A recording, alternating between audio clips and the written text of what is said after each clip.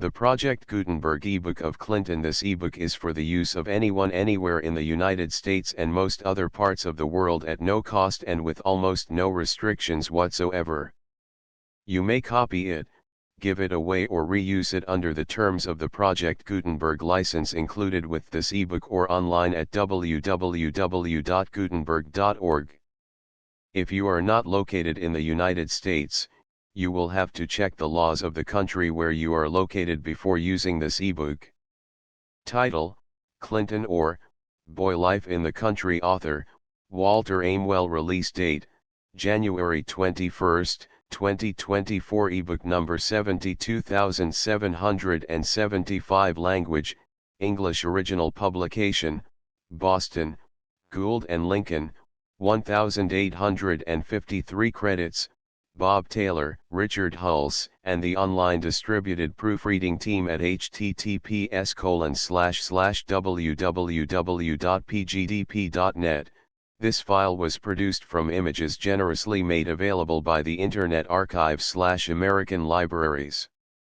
Start of the Project Gutenberg ebook. Clinton. Clinton's home.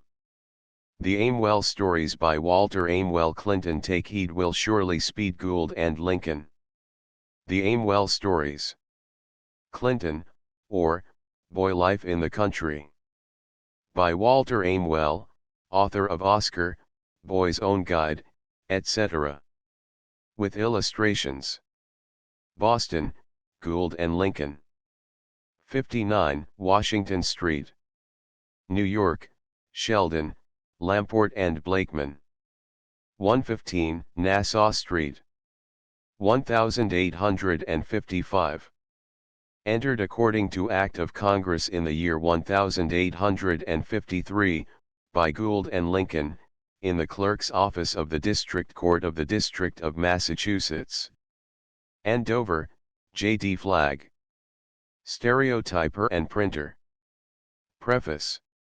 The story of Clinton is designed mainly to illustrate by example the importance of early habits of obedience and industry, the danger of mingling with unprincipled and vicious companions, and the necessity of being able to say no, when tempted to do wrong.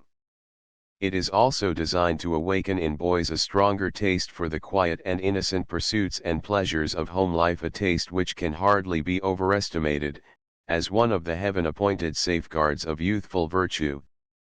Winchester, Mass. Advertisement. Precepts may lead, but examples draw. The Aimwell stories are designed to portray some of the leading phases of juvenile character, and to point out their tendencies to future good and evil. This they undertake to do, by describing the quiet, natural scenes and incidents of everyday life, in city and country, at home and abroad, at school and upon the playground, rather than by resorting to romantic adventures and startling effects. While their main object is to persuade the young to lay well the foundations of their characters, to win them to the ways of virtue, and to incite them to good deeds and noble aims, the attempt is also made to mingle amusing, curious and useful information with the moral lessons conveyed. It is hoped that the volumes will thus be made attractive and agreeable, as well as instructive, to the youthful reader. Each volume of the Aimwell stories will be complete and independent of itself, although a connecting thread will run through the whole series. The order of the volumes, so far as completed, is as follows: I, Oscar, or The Boy Who Had His Own Way. 2 Clinton, or Boy Life in the Country. 3 Ella, or Turning Over a New Leaf. In preparation. Contents. Chapter I, Clinton and His Home. Page. Description of Brookdale, the house where Clinton lived. Specimens of his ingenuity, his habit of finding out how to do things. Annie, Clinton's mother, keeping ducks. Clinton's poultry keeping accounts, his profits. Obstinate Specky ducks. Bad mothers. The duck house. No school, studying at home. Clinton at work. A mysterious bud. 13 Chapter 2. Jerry and Oscar. Digging a duck pond, bantering a talk about work, going to the pond, Clinton's hesitation, afraid of being laughed at, ridicule, he yields, bathing, a merry time, unpleasant thoughts assail, proposed, Clinton's remonstrance, his return home, his companions sport aground, laughing at mischief, character of Jerry and Oscar, dangers ahead. 30 Chapter 3. Temptation. The little ducks, their house and pond, their first ducking, an exciting scene, the beautiful and the ridiculous winter wheat, hard work, a welcome proposal, the crossroads, Clinton's errand, Oscar and Jerry gunning the closed store, another successful temptation, the river, the falls, the wood road, the cigars, temptation again, why Clinton yielded, a new sensation, starting for home, another new sensation, not so pleasant arrival, homesickness, telling half the truth, parental sympathy, what conscience said, good night. 43 Chapter 4. Crime. The icicle, how evil habits are formed, stealing pairs, discovery and flight, a call from Mr. Upham, a serious matter, a talk about punishment, the culprits discovered, the flogging of Oscar and Jerry, its effects, fire in the woods, Mr. Upham's loss, his suspicions, the warrant arrest of Oscar and Jerry, Mr. Preston's feelings, arrival at Squire Walcott's, a dreary hour. 61 Chapter V. The examination. The justice of the peace, Oscar's arraignment, his feelings, the squire's advice, reading of the complaint, Oscar's plea, the witnesses, Mr. Preston's opinion of the evidence, decision reserved, Jerry's examination, his confession, Oscar's recall, his surprise, bonds required, but not obtained, Oscar and the constable, a sad journey, the jail, the registry, Oscar's cell, his supper, his father's arrival at Brookdale, the case settled, release from jail. 73 Chapter 6. Jerry and Clinton. Mr. Preston's absence, Jerry's conduct, the rabbit's disobedience, its results, fate of the rabbit's, lonesomeness of Jerry, his secret intimacy with Clinton, a dull scholar playing truant, a bad predicament, a plan of escape, Clinton to be a party, his objections, the real one not given, coaxing and entreaty, indecision, tampering with sin, the forged excuse, its success. 87 Chapter 7. Disclosures. How to conquer a hard lesson, can and can't, an important lesson, Clinton's great mistake, his miserable position, the social party, Master Eaton and Mrs. Preston, inquiries about Jerry, unpleasant discoveries, a mystery, suspicions, foreboding of evil, Clinton's guilt, betrayed shame and grief, a request, the confession, Master Eaton's opinion of the case, his advice, Jerry's perplexity. 101 Chapter 8. Confession. A peep at Clinton's home, a talk about him, his return from school, sober looks, whittling story of a whittler, Clinton unburdens his mind, parental admonitions, a father's prayer, Clinton's punishment, a lighter heart. 115 Chapter 9. The runaway. A visit from Mrs. Preston, Jerry's theft and departure, his mother's grief, Mr. Davenport's advice, he starts in pursuit, his return, feelings towards Jerry, temptation not to be courted. 125 Chapter X. The journey. A long walk, the tavern, the bar room, Jerry questioned, a good supper, sleep, an early call, the stage ride, Waterville, the depot, a long ride by railroad, thoughts of home, Portland, traveling by night, arrival at Boston, baggage checks, carriages, bare ground, Haymarket Square by gaslight, hunting up quarters, the hotel clerk, Jerry booked a lofty bedroom. 132 Chapter 11. Boston. A fine prospect, what next? Oscar at sea, breakfast, the waiters, crowded streets, novel sights, an omnibus incident, shipping, the ferry boat people, Jerry met the wharf, no boys wanted, the outward bound brig, an unexpected chance, going to sea in a hurry, Jerry's thoughtlessness. 147 Chapter 12. The sailor boy. Going down the harbor, the ocean, Jerry's first lesson in nautical duties, four-footed passengers, seasickness, repentings, Bob's trick, Jerry's tormentors, going to bed, the forecastle, first night at sea, a rough morning call, scrubbing decks, breakfast, destination of the brig, an Irishman's hurricane, Mother Carey's chickens, routine of work at sea, iron discipline, a nap at the watch, insolence cured, dangerous associates. 158 Chapter 13. Mary. Jerry missed at home what Mary thought had become of him, a letter, disappointment, Clinton's visits, the snow image, a painful contrast, Mary's sickness, the doctor, strange talk, delirium, recognition, inquiries about Jerry, Mary's vision, the last scene, the burial, heaven. 174 Chapter 14. The Forests March, Clinton's good conduct and excursion, proposed preparations, the outfit and early start, their destination, the forests, plenty of wood, its scarcity in Europe, great stumps, a variety of trees, their uses, virtues of birch, incident in Mr. Davenport's school days, the oil of birch, curious properties of the birch tree, Uncle Tim's clearing, 186 Chapter 15. The clearing. Uncle Tim's premises, his log house and barn, dinner, Uncle Tim's account of his settlement in the woods, a table turned into an armchair, splints, holes in the floor, the river, a sagacious dog, Bill and Jim, the barn, the crops, a great fireplace, supper, a visit to the river, a talk with the boys, the settle, I'll try, Uncle Tim's stories, the three brothers, an alarm, a bad, but laughable predicament, good done by a bear, going to bed, 198 Chapter 16. The loggers. The journey resumed, dreary scenes, camping in the woods, welcome sounds, the loggers' quarters, Mr. Jones' situation of the camp, description of the cabins, their interior, return of the loggers from work, supper, exchange of provisions, night in the camp, going to work, the three gangs, Clinton's rambles, private marks on the logs, evening stories, log driving jams, how they are started, a fearful scene, narrow escape, the great boom, how the logs are got out, 215 Chapter 17. A talk in the woods. Starting for home, a logger's life, Mr. Davenport's opinion of it, hard work and small pay, Mr. Jones's history, the two boys' contrast between their early habits, Henry Jones's fatal error, its consequences, a moose discovered, its appearance, fast traveling antlers of the moose, a moose yard, hunting moose, a moose at bay, home again, 232 Chapter 18. Work and play. Early spring, a dull season for boys, Clinton in the shop, he makes a settle, the motto, winter over, work on the farm, taking care of the garden, a bargain contest with weeds and bugs, secrets of Clinton's success, going to the post office, a boyish dispute, playground rhymes, their antiquity, the two letters, curiosity excited, a letter from Jerry, unpleasant question, consulting the map, 245 Chapter 19. Bitter fruits.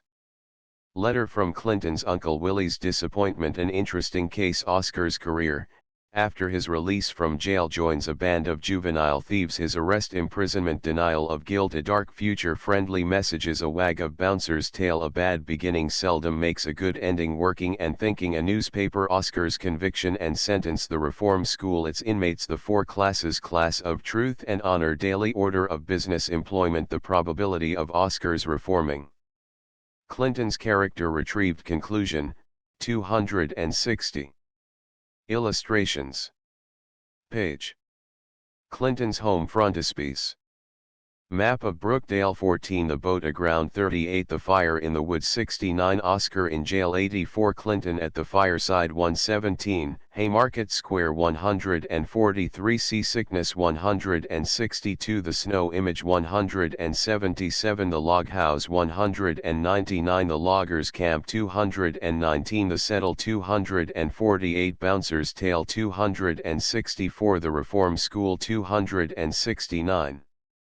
Clinton. Chapter I. Clinton, and his home. Most people on entering the little village of Brookdale for the first time, are struck with the beauty of its location. Those who were born there, and who have always lived in sight of its green hills, and pleasant valleys, and frolicsome rivulets, probably do not think so much of these things as does the stranger who happens to come among them, and who has an eye for the beauty of nature. Beautiful objects often lose their attractions when they become familiar to us. If a man were permitted to behold the splendors of a clear evening firmament but once in his lifetime, he would be almost enraptured with the sight, but give him the opportunity of gazing at the stars every cloudless night in the year, and he will seldom notice them. A range of high hills skirt the eastern side of Brookdale, and stretch away to the north, as far as the eye can reach. Towards the west, in a clear day, can be seen the shadowy form of a distant mountain, looking like a dim cloud on the horizon. Near the center of the village is one of those beautiful little lakes, so common in the state of Maine. Several rivulets, fed by springs in the hills, flow through the village during the greater portion of the year, and empty their sparkling waters into this lake, or pond as it is generally called. It is from this circumstance that the town is called Brookdale. It was near the foot of one of the hills in this pleasant little village, in a snug farmhouse a story and a half high, that Clinton lived. Mr. Davenport, his father, had formerly been a carpenter in another part of the state, but having a taste for farming, he gave up his trade after he had accumulated a little property, and bought the place of which we are speaking. He brought with him, however, a great variety of carpenter's tools, and had a room fitted up for a workshop, where he often did little jobs for himself or some neighbor, when a rainy day kept him indoors. This room was in the rear of the house, adjoining the pantry, so that it was not necessary to go out of the house to reach it. Clinton spent a great many happy hours in this shop, for though he was only 13 years old, he had considerable mechanical skill, and could handle the plane, the saw, the bit, and most of the other tools, in quite a workmanlike style. As he was careful not to injure the tools, his father allowed him to use them whenever he wished. There were some very creditable specimens of Clinton's skill at carpentry about the house, which he took no little pride in showing to visitors, as well he might. For instance, there was the Martin house, on a tall pole in the garden, which was a complete miniature model of the farmhouse itself, including the long kitchen end in the rear. To make the resemblance as close as possible, Clinton gave this birdhouse 2 coats of white paint, and also painted imitation windows in black. On the barn there was another tall, straight staff, with a vane representing a prancing horse, all the work of Clinton's own hands.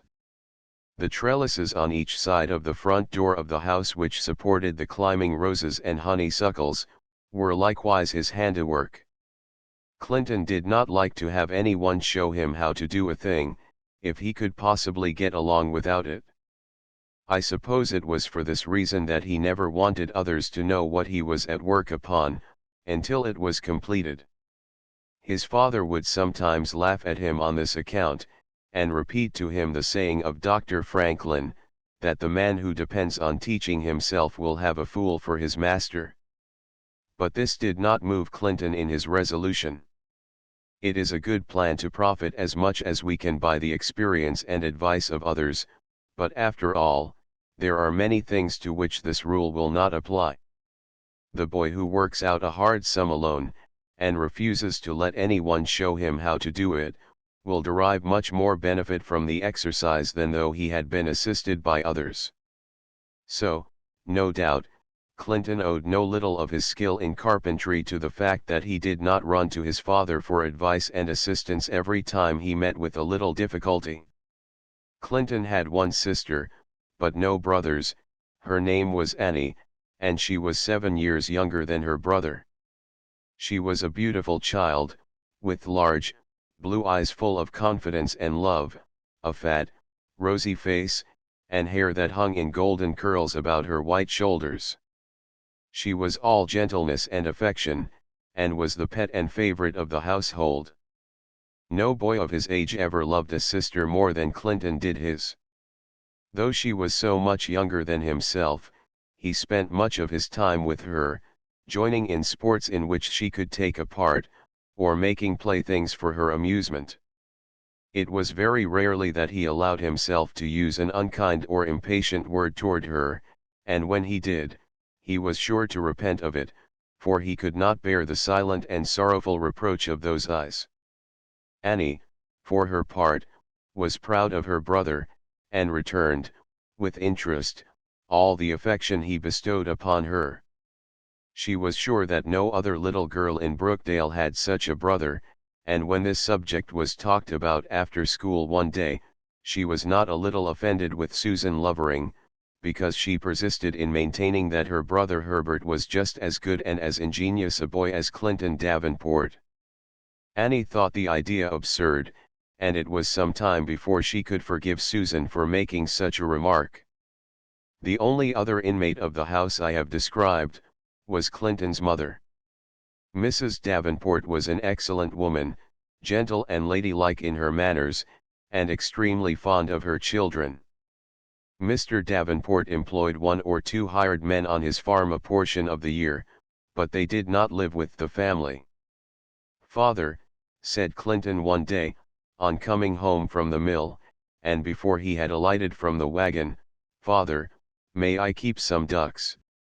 "Ducks, what do you want of them, Clinty?" inquired his father. "Why, I've just seen Jerry Preston, and he's got some real handsome ones, and he says I may have 4 of them for $1. "Yes, but that isn't answering my question. No doubt Jerry would be glad to sell his ducks, but what do you want of them, and what will you do with them? We must always think of these things before we buy anything. I am not so sure but that if you had the ducks you would be almost as badly off as the man who came into possession of an elephant, which he could not keep, sell, nor give away." "Why, father," replied Clinton, "I can build a little house to keep them in, down by the side of the brook, and Jerry says they will lay more than eggs enough to pay for their keeping. They don't need so much grain as hens do. They look real handsome, too, sailing on the water. Well, if you are willing to pay for them out of your own money, and will provide a suitable place for them, I don't know as I shall object to your keeping a few. But it seems to me you might make a better bargain than you propose. Won't Jerry sell you some eggs?" "I don't know as he has any, yet, for he has just begun to keep ducks, but I will ask him." "Do so," said Mr. Davenport, "and if he will sell you a dozen, at a reasonable price, you may buy them." "But of what use will the eggs be, father, without a duck to hatch them?" inquired Clinton. "Never mind about that now," replied his father, "you get the eggs first, and then we will see what we can do with them." Clinton was already somewhat largely interested in the poultry line.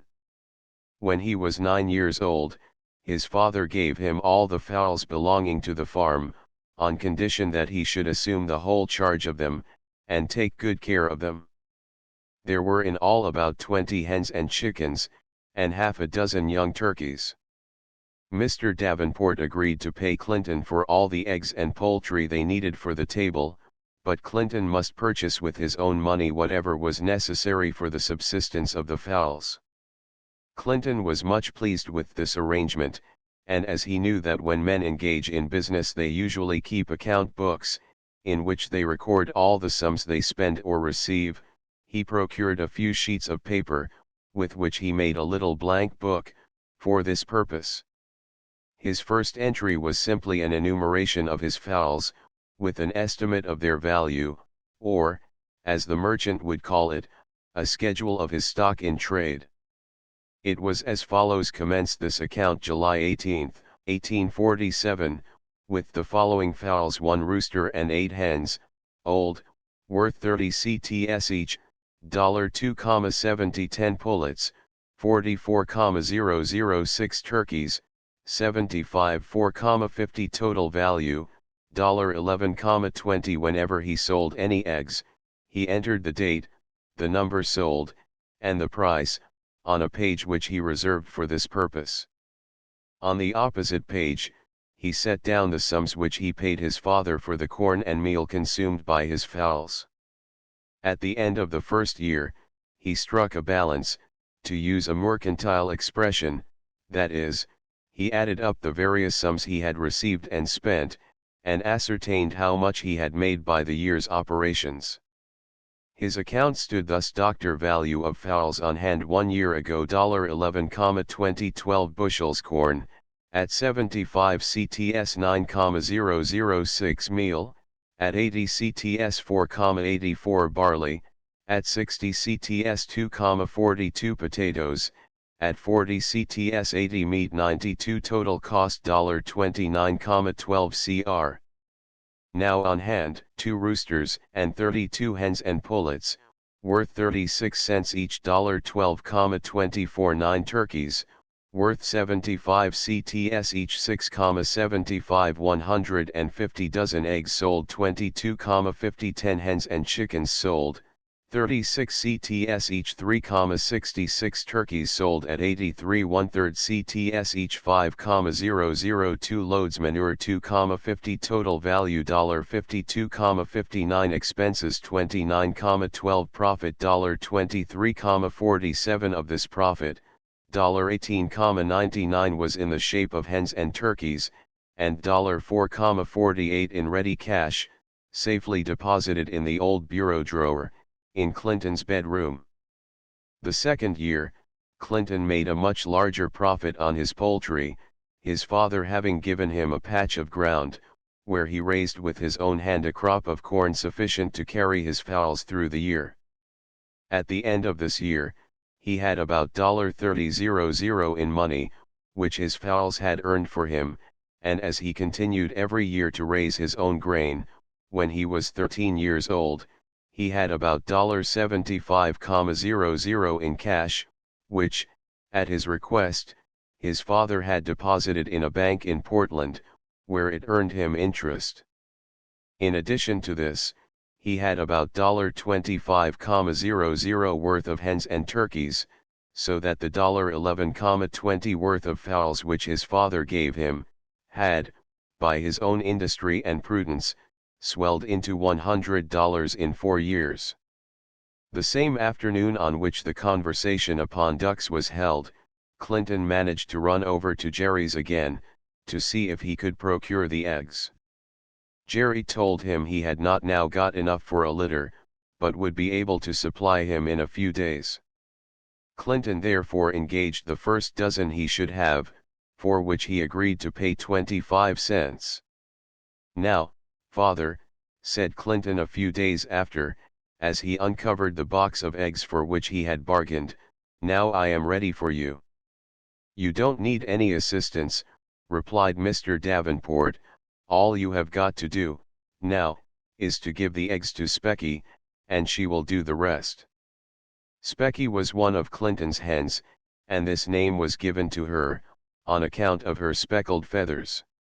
She had recently taken it into her head that she wanted to raise a family of little Speckies, but as Clinton did not happen to coincide with her in this matter, she had done nothing but make herself miserable for several days. Every chance she could get, she would jump into the nest, and commence setting, as though she were determined to bring a chicken out of the chalk nest egg.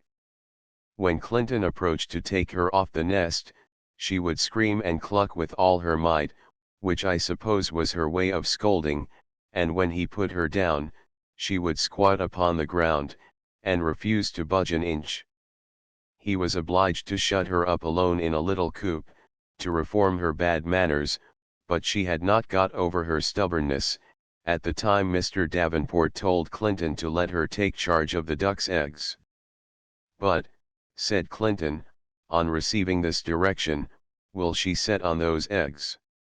"Yes," replied his father, "she will set on anything that looks like an egg, and be glad of the chance, too. And besides, she will make a better mother to the little ducklings than their real mother would prove. The duck is so fond of the water, that when she once gets into it, she is apt to forget all about her eggs, until they get cold, and are spoilt. And if she should not fall into this blunder, and hatches her brood successfully, the first thing she does is to give the poor, weak things a cold bath, no matter how chilly or stormy it is. They can't stand this rough treatment very well, and for this reason it is better to let hens do the setting and hatching, when there are any ducks to be raised." All this was new to Clinton, as he had never had any experience in the management of the duck family. He followed his father's directions, however, and as Madame Specky seemed delighted with the arrangement, he was satisfied. The next day, he set about building a house for the expected newcomers, down in the meadow, by the side of the brook. This was something of an undertaking, for a boy of his age, but he took hold with a right good will, and by devoting to it all the time he could spare from his other duties, he had it completed, and ready for the ducks to move into, long before they had begun to show their heads. At this time Clinton was not attending school, for the very good reason that there was no school in the place. The law of the state only required that every town should support a public school 3 months in the year, and as Brookdale had but a small and scattered population, the people did not think it advisable to continue their school any longer than the winter term, which lasted from the 1st of December to the 1st of March.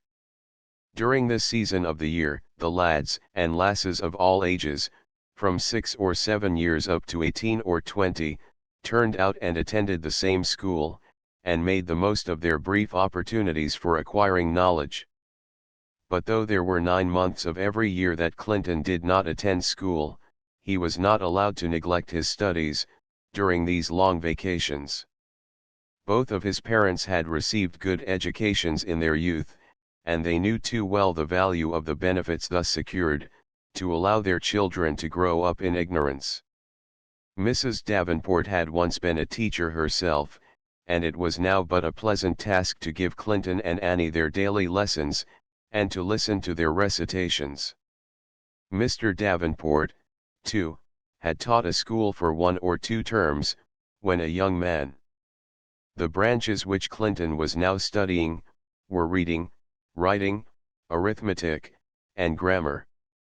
He was required to devote 2 hours to his studies, each day, no matter how much work he had to do, or how much he wanted to play. In the evening his mother heard him recite, and gave him such assistance as he needed. In this way, he made considerable progress in his studies, though perhaps he did not learn as fast as he could had he enjoyed school privileges all the time. During the portion of the year he attended school, he always ranked above other boys of his own age, and was considered one of the best scholars in town. Clinton also performed a good deal of work for his parents, when he did not attend school. In the spring he used to drive the plowing team, while his father or the hired man guided the plow through the soil. He likewise made himself very handy in planting season, and in midsummer he could rake the hay or hoe the corn and potatoes, almost as well as a man. He knew how to build a stone wall, or to make a compost heap, or to litter and feed the oxen, or to chop wood. For all these things, and many others, he had been taught to do. He was not required to labor too hard, or too long at one time, but his father wished him to learn to work while young, believing he would be happier if he had some useful employment for a portion of his leisure time. And Clinton found this to be true. He not only learned a great many useful things, from his daily labors, but he found that after working a few hours, he could enjoy his sports with much more zest than if he had idled away all his time in trying to amuse himself. Besides, it was no little satisfaction to know that he could be of some service to his parents, to whose care and affection he was so greatly indebted. It was thus between work, study, and play, that Clinton divided his time. He was an intelligent, kind-hearted, good-natured, and well-meaning boy, but we will for the present drop the veil of charity over the unpleasant truth which belongs to the other side of that but. Chapter 2. Jerry and Oscar.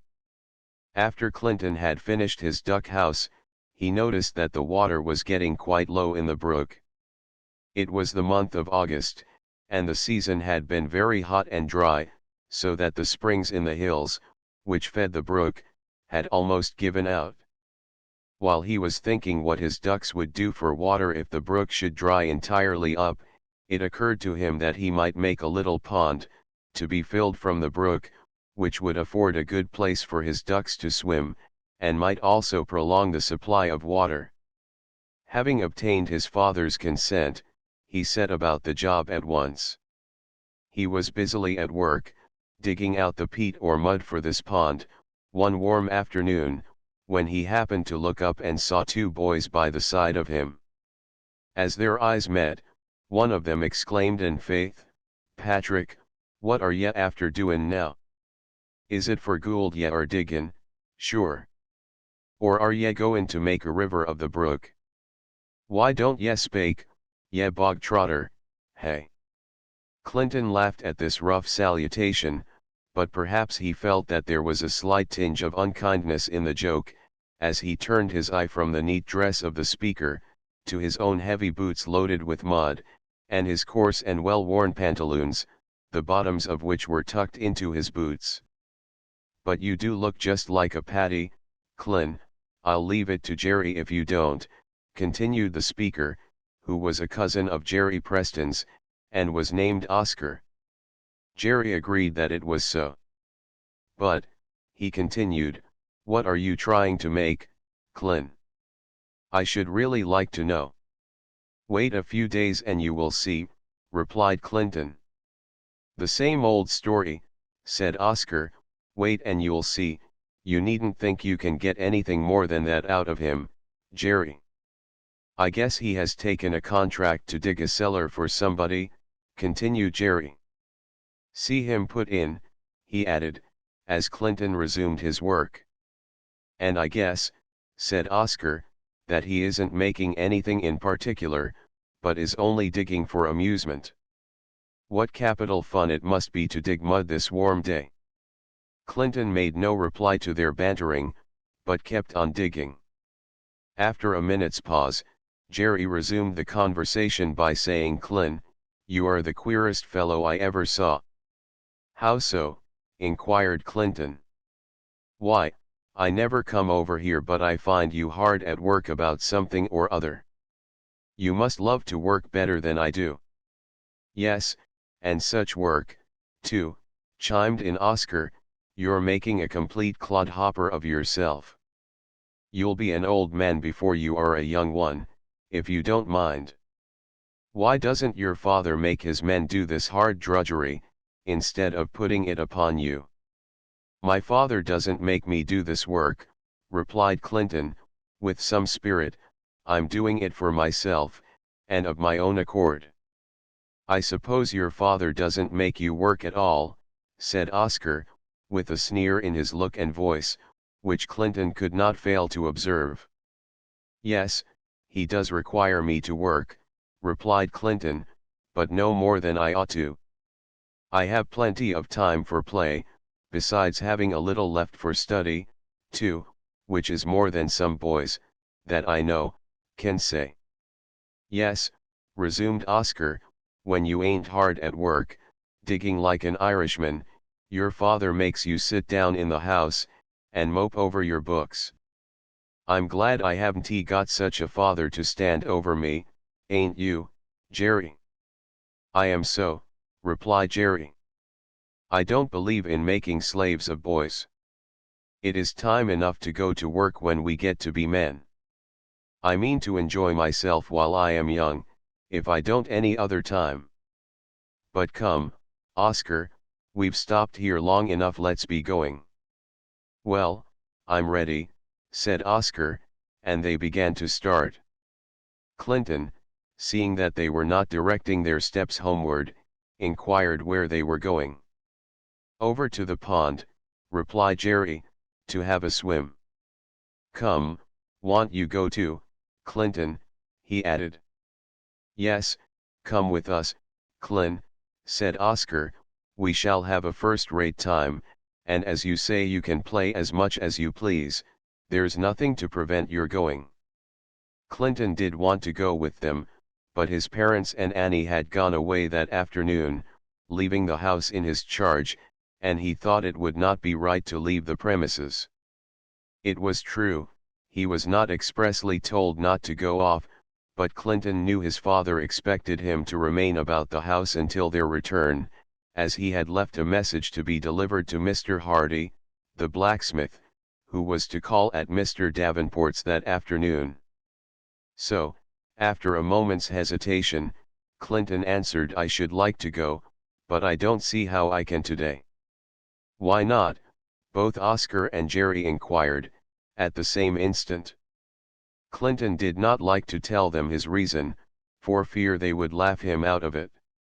He could not bear to be ridiculed, and these boys knew it, for whenever they wished to persuade him to do anything he was not inclined to do, they generally resorted to this weapon to effect their object. Accordingly, they began to try its virtues in the present case. They asked him if he was afraid to go out of sight of the house without his father's leave, and how long he expected to be tied to his mother's apron strings. They had proceeded in this strain but a few moments, when Clinton's resolution began to give out. He at first warmly denied that he was afraid to go, and a moment after, as if to convince them that it was not fear that kept him at home, he threw down his shovel, and exclaimed, "I don't care, I believe I will go, too." So, exchanging his thick boots for a light pair of shoes, he started for the pond with the other boys. It was not a very long walk, taking the shortest path through the fields, and they were soon tumbling and plunging about in the cool water, in high glee. Judging from their shouts of laughter, and the merry splashing they made in the calm lake, you would have supposed they were a happy set of boys. But Clinton, at least, was not quite so happy as he seemed. Something in his breast told him that he had done wrong in yielding to the solicitations of his comrades. The louder he laughed, the more plainly did he hear the voice within, saying, "Ah, Clinton, you have made a false step, you have yielded to a foolish temptation, you have disobeyed your father, you have betrayed his confidence, and all for a few moments' gratification." He tried to drive these unpleasant thoughts from his mind, but they would not leave him. He was careful, however, not to let his companions see any traces of his uneasiness. When they had been in the water nearly an hour, Clinton proposed returning home, but neither Oscar nor Jerry seemed inclined to do so. After waiting a little longer, Clinton concluded to go home alone, and proceeded to dry and dress himself. The other boys were so absorbed in their sport, that they scarcely noticed what he was doing. Just as Clinton was about to start for home, Oscar took it into his head to have a sail on the lake. There was a sailboat anchored a little way from the shore, near where they were bathing, which belonged to Squire Walcott. Oscar proposed to take possession of this boat, and Jerry readily fell in with his plan. The water where the boat lay was so shallow they could wade out to it, so they proceeded to dress themselves, preparatory to their excursion. Clinton knew that the squire was very obliging, and was always willing to lend his boat to anyone who knew how to manage it, and he was sorry that the boys were going to take it without leave. Indeed, he even remonstrated with them about it. But the only reply he got was this from Oscar: "Who cares for old Walcott? Besides, he needn't know anything about it, unless you go and tell him. You may go home, if you choose, but I'm bound to have a sail." Clinton got home before his parents returned, and, fortunately for him, Mr. Hardy came along soon after, and the message was delivered, so that this burden was removed from his conscience. He did not, however, feel exactly right in his mind, for though no harm had resulted from his absence, he had been guilty of something like a breach of trust, and his conscience continued to reprove him. Jerry and Oscar amused themselves on the pond, for an hour longer, but though both of them attempted to act the skipper, neither knew much about managing a boat, and the result was, they run themselves aground, at a place where the bottom was soft mud, and were unable to get afloat again. It was half a mile from their starting place, and they did not know how they should get the boat back to its anchoring ground. They got into the water, and tried to push it off, but it refused to go. At length, wearied with their exertions, and with their clothes wet and dirty, they concluded to wade ashore, and leave the stolen boat to take care of itself. In going home, they avoided the road, as much as possible, and skulked through the woods, lest they should be seen, but after they had reached their home, and considered themselves beyond the danger of discovery, they began to treat the affair as a joke, and laughed to think how mad old Walcott would be, when he found his boat aground, half a mile from the place where it belonged. They did not seem to realize that they had acted meanly and wickedly, in taking possession without leave, of Squire Walcott's boat, and in leaving it aground, without informing him of its whereabouts. If they could escape detection, it mattered little to them whether their conduct had been right or wrong. These two boys were unlike Clinton, in many respects. Jerry, or, to give him his full name, Jeremiah Preston, lived in the nearest farmhouse to Mr. Davenport's one. There was more than half a mile's distance between the two families, but as there were no nearer neighbors, they were on pretty intimate terms. Jerry was but a few months older than Clinton, and the two boys had been playmates almost from the cradle. Mr. Preston was engaged in the logging and lumbering business, which required him to be away from home, in the forests, a large portion of the year. As Jerry's mother did not succeed very well in governing her household, the long and frequent absences of Mr. Preston from his family were unfortunate for the children, especially for Jerry, who was the eldest child, and the only son. During the few months of each year the father spent at home, he was more inclined to humor his children, than to train them to obedience. Sometimes, it is true, in a moment of passion, he would punish Jerry severely, for some offense, but at another time, he would entirely overlook a much more serious fault. Under the influence of this bad training, it is not strange that Jerry was getting to be an ungovernable and mischievous boy. Oscar Preston was a cousin to Jerry, who had recently come from Boston, to spend a few months in Brookdale. He was about a year older than Jerry, in age, but was several years his senior in bad habits. He had in fact become almost unmanageable at home, and it was on this account, as well as to get him away from the evil influences of the city, that his father sent him into the country. He had never been taught to labor, and as he now had nothing to do, and there was no school to attend, and no one to restrain him, he did not seem to grow much better by his banishment from home. It is said that idleness is the mother of mischief, and Oscar furnished daily proof of the truth of the saying. His adventure with the boat is but a specimen of the way in which he amused himself. The influence of Oscar Preston upon the other boys in the village, and especially upon Jerry, from whom he was seldom separated, soon became very perceptible. He had seen more of the world than they, and never wearied of telling of the wonders of the city, often exaggerating his stories, to make them the more marvelous. In addition to this, he was naturally bright and intelligent, and was more genteelly dressed than the village boys, but the qualities that contributed most to his influence over his associates, were his daring spirit, and his imperious, commanding bearing, which seemed to mark him for a leader. But he had been permitted to have his own way so long at home, that he had become headstrong and unmanageable, and his evil passions were daily growing stronger, while the voice of conscience within him was as rapidly becoming weaker.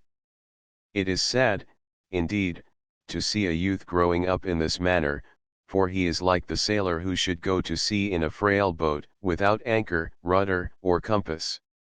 He may be delivered from early destruction, through the mercy of Providence, but he will not escape many struggles and losses. Footnotes: 1. See the map on page 14.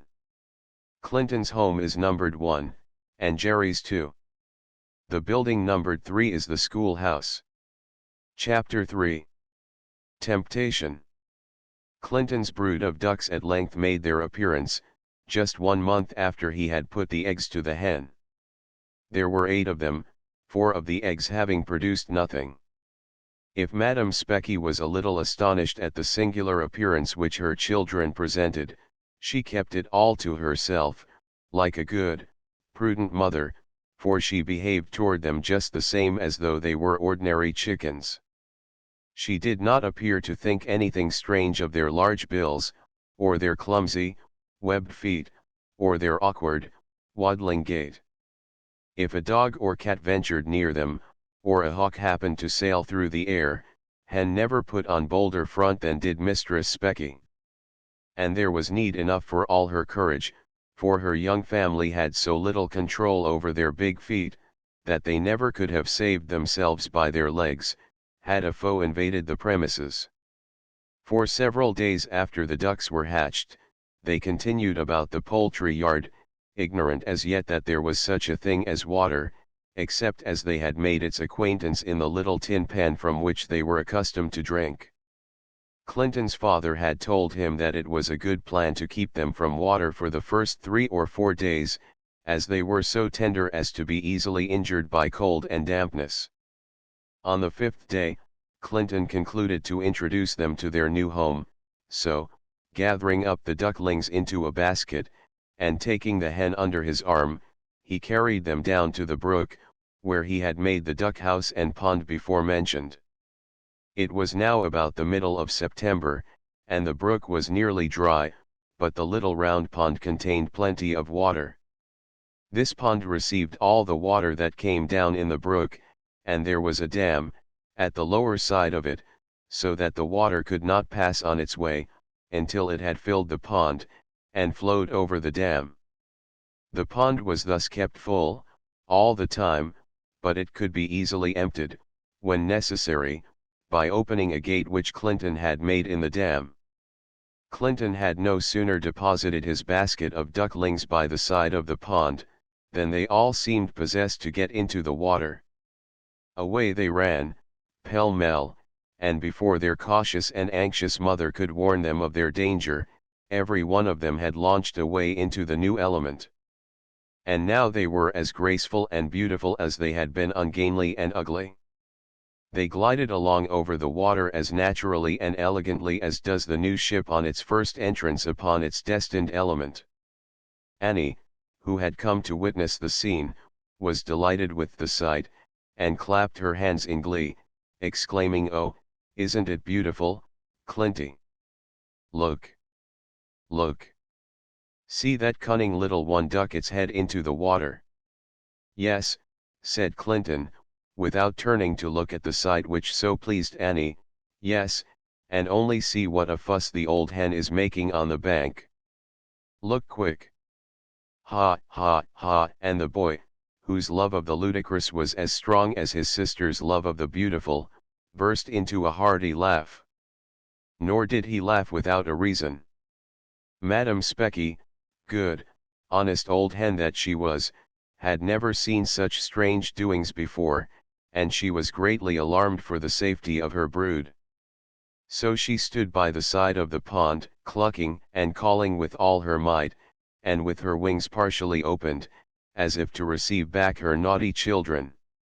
Her neck was stretched out yearningly towards them, and she was so excited that she could not stand still a moment, but kept dancing, like a boy whose legs are undergoing that peculiar tingling sensation produced by a smart switching with a birch rod. There was horror in her eye, and frenzy in her attitude. But the little ducks, who were the innocent authors of all this alarm, were sailing about as calmly as though nothing unusual had happened.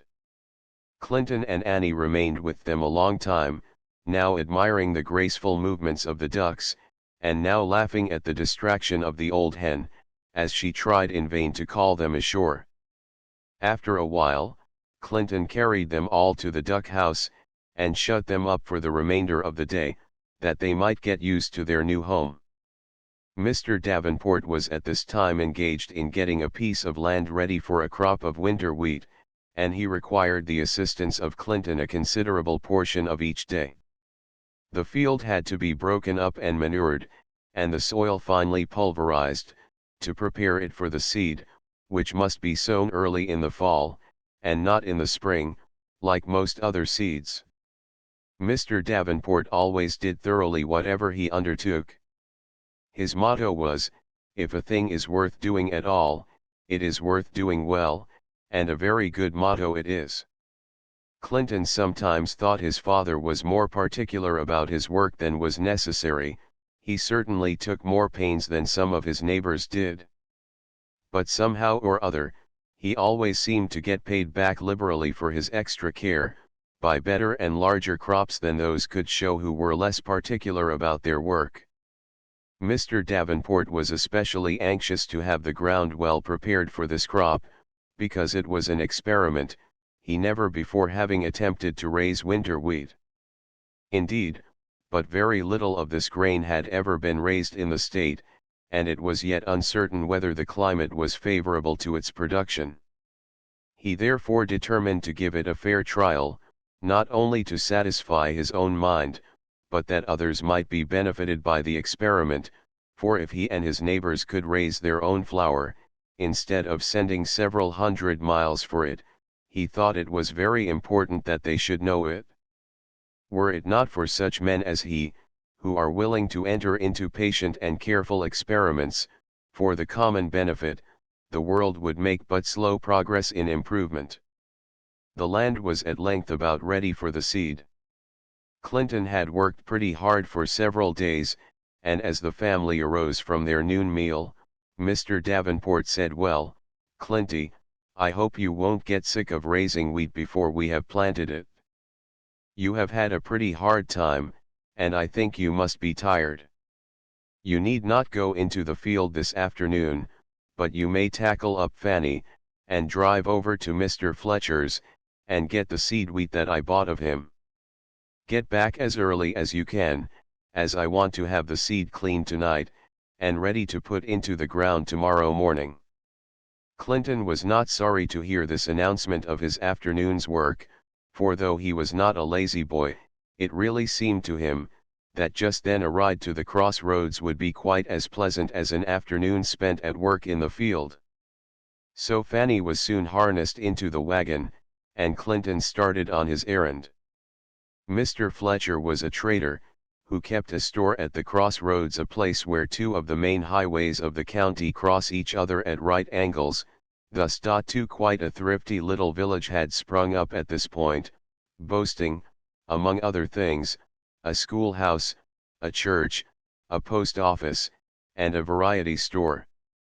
It was, in fact, the center of life and business for the surrounding dozen miles. Though about 5 miles from Mr. Davenport's house, there was no other store or church within twice the distance. His family, consequently, had almost come to regard the crossroads settlement as a part of their own village, though it was actually situated in another township. Clinton had not driven halfway to his destination, when he discovered two lads in advance of him, walking the same way he was going. On coming up with them, he found that they were Oscar and Jerry, who were out on a gunning excursion, Oscar having borrowed a fowling piece of a young man who lived near Mr. Preston's. "Halloo, Clin, give us a ride," exclaimed Oscar, as the wagon drew up to them, and without further ceremony, both boys jumped into the vehicle. "Where are you going?" inquired Clinton, as he started the horse. "Oh, wherever you please, we are not at all particular," replied Oscar. "Jerry and I have been trying to pop off some birds, this afternoon, but the little fools won't stop long enough to let us shoot them." "I'm glad of it," replied Clinton, dryly. "Why are you glad?" asked Jerry. "Because it's too bad to shoot them," replied Clinton. "I like to see and hear them too well, to harm them. If I could have my way, there shouldn't be a bird shot, unless they were crows or hawks, or something of that kind." "Pooh," said Oscar, "I should like to know what birds were made for, if it wasn't to be shot. You don't know what fine sport it is to shoot them, or you would be as fond of gunning as I am."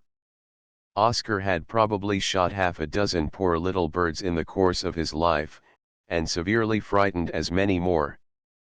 But he had got the idea that gunning was a fine, manly amusement, and he already fancied himself to be quite an accomplished sportsman. And if the disposition could have made him a successful hunter, he would have been one, for he wanted to take the life of every bird and squirrel that he saw.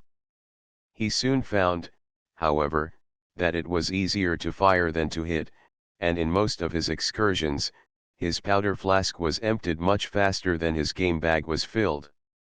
The boys continued their conversation, and soon reached the crossroads. Driving the wagon up to Mr. Fletcher's store, Clinton alighted, but on trying the door, he found it locked. Mr. Fletcher had evidently stepped out for a few minutes, and Clinton was about to hitch the horse to the post, and await his return, when Oscar proposed driving round to the falls, instead of waiting there. Clinton at first refused, but Jerry and Oscar both joined in the request so earnestly, that he soon began to parley and hesitate, and finally ended by reluctantly yielding to their proposition. He accordingly jumped into the wagon, and turned the face of Fanny towards the falls. The lake, or pond, which has been before alluded to, has one outlet, a little stream which flows away in a southwesterly direction, finally discharging into a larger river, which finds its way to the ocean. This little stream, which goes by the simple name of the river, in Brookdale, passes near by the crossroads. About a mile beyond that village, it comes to a wild, romantic, downhill place, where the waters tumble about, and frolic among the rocks, as though they really enjoyed the sport. This place is called the Falls, the descent of the river here being very marked. It is off from the common roads, the only way of reaching it being by a wood road, a sort of path through the forest, used by the teams in hauling wood. The very seclusion of the spot, however, made it the more charming, and it was often resorted to by pleasure parties in the summer. The road through the woods being narrow and rough, Clinton could not drive very swiftly, but he and his companions talked fast enough to make up for their slow progress. They had not proceeded very far in this road, when Oscar drew from his pocket a small package, enveloped in a piece of paper, which he began to unroll slowly, and with a very knowing and significant look. The contents proved to be 3 cigars. Holding them out in his hand, he exclaimed, "How lucky, just one apiece. Now, boys, for a good smoke. Take one, Clin, and here, Jerry, is one for you." Jerry took the cigar offered, but Clinton shook his head, saying that he did not smoke. "You don't know what you lose, then," said Oscar. "I've smoked these 2 or 3 years, and I couldn't live without my cigar, now.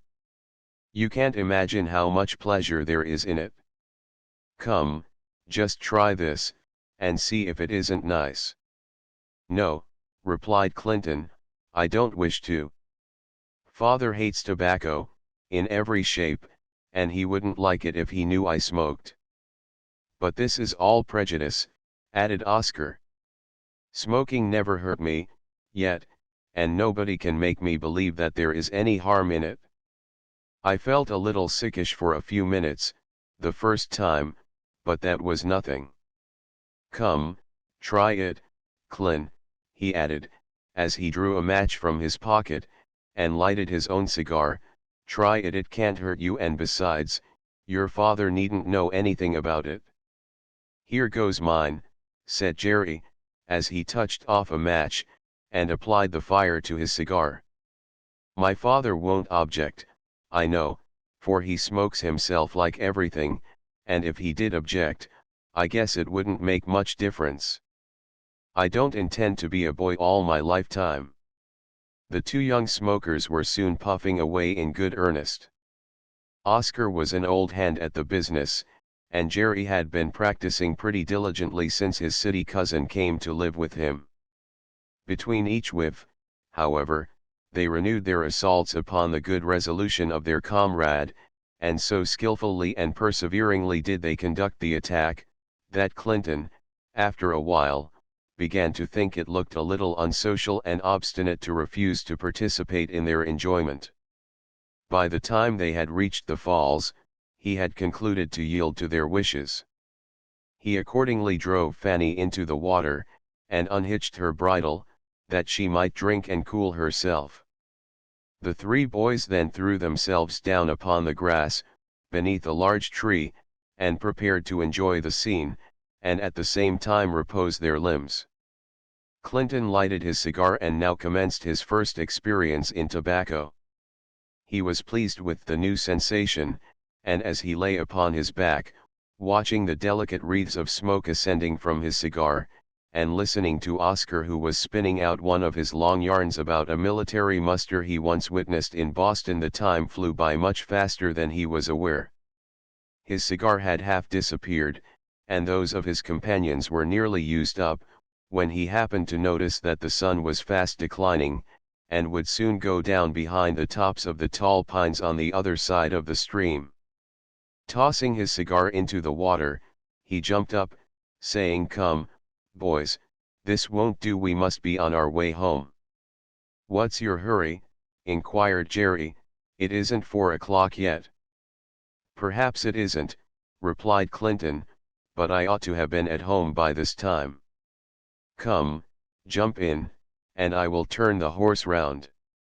The boys got into the wagon, and were soon slowly threading their way out of the woods. In about half an hour they reached Mr. Fletcher's, where Clinton stopped, and got the bags of seed. He had now a pretty good load, and much of the way being uphill, he did not get along very fast. Oscar and Jerry talked as fast as usual, but Clinton looked sober, and did not seem inclined to say much.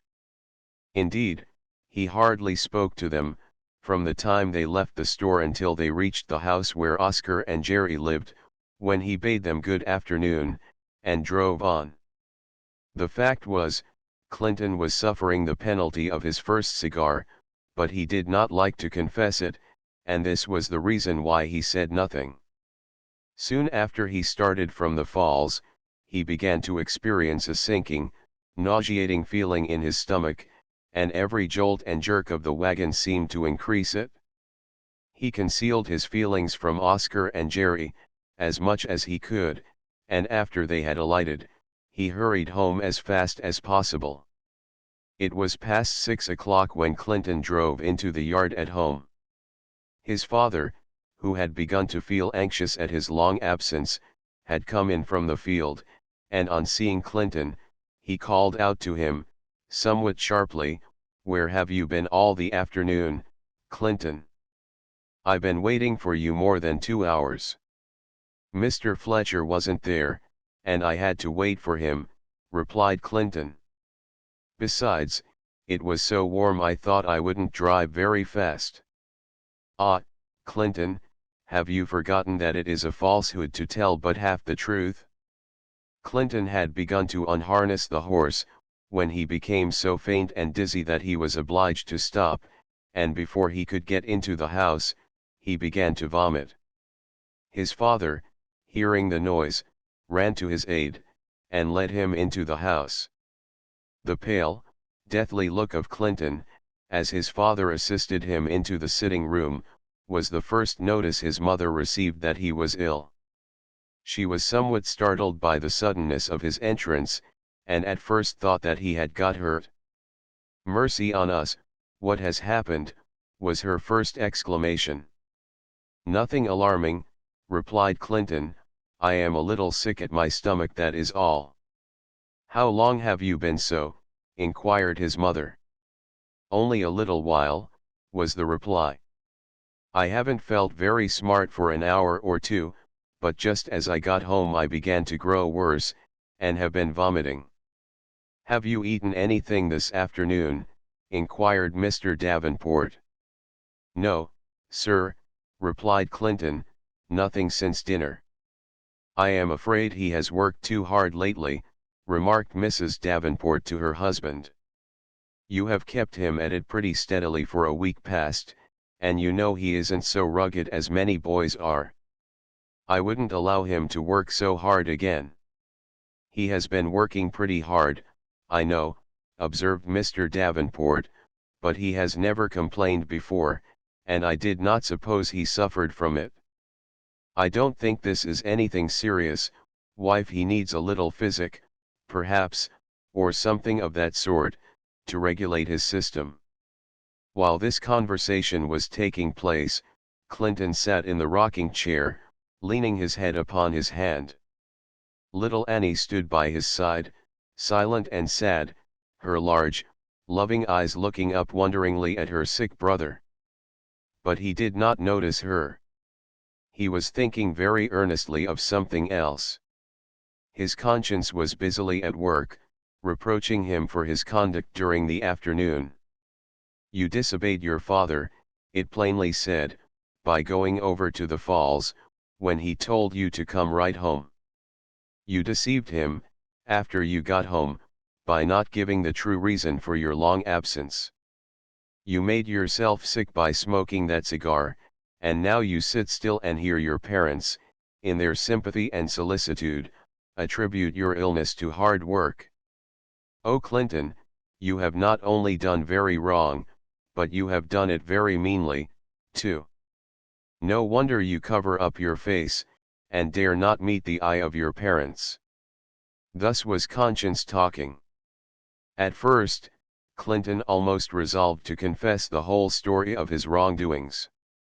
"Do it," said conscience, but shame whispered, "No, don't expose yourself, you will soon feel better, and the whole affair will be forgotten in a day or two." The longer he hesitated, between these two advisers, the less inclined did he feel to make the confession. His father soon went out, to put up the horse, and his mother set about preparing him a bowl of thoroughwort tea, her favorite medicine, in all common forms of sickness. Clinton already began to feel much better, and on the whole he thought he would say nothing about the adventures of the afternoon. When his mother brought him the herb tea, he drank it down as fast as possible, but he could not help making a wry face over it, for it was not very palatable to his taste.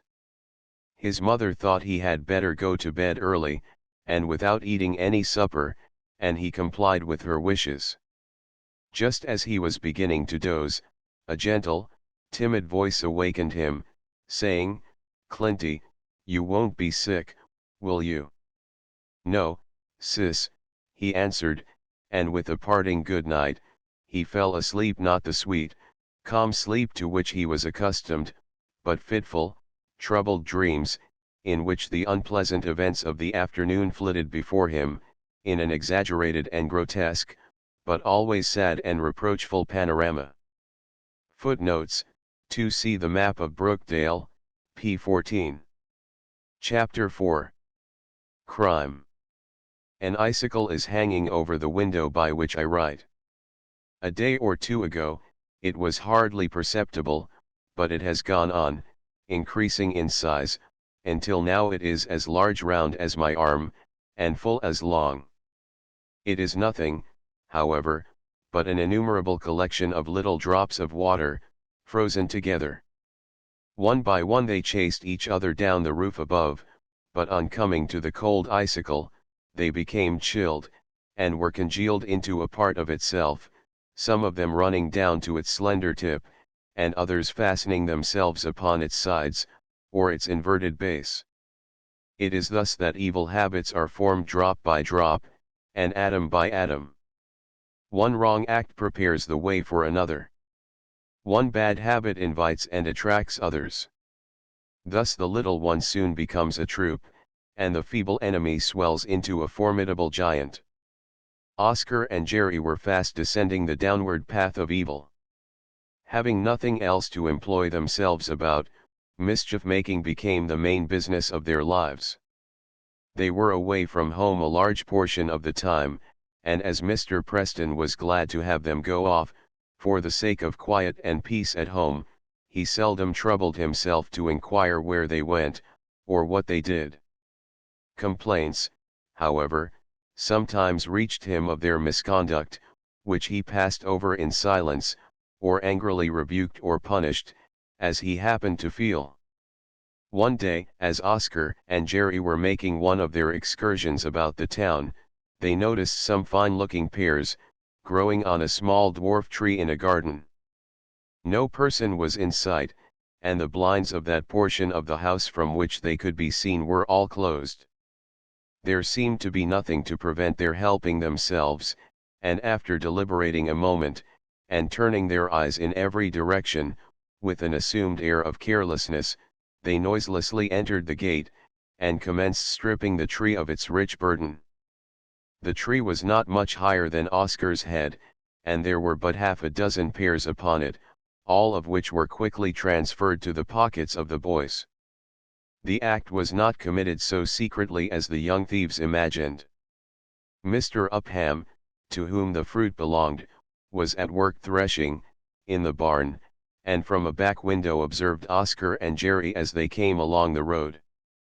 Knowing the mischievous propensities of the boys, he kept an eye upon them, until he saw them reach forth to pluck the fruit, when he seized a whip, and ran towards them. The last pear was in their pockets before they saw him approaching, and all they had to do, therefore, was to run with all speed, which they lost no time in doing. Mr. Upham pursued them, several rods, but finding that their young legs were more nimble and light-footed than his, he soon gave up the unequal chase. Towards noon, when Mr. Upham supposed the boys would be at home to dinner, he tackled his horse and rode over to Mr. Preston's. As he saw Jerry's father in the barn, he advanced towards him, calling out in his rough way, "Hello, Preston, where are those boys of yours, Oscar and Jerry?" "They are somewhere about here, I heard them a minute ago," replied Mr. Preston. "Why, what do you want of them?" "I've come over here on purpose to give the young whelps a good trimming, or to get you to do it," said Mr. Upham, making a very significant gesture with his whip, which he had brought with him from the wagon. He then told Mr. Preston the story of the robbery, adding that the fruit was a new and choice species, which he had cultivated with much care, and this was the first crop. He said he would rather have given $5 than lost it, as he wished to ascertain what the fruit was. "Now," he added, "I am determined that these rogues shall not go unpunished. If you'll give them their deserts, well and good, or if you will delegate me to do it, it's all the same, but if you won't do either, I'll lodge a complaint against them with Squire Walcott, before sundown. I've had fruit stolen before, but never could catch the rascals, and I shan't let this chance go of giving them justice, now that I am sure who they are." "I don't blame you in the least," said Mr. Preston. "If there's anything that I'll punish my children for, it's for stealing. Jerry shall be whipped for this, but I don't know about whipping Oscar.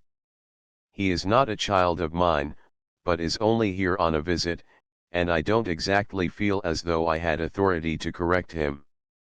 "Will you give me leave to do it, then?" said Mr. Upham. "I can't give you an authority I don't myself possess," replied Mr. Preston. "No doubt he is the greatest rogue in this matter, and deserves a good trouncing. You can punish him on your own responsibility, if you choose, and I will not object, only let it be reasonable." "That's enough," said Mr. Upham. "Now let us find the rogues." "I think I heard them up in the hayloft last," remarked Mr. Preston, and they accordingly directed their steps thither. The boys, on coming home from their marauding excursion, had gone up into the hayloft, and were in the act of eating their plunder, when they were startled by Mr. Upham's well-known voice. Their first impulse was to effect a hasty retreat, but this proved to be a difficult thing to do. They could not go down below without being seen. There were 2 windows, but they were too far from the ground to afford escape. There was no place where they could conceal themselves, and they finally concluded to keep still, and hear the result of the interview. "Here they are," said Mr. Preston, as he reached the top stair. "So they are," echoed Mr. Upham, his eye lighting up with something like joy. "You see, boys," he added, "it didn't do you much good to run, did it? I suppose you heard what we were talking about, below, Oscar," said Mr. Preston. A sullen, almost inaudible "yes," was the response. "Then you know our business," added Mr. Preston, "and, as it is dinner time, we won't waste any more words about it. Mr. Upham, there's your boy," he continued, pointing to Oscar. Oscar, though generally bold and daring, and little disposed to show respect or fear for his superiors, seemed completely cowed down in the presence of Mr. Upham. Whether it was the latter's Herculean limbs, and rough, blunt manners, or the threat of prosecution, that produced this result, certain it is, that all thought of resistance had vanished. He took off his jacket, at the command of Mr. Upham, and submitted with almost lamb-like meekness to the heavy shower of blows that fell upon his back. The same operation was then performed upon Jerry, by his father, after which the boys, with red, swollen eyes, and backs well scored and sore, and hearts rankling with suppressed rage, betook themselves to the house. Such a punishment, inflicted in a spirit of revenge, and in the heat of passion, and without any attempt to appeal to the reason and consciences of the offenders, or to awaken contrition in their hearts, could have but one effect, and that a most injurious one, upon Oscar and Jerry. It hardened them in their sin, and awakened a feeling of bitter hatred towards the man who had been the instigator of their punishment. Instead of repenting of the evil they had done, they were already plotting still worse things against him. They appeased the smartings of the rod with the thought that, some day or other, they would have their revenge. Week after week passed away, and Jerry and his cousin continued to follow their accustomed manner of life. For a day or two after the events just related, some distance and coolness were perceptible between them and Mr. Preston, but nothing more was said about the affair, and it was soon apparently forgotten. One pleasant afternoon in October, a man on horseback rode in great haste to Mr. Davenport's, and informed him that the woods were on fire, just beyond the hills, in the north or upper part of the town, and requested him to go over and assist in putting it out.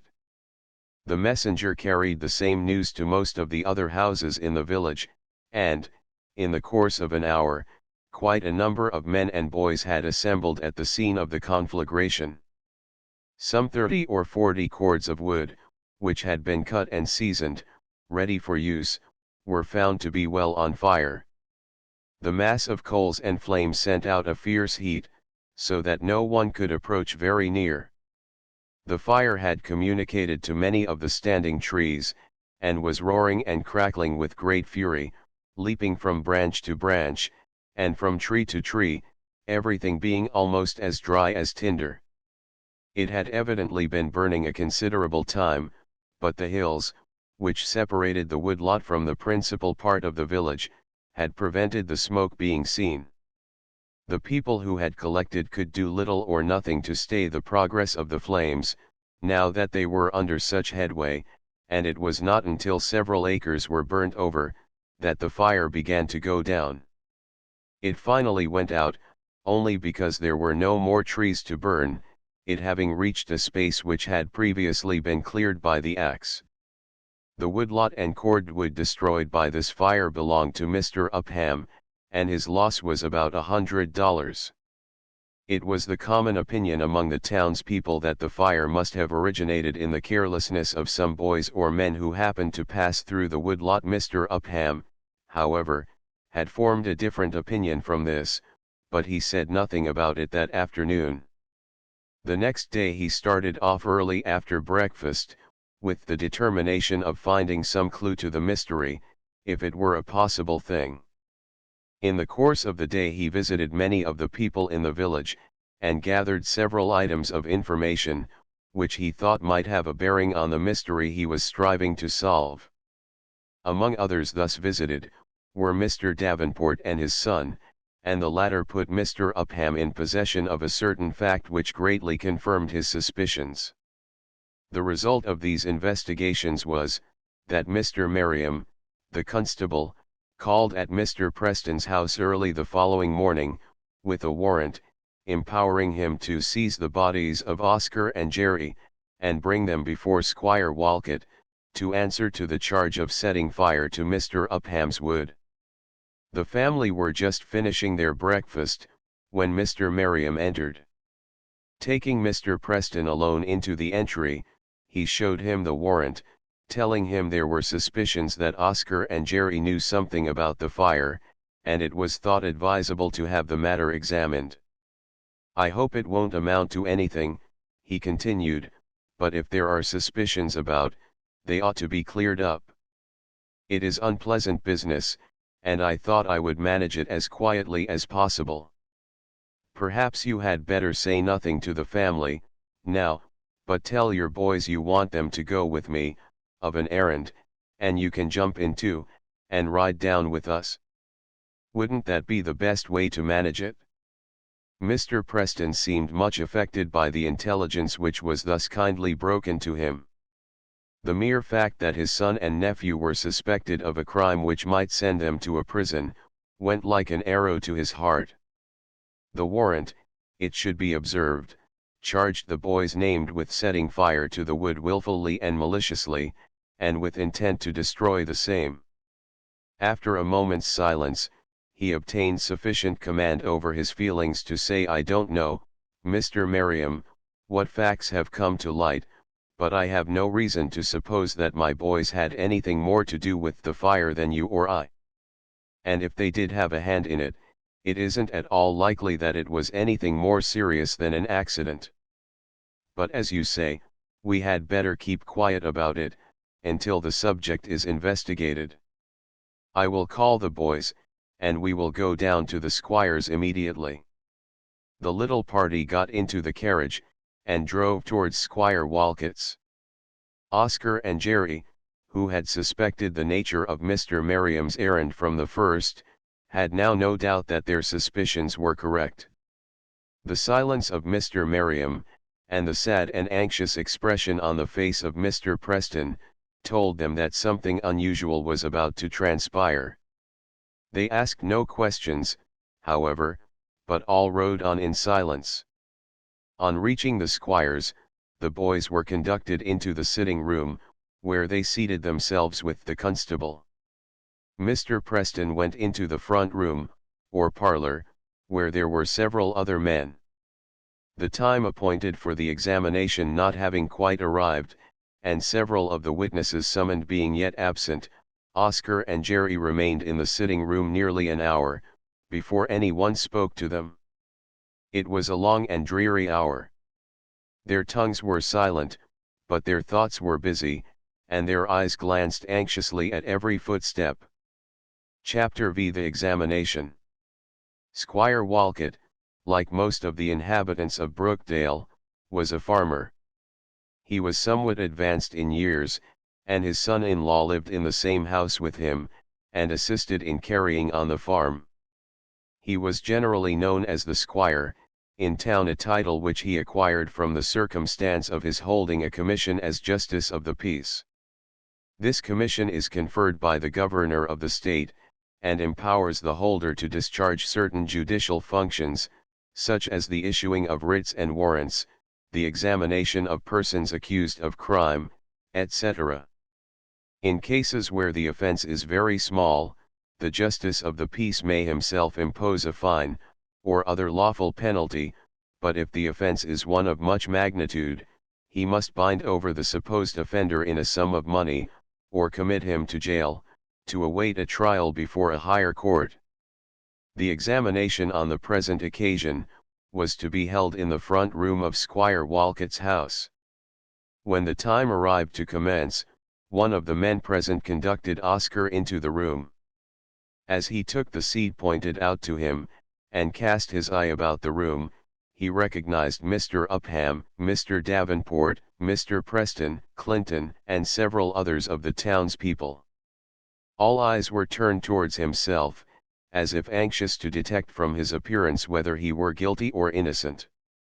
With all his boldness, he felt his courage failing him, as he encountered the searching glances of one and another, and although he tried to look indifferent, alarm was written too plainly on his pale face to be disguised.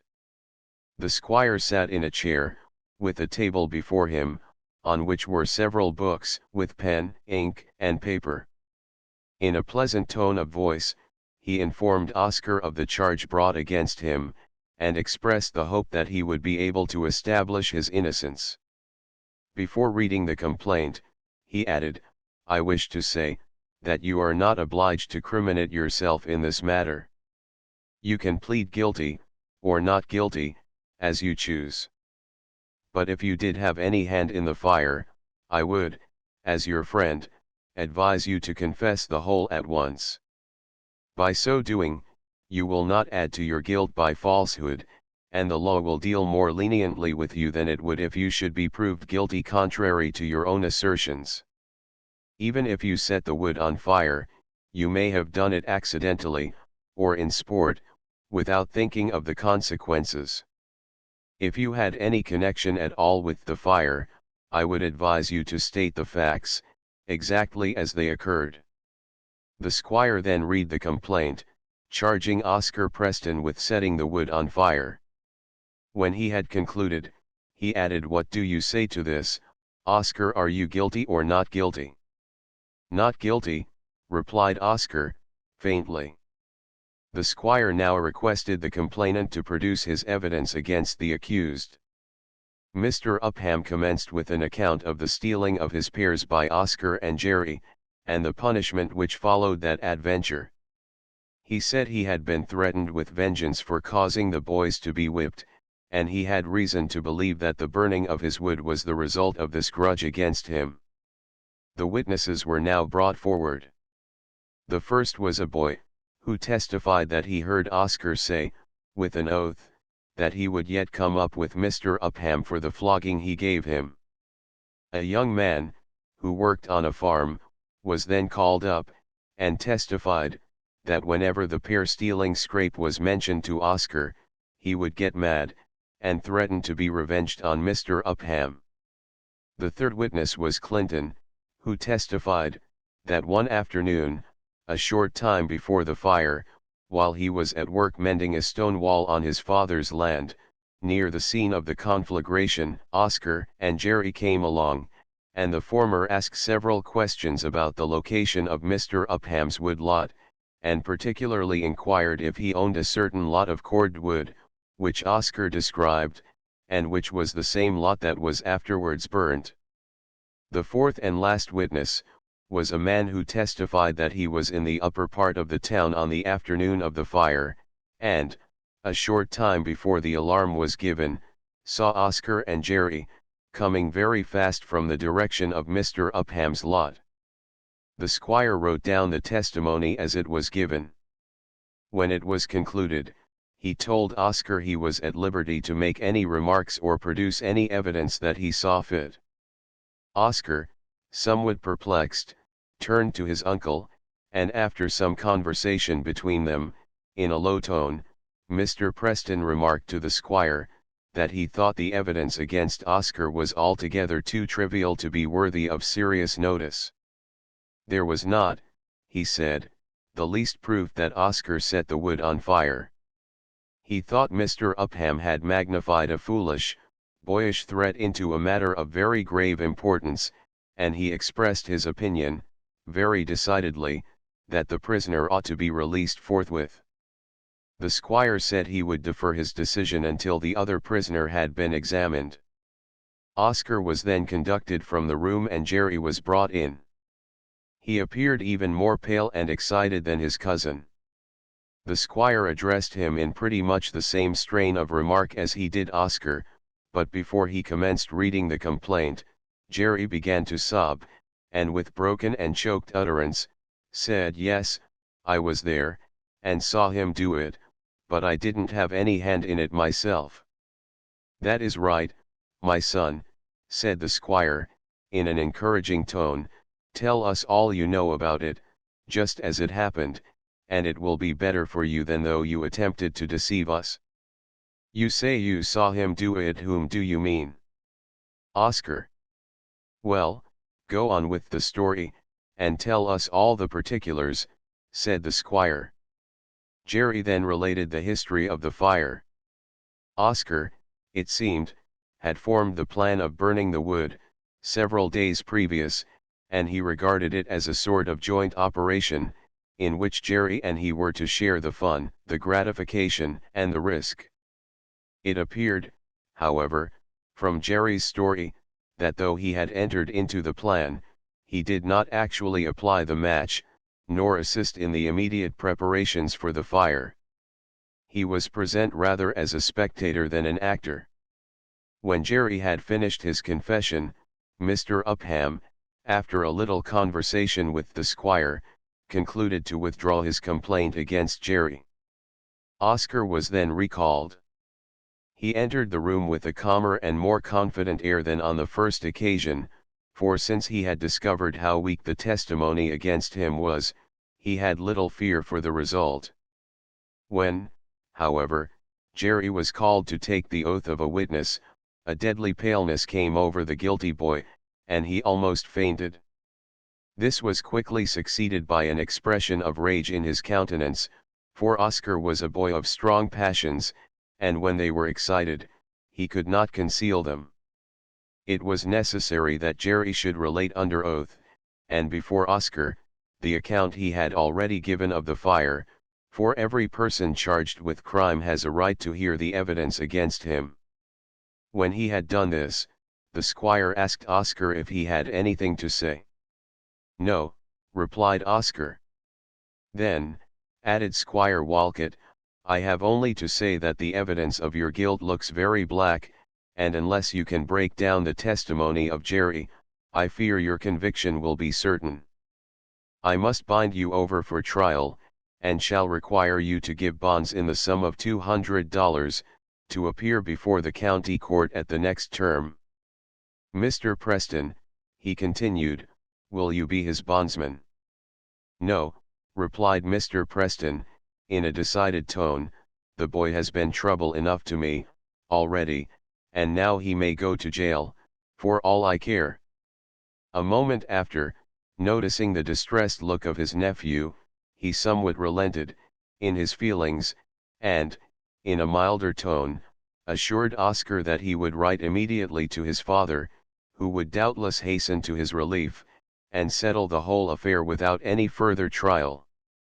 The little court now broke up, and all returned to their homes, save Oscar, who was still in the custody of Mr. Merriam, the constable, in default of bail. After making a few hasty arrangements for the journey, the officer and prisoner set out for the county jail, which was about 15 miles distant. Mr. Merriam had thought of putting a pair of handcuffs upon Oscar, to prevent his escaping, during this long ride, but the latter begged so hard to be spared this humiliation that he relented, and allowed the boy to ride by his side in the open wagon, free and untrammeled. He also tried to divert his mind from his unpleasant situation, by conversation on other subjects, but Oscar seemed little inclined to talk. His heart was full of hard and bitter thoughts against everybody, and especially against Mr. Upham, Jerry, and his uncle. He scarcely thought of his own guilt, so absorbed was he in nursing his wrath against those whom he supposed had injured him. It was towards the middle of the afternoon, when they arrived at the jail. A cold chill ran through Oscar's veins, for a moment, when he first caught sight of his prison house. Before, he could hardly realize that he was a prisoner. It all seemed like a dream, but here was the jail before him, with its stone walls and grated windows, and the dream was changed to a reality. Passing through a high gate, they entered that part of the building occupied by the jailer's family, and were conducted to a room called the office. The keeper of the jail soon made his appearance, and Mr. Merriam informed him that Oscar was committed to his custody for trial, and showed him the order from Squire Walcott to that effect.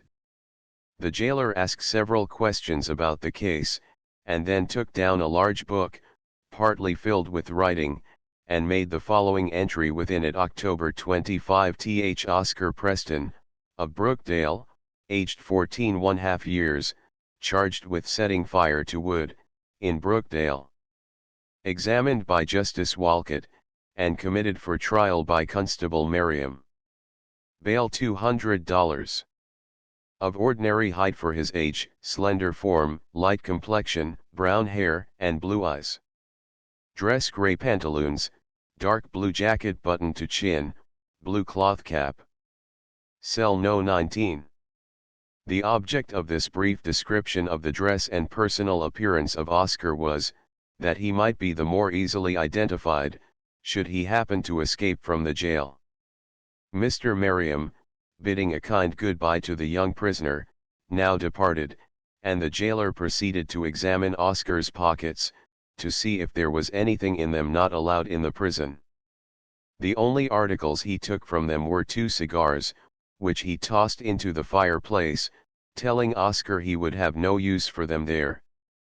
He then conducted him through a long and dark passageway to cell number 19, which he had entered against his name in the registry book, and which was to be Oscar's home for the present. It was a small, narrow room, with one window, near the top, which was guarded by iron bars. The walls and floor were of brick, the former had been recently whitewashed, and the door was of iron. A sort of bunk was fitted up in one corner of the cell, which was supplied with bedclothes. There were also a small red pine table and an old chair, a basin, bucket, tin dipper, and several other articles of furniture. Oscar did not seem to be much pleased with the appearance of his cell, and he said to the jailer, "Can't you let me have a better room than this? I shan't stop here but a few days, and my father will pay you for it, when he comes, if you will let me have a good room."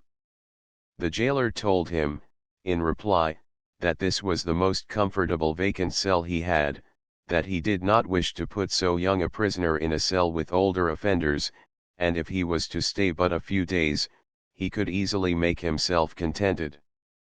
After informing Oscar of the principal rules and regulations of the prison, the jailer locked the heavy door upon him, and retired. The first impulse of the young criminal, in his solitude, was to cry, but he soon checked himself, and resolved to make the best of his situation. In a short time his supper was brought to him, which consisted of a few slices of bread, and a dipper of warm milk and water. Before night had fully set in, Oscar threw himself upon the bunk, and though it was not so commodious or so soft a bed as he was accustomed to, he soon fell asleep, and dreamed over again the eventful incidents of the day. The result of Oscar's trial created a great stir in Brookdale. It was the principal topic of remark in every family, and in every little knot of people that happened to collect, for several days. The first mail that left Brookdale, after the trial, carried a letter from Mr. Preston to Oscar's father in Boston, informing him of the sad intelligence. In 3 or 4 days, the father of the unhappy boy arrived in Brookdale, to see what could be done in behalf of his son. He first sought an interview with Mr. Upham, who, after a little persuasion, agreed to withdraw the complaint, if his loss, $100, were made up to him. But to carry out this arrangement, it was necessary to get the consent of the prosecuting attorney of the county, who now had charge of the case. The prosecuting attorney is an officer appointed to represent the state at the trials of criminals. Oscar having been bound over for trial, the state became a party in the suit, in place of Mr. Upham. The complaint now pending against him, was endorsed, Commonwealth vs. Oscar Preston. The prosecuting attorney, as the representative of the Commonwealth, can discontinue a suit, if he deems the reasons sufficient. The agreement by which this is done, is called a nol pros equi, often abbreviated NOL pros. Mr. Preston had to go to a neighboring town, some dozen miles distant, to see the prosecuting attorney. He laid before that officer the facts in the case, who, after considering the matter, agreed to the proposition, on condition that Oscar should leave the state forthwith. To this Mr. Preston consented, and on his paying over to Mr. Upham, who had accompanied him on this visit, the sum agreed upon, together with all the other expenses of the suit, the prosecuting attorney stayed further proceedings in the case, and gave Mr. Preston an order for the release of his son from jail. Just 1 week after Oscar's committal to the jail, his father arrived, with the order of release. The interview was not a very pleasant one. The father was evidently deeply mortified and displeased, the son was equally ashamed and embarrassed. But little was said, however, on either side. Mr. Preston returned to Boston as soon as possible, taking Oscar with him. Chapter 6. Jerry and Clinton. Soon after Oscar left Brookdale, Jerry's father, who was interested in the logging business, started for the headwaters of the Penobscot River, to be absent several months. Large parties or gangs of loggers, as they are called, encamp every winter in the forests of Maine, for the purpose of cutting timber. After the trees are chopped down, the logs are hauled by oxen to the banks of some stream, where they remain until the ice breaks up in the spring, when they are rolled into the water, and floated down the swollen river, to the mills. Such was the business which kept Mr. Preston away from his home nearly half the year. Jerry's conduct had never been very dutiful toward his mother, nor very affectionate toward his little sisters, during his father's long absences from home, but now it was soon evident that he was going to give the family much more trouble than ever before. He obeyed his mother only when her commands happened to be perfectly agreeable to him. One day, Jerry's little sister, Mary, came running into the house, saying, "Oh, mother, Jerry has got 2 beautiful little rabbits, the cunningest little things you ever saw, and he says they are his, and he's going to make a house for them out of the old grain chest in the barn." "No, he won't," said Mrs. Preston, "he shan't keep rabbits, his father has forbidden it over and over again. Go and tell him to come here this minute, I want to see him." Mary ran out to the barn and told Jerry all that his mother had said. He took no notice, however, of her command, but kept at work upon the old chest, which he was converting into a rabbit house. Mrs. Preston was busy about her work, and did not go out to the barn to see what her son was about. In fact, she soon forgot about the rabbits, and did not think of them again until Jerry came in to supper. She then asked him if he had brought some rabbits home. "Yes," replied Jerry. "Well," said Mrs. Preston, "you had better carry them off again just as quick as you can, or I shall get James to kill them." James was a young man who lived on Mr. Preston's farm. "I should like to see Jim kill my rabbits," replied Jerry. "I guess it wouldn't be healthy for him to do it." "But you know," replied his mother, "that your father has always refused to let you keep rabbits. They may do a great deal of mischief, and are of no use whatever. They'll be a real trouble to you, too, and you'll soon get sick of them. Come, I wouldn't keep them. Send them off, and I will make it up to you in something else." "What else?" inquired Jerry, who was always ready to listen, when his mother proposed to buy him off from doing anything she did not like. "Oh, I don't know now," she replied, "you'll want something or other by and by, and if you send the rabbits off, I shall probably let you have it." Jerry did not accept this rather indefinite offer, and pretty soon the topic of conversation was changed.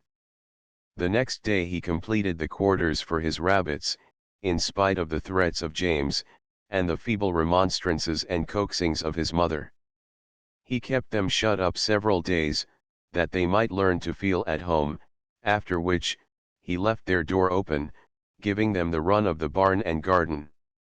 The rabbits had enjoyed their liberty but 3 or 4 days, when one morning James discovered, to his astonishment, that they had completely stripped the bark, as high up as they could reach, from about 30 young apple and pear trees, which Mr. Preston had set out 2 or 3 years previous.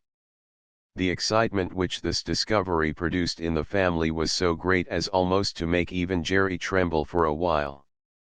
The trees thus destroyed were choice varieties, and it would require several years' time, as well as much care and money, to make good the loss.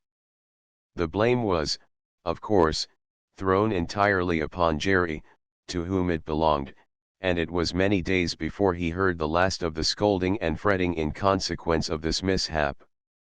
As to the rabbits, he never saw them again, and, as he made no inquiries, he never knew what fate befell them. James, in the heat of his wrath, had dispatched them both, without jury or trial, on the morning when their depredations were first discovered. It was natural that Jerry should greatly miss Oscar, with whom he had associated continually, day and night, for several months. Indeed, he began to think seriously of running away from home, and going to Boston, that he might be with his cousin again, and participate with him in some of the marvelous scenes and adventures which Oscar had so often described. In his lonesomeness, Jerry now began to seek the company of Clinton more than ever. The district school soon commenced for the season, and as both boys attended it, they were thrown together much oftener than in the summer months. In going to and from school, Clinton had to pass Jerry's house, and they usually kept each other company by the way. For some reason or other, probably a suspicion that Clinton's parents did not like him very well, Jerry seldom went to Mr. Davenport's house. Of course, Mr. Davenport did not know that any particular intimacy existed between his son and Jerry. He occasionally spoke of the latter as a boy whose end, he feared, would not be good, and more than once he expressed a wish that Clinton would avoid him as much as possible. But this, Clinton found it rather difficult to do. Jerry sought his company, and he could not bear to say no. He knew Jerry was a bad boy, and that he did wrong to put himself under his influence, but he had not sufficient decision of character to terminate an acquaintance which had been so long continued. So the intimacy was kept up, to the great injury of Clinton. At school, Jerry was not only a dull scholar, but a very troublesome one. Having never been taught to obey at home, he was rude and ungovernable in the schoolroom, and was more frequently punished for disobedience and inattention to his duties than any other boy in the school. After the novelty had worn off, Jerry began to grow tired of attending, and occasionally played truant, always contriving, however, to escape detection, by representing that he was detained at home by his mother. But after a while these absences grew so frequent, that the master began to suspect all might not be right, and one morning, on calling Jerry to account for his absence the preceding afternoon, he told him he should not excuse him unless he brought a note from his mother in the afternoon, certifying that he was kept at home. Jerry was put to his wits' end, by this new and unexpected demand. He had been off on a skating frolic the afternoon previous, while his mother supposed him to be at school, and he could not, therefore, ask her for a note of excuse. What could he do? If he did not bring an excuse in the afternoon, he was afraid the matter would be investigated, and lead to the discovery of his other frequent truancies, and in this case, he knew he would not escape a severe punishment. At first he thought of writing a note himself, and signing his mother's name to it, but then he wrote such an awkward hand, and was such a poor speller, that he was afraid he could not deceive the teacher. After thinking the matter over, all the forenoon, he at last resolved to do one of two things: either to persuade someone to write the excuse for him, or else never to enter the schoolroom again. When school was dismissed, Jerry walked home with Clinton, as usual. After they had got beyond the hearing of the other scholars, Jerry said, "Clinty, I've got into a bad scrape, and I don't know how to get out of it, unless you help me." "How can I?" inquired Clinton, who at once comprehended the situation of affairs. "I'll tell you of a plan I've thought of," continued Jerry, "and if you'll only say yes, I guess we can fix it easy enough. You see, it won't do for me to ask the old woman for a note." The old woman was the disrespectful title by which he usually spoke of his mother. "And if I go to school without one, I'm afraid that old Eaton will find out that I've been playing truant all along, and he'll give me a regular trouncing. Now if you will write the note, nobody will ever know the difference, for you can write just like a woman. I would do it myself, if I could write as well as you can. What, said Clinton, with some signs of astonishment, you don't mean that you want me to write an excuse, and sign your mother's name to it, do you? Yes, that's it, exactly, unless you can tell me of a better way to get out of my trouble. I should like to help you out of it, replied Clinton, but I couldn't do that. Then, added Jerry, in a decided tone, I shall never see the inside of the old schoolhouse again. I don't know of anybody else that I can get to write the note, and I am not going there without it, to have the breath beat out of my body. I shall go to Boston, and take my chance. I won't stay about here any longer. Don't talk so, said Clinton. Why not tell your mother that you didn't go to school yesterday afternoon, and ask her to write an excuse?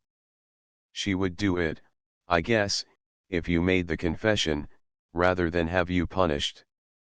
She do it, exclaimed Jerry, with some bitterness. No, more likely she would write a note requesting old Eaton to lick me like blazes. But, he continued, why won't you write the excuse, Clinty? Clinton hesitated what reply to make to this question. If he had honestly confessed his feelings, he would have said, it would be wrong, very wrong, to do such a thing, for his conscience told him this, and this alone was the objection that weighed in his mind. And yet Clinton, though a well-trained and virtuous boy, had a foolish dread of confessing that he was afraid to do a wrong act. This was especially the case in his intercourse with Jerry, who, he knew, seldom had scruples of this kind, and whose ridicule he dreaded more than that of his other associates. So, after a brief pause, he said, why, there would be a great risk in doing that. If Master Eaton should discover that I wrote the excuse, it would be a bad piece of business for both of us. But how can he find it out? He doesn't know my mother's handwriting, and if you write it neat and fine, he won't suspect anything. Come, you write it when you get home, and bring it with you this afternoon, and I'll meet you on the road. If you don't, I shan't go to school, that's all. By this time they had reached Mr. Preston's house, and after a few more words of coaxing and entreaty, Jerry left his friend, with a pretty confident feeling that he would accede to his wishes. True, Clinton did not actually promise to write the note, but Jerry knew how difficult it was for him to say no, to any pressing suitor, and he felt almost sure that his wicked plan would be successful. When Clinton was left to his own thoughts, there came on a severe struggle in his mind. He could not bear the idea of lending himself to such a mean and wicked piece of deception, and yet he feared to meet Jerry with a refusal. He thought, also, what the consequences would be to himself, should the fraud be discovered. And then he thought of Jerry's threat to leave school and run away from home, if he did not write the excuse. If he could prevent this great sin on the part of Jerry, might it not atone in a measure for the lesser sin of writing the note? This question arose in his mind, and many an older head has been led astray by a similar suggestion. No, Clinton, you must not do evil that good may come, or greater evil be prevented. You must not commit a sin, even in kindness to a friend. But he did not hear the voice, and when he reached his home, he was as undecided as ever what to do. Clinton's long walk to and from school, left him little more than time enough to eat his dinner. The noon meal not being quite ready, when he entered the house, he went to his father's desk, and began to scribble something in the form of a note of excuse. After writing several, to see how they would look, he was called to dinner, and hastily selecting the best looking of the notes, he put it in his pocket, for future consideration, and destroyed the others. Even now, he was no nearer a decision than he was at first. When Clinton arose from the dinner table, it was time to start for school. He had not proceeded far before he overtook Jerry, who was loitering along, in expectation of his approach. "I'll take that note now," said Jerry, stretching out his hand to Clinton, as the latter came up with him. "I don't know about that," said Clinton. "I've been thinking it all over, and have about come to the conclusion that I can't agree to your proposal." "But haven't you thought of some other way to get out of the scrape?" "No," replied Jerry, "there is no other way, but you have written the note, haven't you?" he added, with some appearance of alarm. "I have written something," replied Clinton, "just to see how it would seem, but I rather guess I shan't let you have it." "Let me look at it, then, won't you?" "I guess so," said Clinton, with a laugh.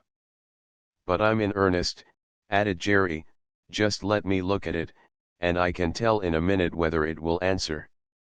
Perhaps it won't do, and then I shan't want it, at any rate. Come, let me see it, and if you don't want me to keep it, I won't." Clinton took the excuse from his pocket, and allowed Jerry to look at it. It read as follows: "Mr. Eaton will please excuse Jerry for absence from school, yesterday, as he was needed at home. Eliza Preston. January 5th." After reading the note, Jerry said it would do first rate, but instead of returning it to Clinton, as he promised, he put it into his own pocket. Clinton reminded him of his promise, and tried to get the paper back again, but in vain, and Jerry carried on the contest in such a good-natured, bantering spirit, that Clinton could not take offense. Thus the deed was done, so far as Clinton was concerned, without his coming to any decision about it. In such cases as this, no decision at all, is often equivalent to a wrong decision. As Jerry entered the schoolroom, that afternoon, he handed the forged note to Master Eaton, who read it, and, without saying anything, tore it up. The deception was successful. Chapter 7. Disclosures. My young friend, did you ever master a hard lesson, after a great effort? And do you remember how you felt, after the achievement? Perhaps it was a difficult sum, and when you began, you did not see how you could possibly work your way through it. But you persevered, and covered your slate with long columns of figures, until at length you arrived at the correct answer, and you felt something like the philosopher of old, who exclaimed, after solving a difficulty, "Eureka, I have found it."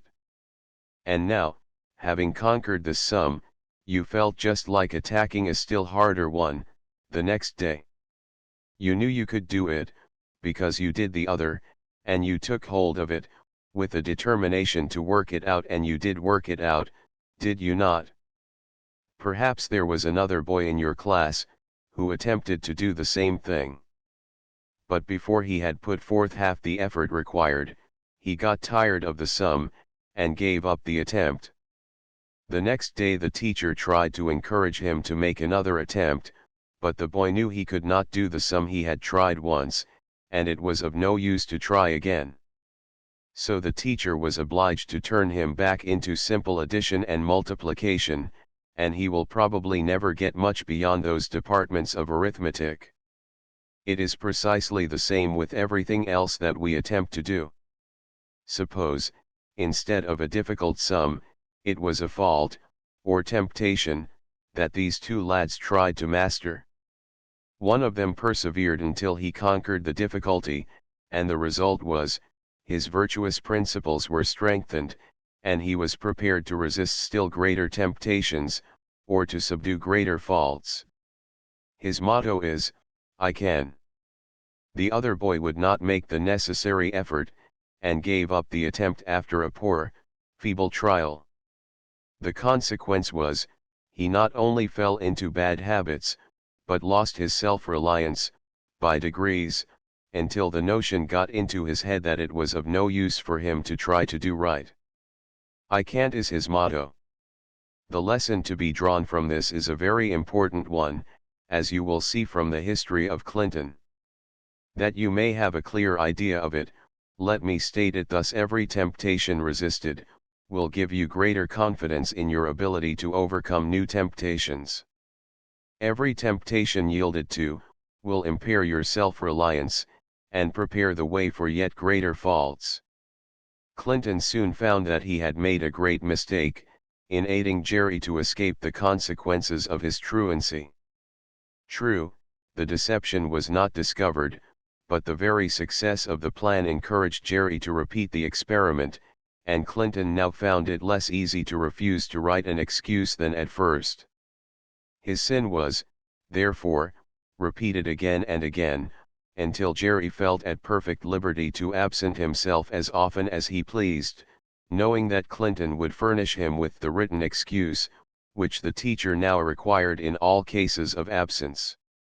To be sure, Clinton objected, and scolded, and threatened, but Jerry cared little for this, so long as he was sure to yield to his desires in the end. If ever a more convincing argument than usual was needed, the hard-hearted boy would secure his end by hinting at an exposure of Clinton's share in his past truancies. Thus did Clinton find himself fast in the net of this bad associate, and thus, through the influence of one false step, did he continue to do wrong, against his conscience, and even against his own wishes. The people of Brookdale frequently held social parties, at their houses, in the long winter evenings, which were usually attended by all the neighborhood. They were not favorably situated for maintaining the lectures and other entertainments which are common in large towns, and these social gatherings were a substitute for them. At one of these parties, Mrs. Preston happened to meet Master Eaton, and after a few words on unimportant matters, she inquired how Jerry got along at school. Mr. Eaton could not give a very favorable report either of Jerry's behavior or scholarship. He did not wish to pain Mrs. Preston, at such a time, by telling her exactly how things stood, and so he thought he would evade a direct reply to her question, by turning her attention to a point where he supposed she herself was at fault. "Why," he remarked, "he is absent so often that it is hard to tell whether he really does make any progress.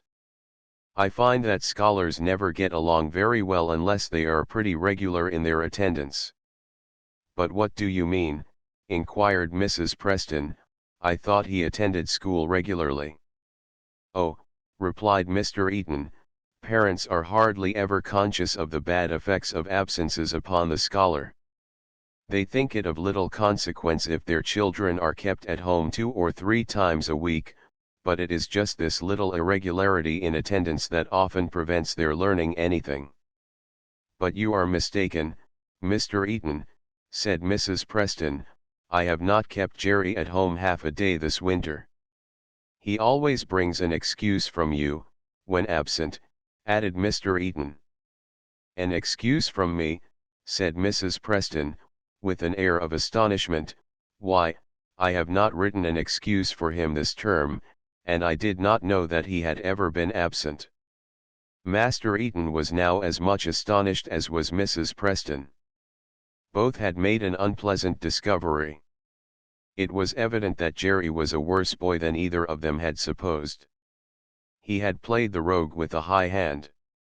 After some further conversation, it was agreed that Mrs. Preston should say nothing at present respecting Jerry's misconduct, but leave the teacher to investigate the affair.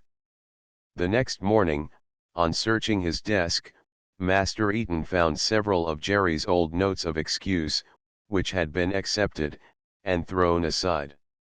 His first object was to find out who wrote them, for he knew that Jerry could not have done it. At first, he thought the writing was the work of a female hand, but among the girls who attended school, there was not one whom he could suspect of such conduct. Besides, he knew that Jerry was not very popular with the girls, who regarded him as a rude, rough boy, and shunned his company as much as possible.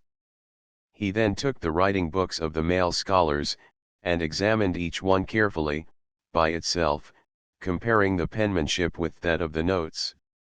The conclusion to which he came was, that there were only 3 male scholars who could possibly have written the notes. 2 of these were young men, nearly grown up, who apparently held very little intercourse with Jerry. The other was Clinton, an intimate acquaintance of Jerry, but a boy whose conduct at school had always been unexceptionable. Surely, none of these could have had a hand in the mischief. At least, so thought Master Eaton. Several days elapsed, and the teacher made no progress in his investigations. At last, Jerry's seat was vacant, for one entire day, for he now seldom took less than a day at a time, when he played truant. The next morning, he appeared with a note, as usual, which the master read, and put in his desk, without making any remark. Mr. Eaton had noticed that Clinton and Jerry came to school together, that morning, and as he glanced at Clinton, after reading the note, he observed that the latter turned his eye quickly away, and dropped his head, as if afraid to meet the gaze of his teacher. This led Mr. Eaton to watch him more closely, and it was with the deepest pain that he detected an uneasy, anxious appearance in his manners, which he had never before observed.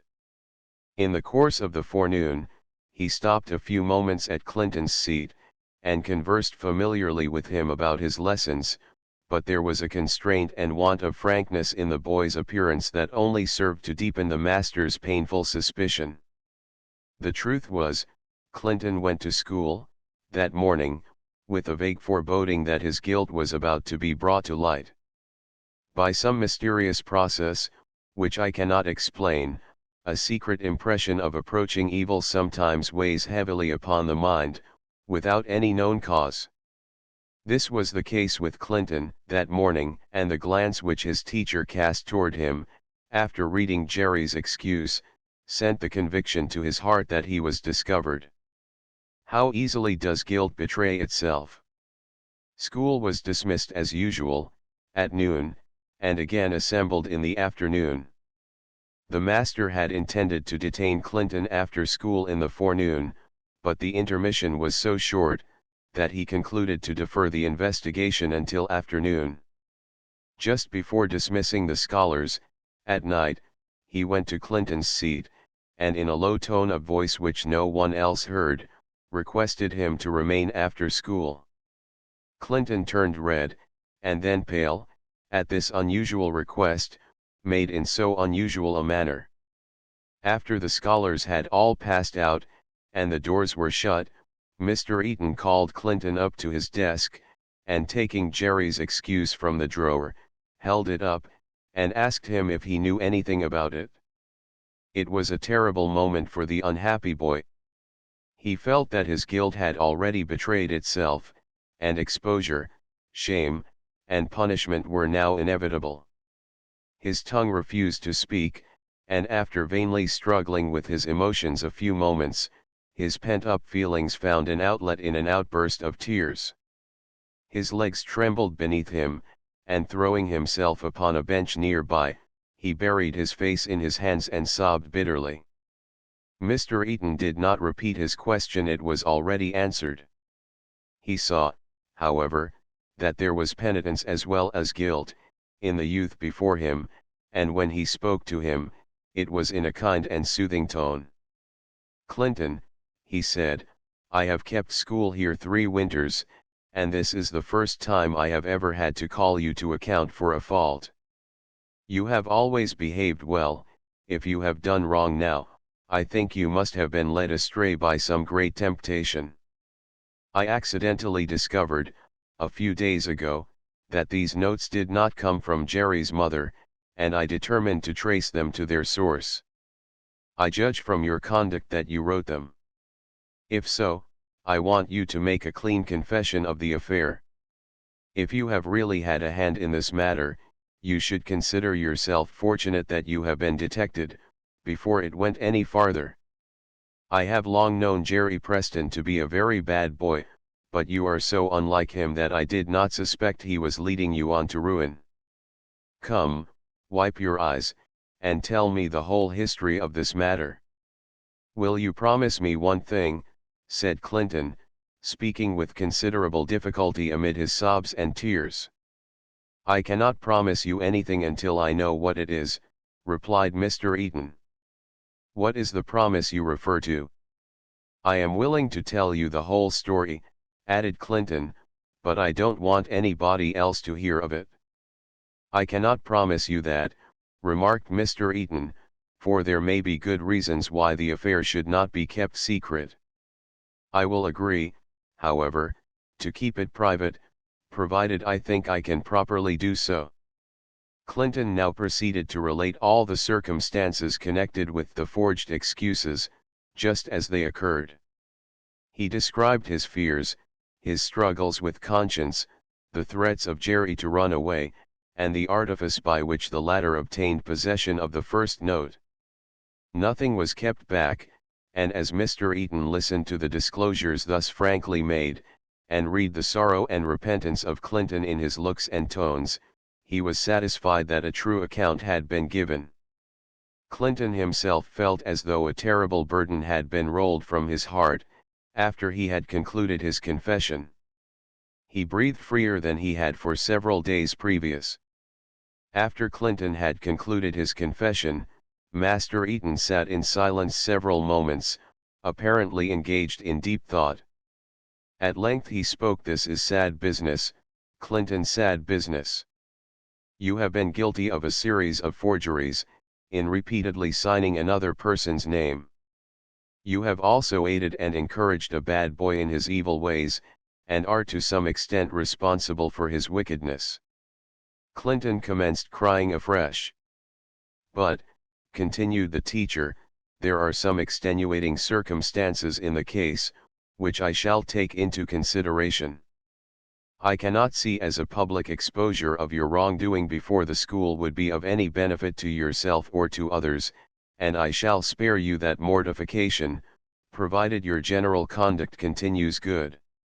And as to the punishment that the case demands, I will consult with your father before concluding upon it. Oh no, exclaimed Clinton, don't tell him about it. Punish me in any way you please, and I'll promise never to offend again, if you won't let father know anything about it. Mr. Eaton's reply was decided, but kindly expressed. Clinton, he said, I have always considered you a youth of good habits, but the disclosures you have just made show that your character has a weak side. You are too easily influenced by others. You can't say no, when a great temptation presents itself. In my opinion, you have just had a narrow escape from ruin, for who can tell into what evil Jerry would have soon led you, if the spell had not been accidentally broken? Now your father is ignorant of all this. He has no idea, probably, of the dangers to which you are exposed, but he ought to know the facts in the case, and I should not feel as though I had been faithful to my trust, were I to hush up a matter of so great importance to his and your welfare. No, I cannot think of doing it. The better way would be for you to go to him and confess the whole truth, yourself. If you are really sorry for what you have done, as I suppose you are, you ought to be willing to do this. What do you say to the proposal? If you think I ought to, I will do it, replied Clinton, somewhat reluctantly, but I would rather he would not know it. My advice is, said Mr. Eaton, that you go home and confess the whole affair to your father tonight. If you do so, I shall consider that my duty has been discharged, so far as you are concerned, and shall leave the matter of punishment entirely with your father. With these words Mr. Eaton bade his pupil good night, and both departed for their homes. On his way home, Clinton encountered Jerry, who, suspecting the cause of his detention, had loitered on the road, waiting to learn the truth. Clinton told him they were discovered, but declined giving him any information, or entering into any farther conversation on the subject, and he hurried home, leaving Jerry not a little perplexed at his unusual conduct. Chapter 8. Confession. While Clinton is on his way home from school, after the discovery of his offense, let us look in a moment upon his parents. After 6 o'clock, and Clinton has not made his appearance yet, said Mrs. Davenport, who had the smoking tea and toasted bread upon the table, in readiness for the evening meal. Really, husband, I begin to feel uneasy about Clinton. He is away from home a great deal more than he used to be, and when he is here, he seems like a different boy from what he was a year or two ago. You say you don't notice anything unusual about him, but that only shows that a mother's eye is more quick to read the heart than a man's. I see a change in his conduct. He is more reserved than he used to be, is less affectionate in his manners, takes less interest in his work and books, and often seems absent-minded, as though he was thinking of something that he meant to conceal from us. I don't like that Jerry Preston, and I'm afraid he is doing Clinton no good. You are only borrowing trouble when there is no need of it, replied Mr. Davenport. I don't see but that Clinton behaves as well now as he ever did. At any rate, I've no fault to find with his conduct, and nobody else has yet made any complaint against him. You must not expect that he will always be precisely the same little boy he used to be. As he grows older, he will naturally change, like all the rest of us. Before Mrs. Davenport could reply, Clinton entered the room, and silently took his seat with the family at the supper table. The conversation that had just passed, naturally led both his parents to observe him more closely than usual. Mr. Davenport thought he looked unusually sober. But the mother, with her penetrating eye, saw more than this. She saw traces of weeping, and a peculiar expression of trouble, on the face of Clinton.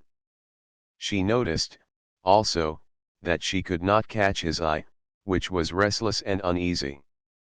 He took no part in the conversation at the table, and ate but little. After tea, he took the lantern, and brought in from the barn the usual supply of wood and kindling stuff for the morrow, which was a part of his regular work. This duty over, he seated himself on a cricket by the fireside, and commenced whittling a piece of pine which he had brought in. Annie had been put to bed, and his father and mother were seated at the light stand, which was drawn up in front of the blazing wood fire. The same troubled look which Mrs. Davenport had noticed at the tea table, was still very plainly visible on Clinton's face. Indeed, he had seated himself with the determination not to rise until he had made his confession to both his parents, and he was thinking how he should introduce the unpleasant topic, when his father broke the silence by asking Clinton, "What are you making?" "I am only whittling," he replied. "I see you are whittling," remarked Mr. Davenport. "I inquired what you was making." "I ain't making anything," replied Clinton. "That's a bad sign, Clinty," continued his father. "I know whittling is a Yankee accomplishment, but he is a poor Yankee, who whittles away his stick to nothing. Did you never hear of the fellow who lost his sweetheart by doing that very thing?" Clinton shook his head, in the negative. "Well," continued Mr. Davenport, after the young man had come to an understanding with the pretty lass whom he intended to make his wife, he had to go to her father to get his consent to the arrangement. The father was a shrewd old farmer, and he noticed that his daughter's suitor, during the awkward interview, whittled away very industriously at a stick, just as you were doing a moment ago. The old man watched the movement of the knife, and at the same time continued to talk on the prospects of his would-be son-in-law, until the stick had dwindled down to nothing. Then he said to the young man, "Sir, you have property, and steady habits, and are good-looking, but you can't have my daughter. Had you made something no matter what of the stick you have whittled away, you could have had her, as it is you cannot. Your property will go as the stick did, little by little, until all is gone, and your family reduced to want. I have read your true character, you have my answer. So, continued Mr. Davenport, you see what a man lost by whittling his stick away to nothing. Perhaps he only did it because he had something on his mind, which he did not know how to get off, but he took a very foolish way to get over the difficulty, as he soon discovered. This last remark, whether intended so by his father or not, Clinton took as having a special meaning for him. He thought it an evidence that his father had noticed his troubled look, and was awaiting an explanation. So throwing his piece of pine into the fire, and summoning all his resolution, he said, as his eyes filled with tears, "Father, I have got something on my mind that has made me very unhappy for a good while, and now I want to tell you all about it." At these words his mother, who was sewing, dropped her work and fixed her eyes earnestly upon Clinton. His father, forgetting his conversation an hour or two previous with Mrs. Davenport, said, "I thought something ailed you, Clinton, and I am glad you have concluded to tell us about it. You have no better friends than your father and mother, and you ought never to conceal your troubles from them. Go on with your story." Clinton then made a full and frank confession of his misdoing, as it has been already related.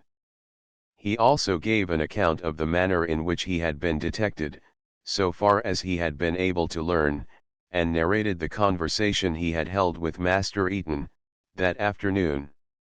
When he concluded his confession, his parents, as well as himself, were in tears. For some moments there was a silence, unbroken save by sobs. Mr. Davenport then arose, and pressing Clinton to his heart, said, "My son, I bless God that He has given you courage to make this confession. You have done very wrong, you have had a narrow escape from shipwreck, and all the while we were not dreaming of your danger. Oh, how could you deceive us so? But I won't chide you now.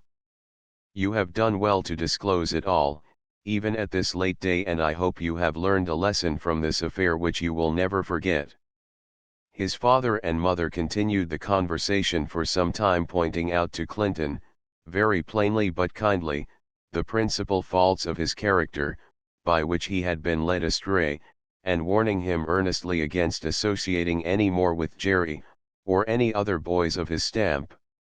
At length, Mr. Davenport inquired what punishment the teacher had inflicted. "None," replied Clinton. "He said, if I would confess the whole affair to you, he would leave the punishment to you." "Well," said his father, "I will think about it. I could cheerfully forgive all the past, if you would promise to do better hereafter, but I am not sure that this would be the best thing for you." "I mean to behave better hereafter," said Clinton, "but I do not ask to be pardoned without punishment. I know I deserve to suffer for my conduct, and I shan't think hard of it if I do." Mr. Davenport said he would consider the matter, and announce his decision the next day. The family then knelt in prayer, and the erring, but repentant, son was most affectionately commended to the divine forgiveness, and the good Spirit implored to guide his future steps. The next morning Clinton attended school, as usual, but Jerry was absent. Mr. Eaton inquired of Clinton if he had kept his promise, and seemed much pleased when he answered in the affirmative. He gave him some good advice, and expressed the hope that he would avoid all similar errors hereafter. It being Saturday, no school was held in the afternoon, and Clinton returned home without having seen Jerry. In the evening, when Clinton was alone with his parents, the subject which had engrossed the thoughts of all, so earnestly, for the last 24 hours, was again introduced. "Your mother and I," said Mr. Davenport, "have talked over your affair, Clinton, and we have come to the conclusion that the series of offenses was so long, and so aggravated, that the pain of exposure which you have suffered is hardly sufficient punishment. You did well in making a confession, it is true, but, you did not do that, until you found you could no longer conceal your guilt. We have therefore decided that you must forego your promised trip to Boston next March, by way of punishment. This was, indeed, a severe deprivation to Clinton. For more than 6 months he had been anticipating, with delight, the arrival of spring, when, the winter school over, he was to spend several weeks with his uncle and cousins in Boston. But he felt that the disappointment was deserved, and he made no complaint. His father afterwards added, for his encouragement, that if his conduct continued unexceptionable, the suspended visit should come off in the following autumn, after the fall work was over. Notwithstanding his disappointment, Clinton went to bed that night with a lighter heart than he had known before for many weeks. He felt that he had escaped from a frightful snare, and that he could once more look his parents and teacher honestly in the face. He determined to retrieve, by his good conduct, whatever he had lost, in their estimation, and he felt almost impatient to be tempted again, that he might show them how firmly he could now resist every evil influence. Chapter 9. The Runaway.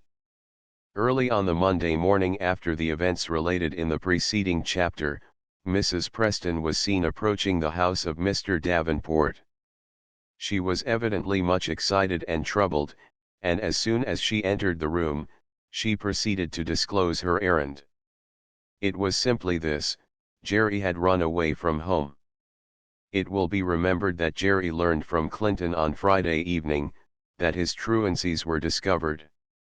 He had already made up his mind what to do in case of such an emergency, and the following day he thought the matter over, and determined how to proceed. The next day all the family went to church but himself, he having desired permission to stay at home and take care of the house. After he was left alone, he hastily dressed himself in his best suit, and proceeded to tie up in a bundle a few articles of clothing, such as shirts, stockings, etc. He then went to his mother's bureau, and, knowing where she kept the key, unlocked a drawer, and took therefrom a purse containing all the money she then had on hand, amounting to about $30. Seeing some letter paper by the side of the purse, he wrote the following message on the sheet, and left it in the drawer: I am tired of staying in this miserable place. I am going to sea, and you want se me again very soon. I took a few dollars, to help me alone. You mustn't think you can catch me, so goodbye. Having thus fitted himself out for the journey, Jerry turned his back upon his home, without one reluctant thought, and hastened on his way toward Boston. As the family did not return from church until the afternoon service was over, no one knew of the disappearance of Jerry till late in the day. At first, nothing strange was thought of his absence, but when night set in, and he did not appear, his mother began to grow uneasy. On examining the chest in his bedroom, she found that some of his clean clothes had gone, and a suspicion flashed upon her mind that he had forsaken his home.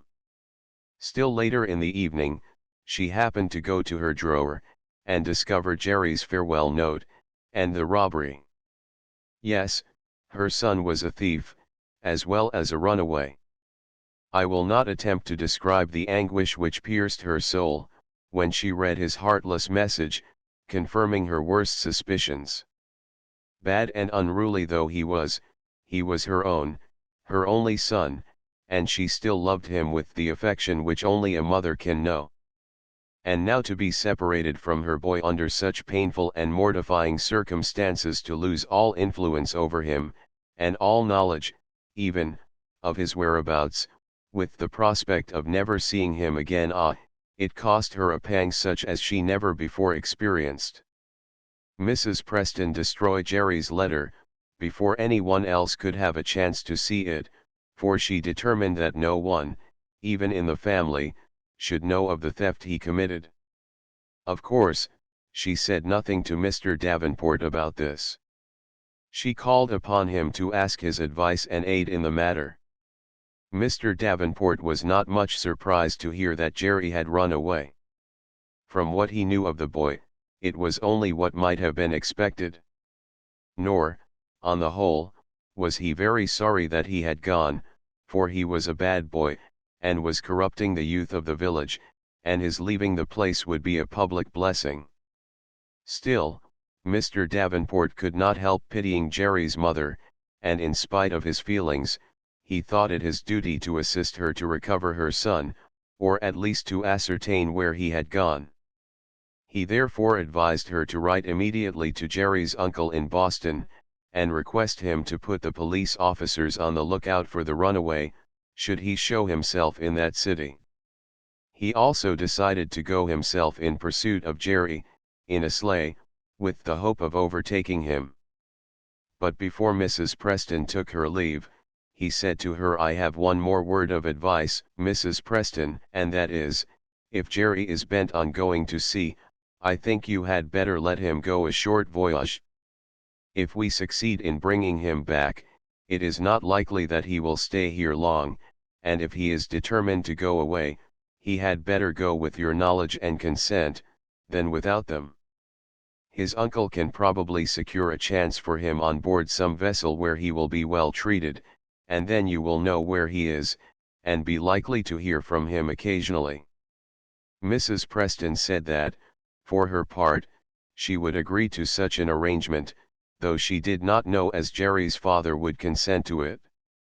Mr. Davenport kept his promise, and, as soon as he could get ready, started off in pursuit of the runaway, taking the road that led toward Portland. He stopped occasionally at some house, on the road, to inquire if a boy had been seen traveling that way the day before. For a while, he could find no trace of Jerry, but at last he found one house, the inmates of which remembered that a lad, answering to the appearance of Jerry, had passed along the road on foot, the day previous. Mr. Davenport now pressed forward, subsequent inquiries confirming him that he was on the right track. Toward noon, he reached a village from which a line of coaches ran to Waterville, connecting with the railroad to Portland. On making inquiries at the tavern, he learned that Jerry arrived there the evening previous, and took the stage early in the morning, saying that he was bound for Boston. It was, of course, useless for Mr. Davenport to follow him any farther, and he accordingly returned home, and reported the result of his inquiries. "Father," said Clinton, as the family sat around the fireside in the evening, "I shouldn't think you would be sorry Jerry has run away, and yet you've tried pretty hard to catch him."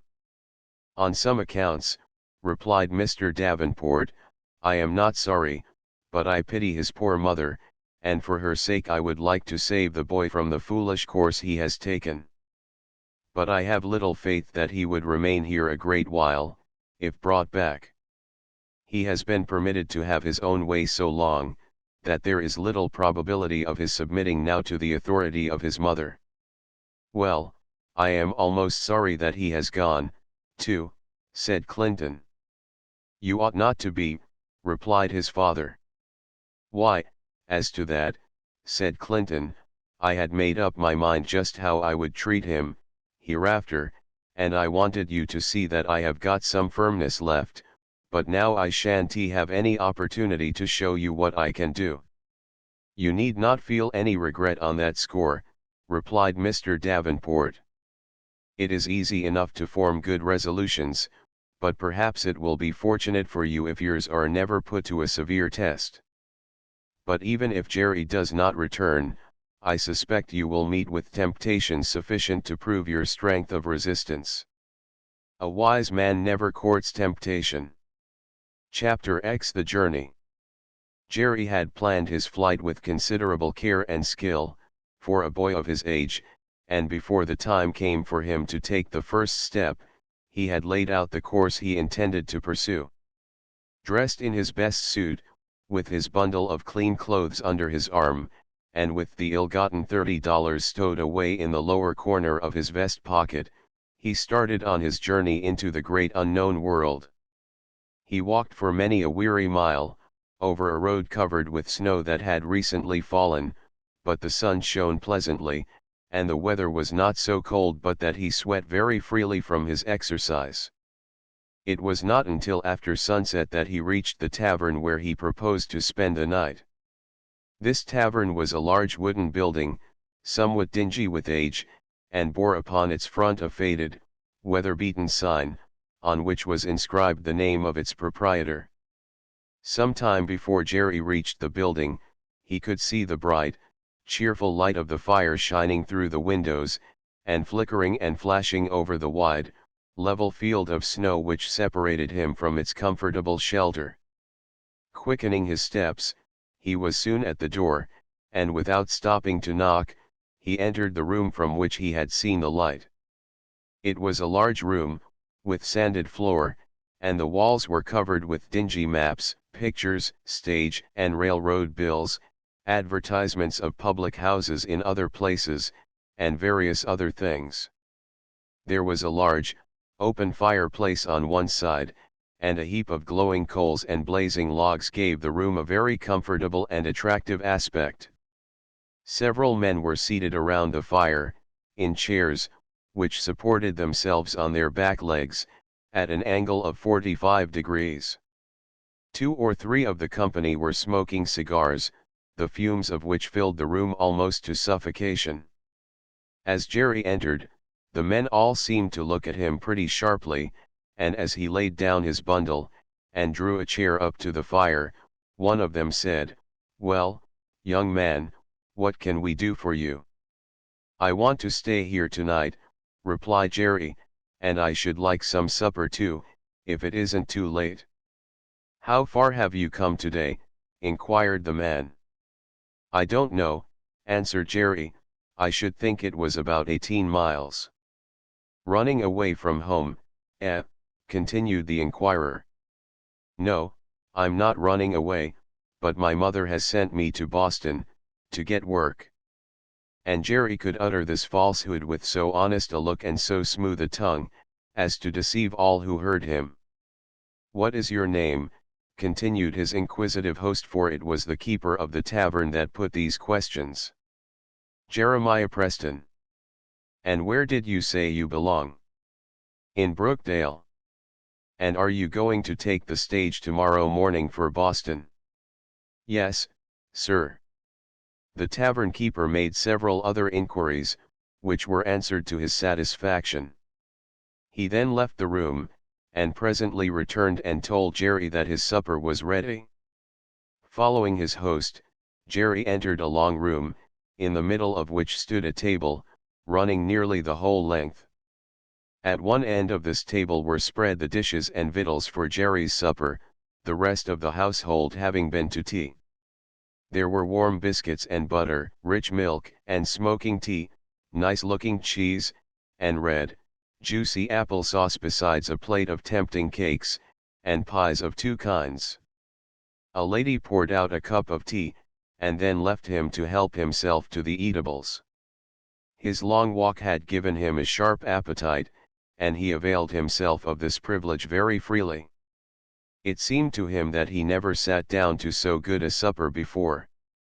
He ate until he began to feel ashamed of himself, and then left off, not because he had had enough, but because he was afraid to eat more. The demands of hunger satisfied, Jerry began to realize how tired he was. He accordingly asked the landlord to show him the way to his bedroom, which the latter did. Before leaving him for the night, the landlord told Jerry that the stage started at 5 o'clock in the morning, and that he would call him in season for it. Jerry then went to bed, and was soon lost in sound sleep, from which he did not awake till a loud and long continued rapping on his door, and the repeated cry of "Stage ready," at length elicited from him the response, "I hear." Scarcely knowing where he was, or what all the disturbance was about, he leaped out of bed, and was soon dressed, and ready to resume his journey. His tavern bill was 50 cents, which he paid, and without stopping for breakfast, he took his seat in the stage that stood waiting at the door. It was quite dark, and the snow was falling fast, a driving wind piling it up in drifts. The stage, as it was called, was a large covered sleigh, with 3 long seats inside. Having fastened down the woolen curtains to keep out the snow, the driver mounted his seat, gave the word to the horses, and away they started. For a large portion of the way, Jerry was the only passenger. Now and then he could hear the crack of the whip above the noise of the storm, and the sound of the horses' bells, deadened by the snow and wet, was just audible. He could see nothing, for it was not yet daylight, and besides, he was a close prisoner. He could not even tell which way the vehicle was going. Sometimes he thought it went sideways, and then again it would seem to be going backwards. Sometimes, with a jerk and a bounce he would be almost thrown from his seat, and at other times, it would seem as if it were impossible to escape upsetting. For a while, he was much amused with his situation, but at length he began to grow tired of the continual thumping and jolting, and longed to see the end of the journey. Several more passengers were picked up, as they passed through other villages, which, with the appearance of daylight, served to enliven somewhat the remainder of the way. But Jerry was not sorry when the driver reined up the horses in front of one of the hotels in Waterville. Hungry and benumbed with cold, he entered the public house, and spoke for breakfast, which was furnished very soon, as passengers were expected by the stage. For this he paid 25 cents. It was a very good breakfast, and well worth the money, but he could not help thinking how many meals, quite as good as this, he had eaten at home, without paying anything for them. He began to feel the difference between living at home and living abroad. After breakfast, Jerry ascertained that he had about 2 hours to spare, before the cars started, which he thought he would spend in looking about. Waterville seemed to him to be quite a large and bustling place. The houses were numerous, and many of them were very elegant. There were also plenty of stores and workshops, and quite a number of churches. The Kennebec River, on one bank of which the town is built, was frozen over, and the sawmills were not in operation. He went on to the covered bridge, which crosses the Kennebec, where he obtained a good view of the river, the mills, and a portion of the town. On a hill, a short distance from the center of the town, he saw 3 large brick buildings, one of which had a cupola. On inquiring of a boy what they were, he was told they were the colleges. Jerry now directed his steps to the railroad depot, where he found preparations making for the train of which he was to be a passenger. After examining the locomotive, cars, depot, switches, turntables, signals, etc., all of which possessed the charm of novelty to him, he seated himself in the train. Soon the signal was given for starting, the engine commenced its at first slow but gradually quickening puffs, the bell rang to warn people of the approach of the train, and in a few minutes they were under full headway. Jerry had traveled by railroad once or twice before, but the novelty of the thing had not worn off, and he watched the movements of the train, and the snow-covered country through which they passed, with a good deal of interest. On they flew, over hills and valleys, through forests and villages, over rivers and under roads. The storm had ceased, and the snow on the track was not sufficient to impede their progress. Occasionally they stopped to take up or drop a passenger, or to replenish the engine with water and fuel. The ride, however, was a long 182 miles, and it was 3 hours and a half before they reached Portland. After a while Jerry grew tired of looking at strange scenes, and then his thoughts wandered back to the home he had left. How he wished he could look in unperceived, for a moment, and see what his mother was doing.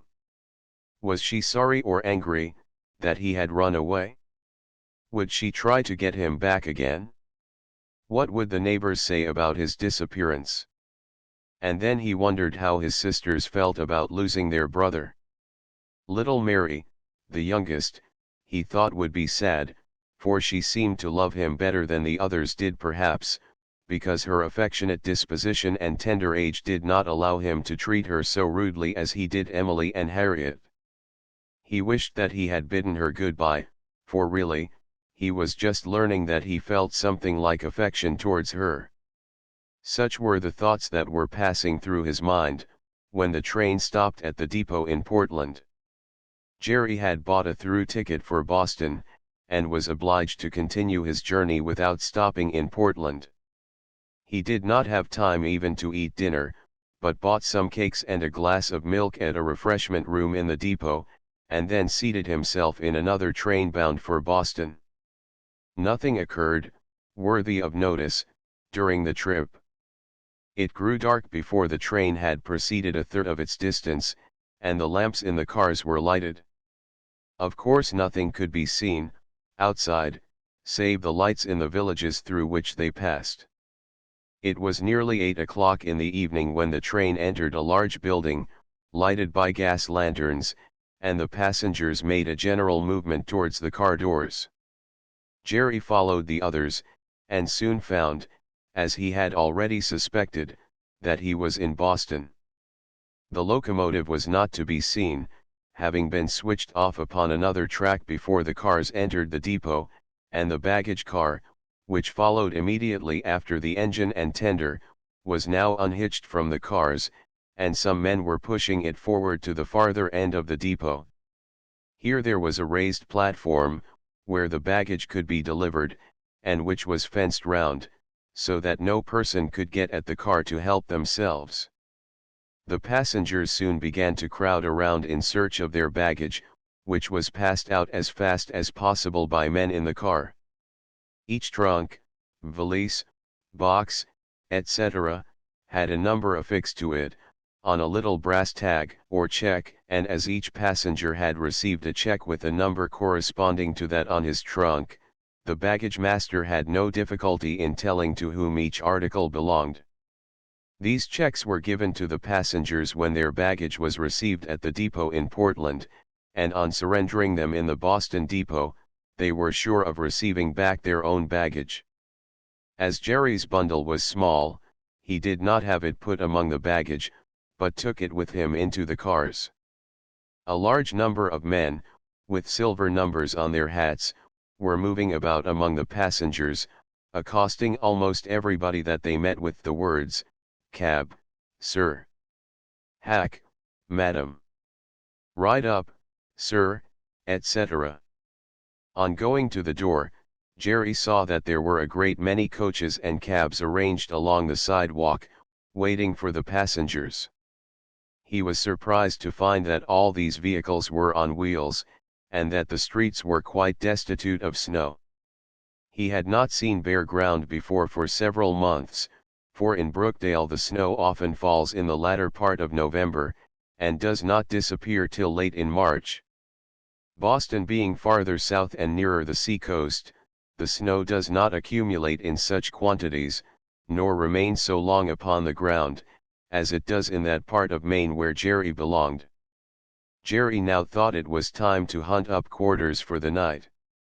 He was wholly unacquainted with the streets, but he knew there were a great many public houses in the city, and he supposed he should not have to go far, in any direction, to find one. On leaving the depot, he found himself in a large, open square, surrounded on all sides by tall buildings. In the center of the square, was a circular enclosure, surrounded by an iron fence and a brick sidewalk, and in the center of that was a tall, iron post supporting a gas lamp. This was Haymarket Square. 8 different streets lead out of it, in various directions, and it was some time before Jerry could decide which to take. He, at length, chose one and started on his way, not knowing whither it would lead him. He had not gone far before he saw a building, which he thought might be a hotel, and on inquiring of the driver of a carriage which was standing before the door, he was told that it was a public house. He accordingly ascended the steps, and entered the room which had the word, "Office," painted over the door. Several men were seated around a very large stove, reading, and another was sitting at a desk, behind a counter that extended across one end of the room. Going up to the latter, Jerry said, "Can I stay here tonight, sir?" The man addressed, who was the clerk of the hotel, eyed the stranger somewhat sharply for a moment, and then inquired, "Where are you from?" "Brookdale," replied Jerry. "Brookdale? I never heard of that place. Where is it?" "It is in Maine," answered Jerry, who was rather surprised that the man should ask such a question. "Come from there today," continued the clerk. "Yes, sir." "And what are you going to do in Boston?" "I'm going to see." "Have you got any baggage?" "Nothing but this," replied Jerry, holding up his bundle. "We don't like to take strangers, who haven't any baggage," continued the man. "They sometimes step out very suddenly, without settling their bills. If you are afraid to trust me, I can pay you in advance," replied Jerry, who began to fear he should have to seek further for lodgings. "Oh, never mind that," said the clerk, "you look honest enough, and as you're fresh from the country, I ain't afraid to trust you. Put your name in that book," he continued, handing Jerry a pen, and placing a large book on the counter. This book was the register of the house, and each guest who stopped there recorded in it his name and place of residence. Jerry wrote his name as well as he could, which is not saying a great deal, and then inquired if he could not have something to eat. The clerk replied in the affirmative, and, in a little while, Jerry was summoned into another room, where he found a good supper provided, of which he ate with a keen relish after his long fast. Having finished his meal, he told the clerk he was tired, and should like to go to bed. The latter gave a pull at a cord and tassel, which rang a bell in another part of the house. A servant quickly answered the summons, and was directed to show Jerry to number 69. Following the servant, Jerry passed through several narrow entries, and ascended 4 long flights of stairs, and turned more corners than he could remember, before he reached his sleeping room. It was a small room, and had but a few plain articles of furniture. Jerry was too tired, however, to give much attention to these things. He was soon in bed, and sleeping as soundly as though under his father's roof. Chapter 11. Boston. The sun, streaming in from the window, awoke Jerry from his slumbers, after his first night in Boston. On getting up, he found that his room was higher than the surrounding buildings, affording an extensive prospect. One of the first objects that met his eye, he concluded, must be Bunker Hill Monument, as it resembled the engravings he had seen of that structure. There were a great many church steeples in sight, and the houses seemed to be crowded together almost as close as they could be packed. He could also see a strip of water, with numerous vessels, 1 or 2 of which were very large, noble-looking ships. These last were men of war, belonging to the American government, and were anchored off the Navy Yard at Charlestown. But Jerry did not stop to gaze long at the novel scene spread before him. Other matters claimed his attention. As he dressed himself, he began to consider what he should do next. He was acquainted with but one family in the place, that of his uncle, and he did not dare to go to them, lest they should send him back to his home. If Oscar had only been at home, he would have lost no time in seeing him, but he knew, from letters received by his parents, that his wayward cousin had gone to sea, several months before. A stranger, in a great city, with no one to advise or assist, and cast entirely upon his own resources, it must be confessed that Jerry felt rather dull, that morning. And yet he did not wish to return to his home, and his greatest fear was that his friends would discover where he was. He thought it would not be safe to stay long in Boston, and so he determined to try at once to get a chance to go to see a design on which he had set his heart, before he started from home. Jerry's reflections were interrupted by the ringing of a large bell, in the entry below, and thinking it might be the summons to breakfast, he went down. Following the current of men and women, he found himself in a large hall, in which a long table was spread.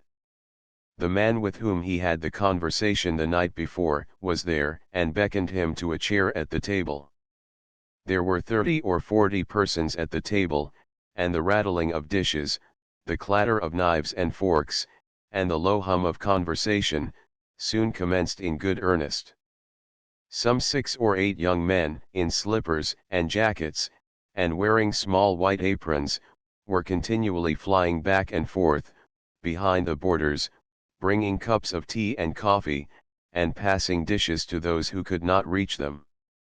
Sometimes half a dozen persons would order as many different things, of the same waiter, almost at the same moment, and Jerry thought the man must be puzzled to know which to get first, but in a minute he would return, and hand to each the article which he ordered. The skill which these men acquire in their business, by practice, is often quite remarkable to one unaccustomed to the sight. The company did not all leave the table at once, but 1 or 2 at a time, just as they happened to finish their meal. Jerry, having eaten all he desired, arose and went to the office. The clerk of the hotel entered, soon after, and Jerry took the opportunity to pay his bill, which amounted to 75 cents. With his bundle in hand, he now started off, with the design of shipping for a voyage, or, if he could not do this, of procuring a cheap boarding place, where he might remain until he could find a chance to go to sea. The streets were full of people, who all seemed intent on going somewhere, as fast as possible. Jerry, as he slowly passed along toward the point where he had seen the ships from his chamber window, was jostled first on one side and then on the other, and it required no little effort to dodge the current which was sweeping by him. This was partly because he did not keep to the right side of the walk, as is the usual custom in cities, but turned sometimes to the left, and sometimes to the right, and sometimes took the center. Few of the persons he met seemed to take any notice of him. 2 boys, however, whose dress was better than their manners, stopped almost directly in front of him, and stared at him until he passed by, with a comical expression on their faces. A loud laugh, and the expression, "Ain't he green, Sam," which reached the ears of Jerry, immediately after, explained their conduct. The horses and carriages in the street were quite as novel a sight to Jerry, as the strange faces he met on the sidewalk. A continuous line of vehicles, of all descriptions, was passing back and forth.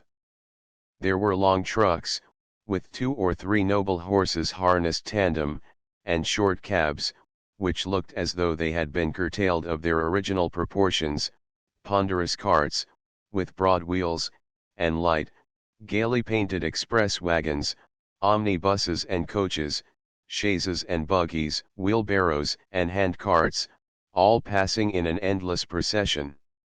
Jerry observed one little incident that highly amused him.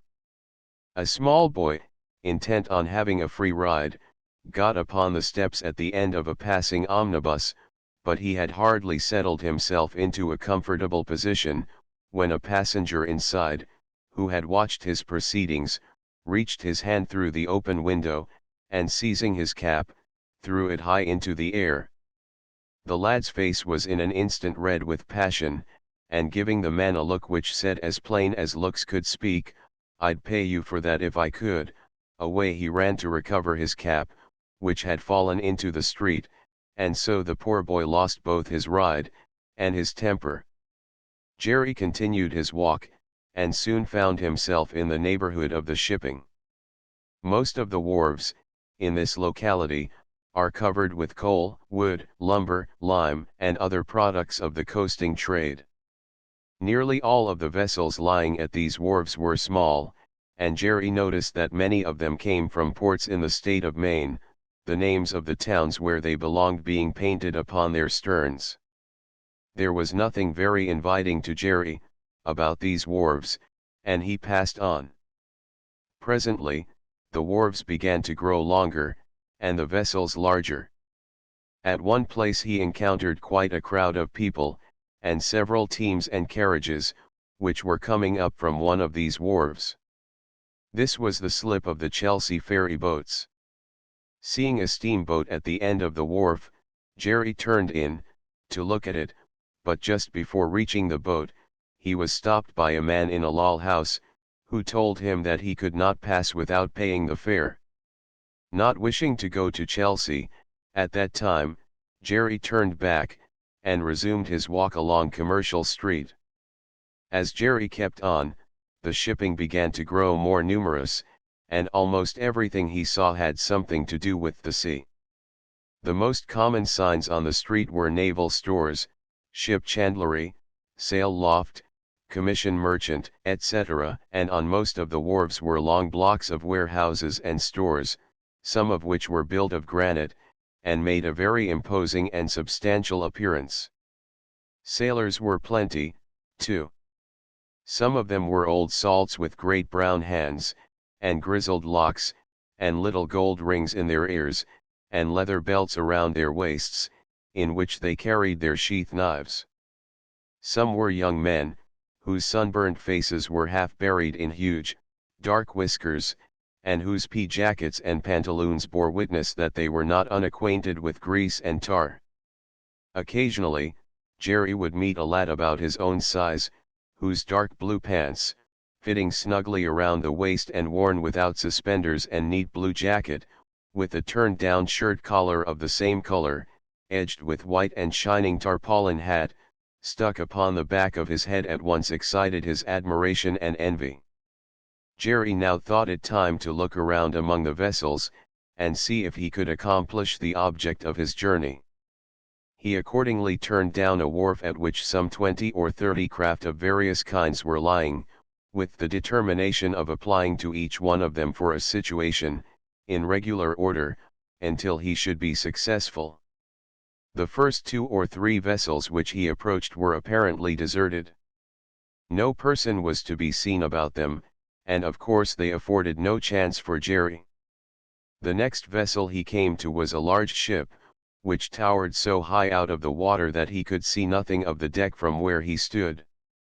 There were some steps leading from the wharf to the deck, which Jerry ascended.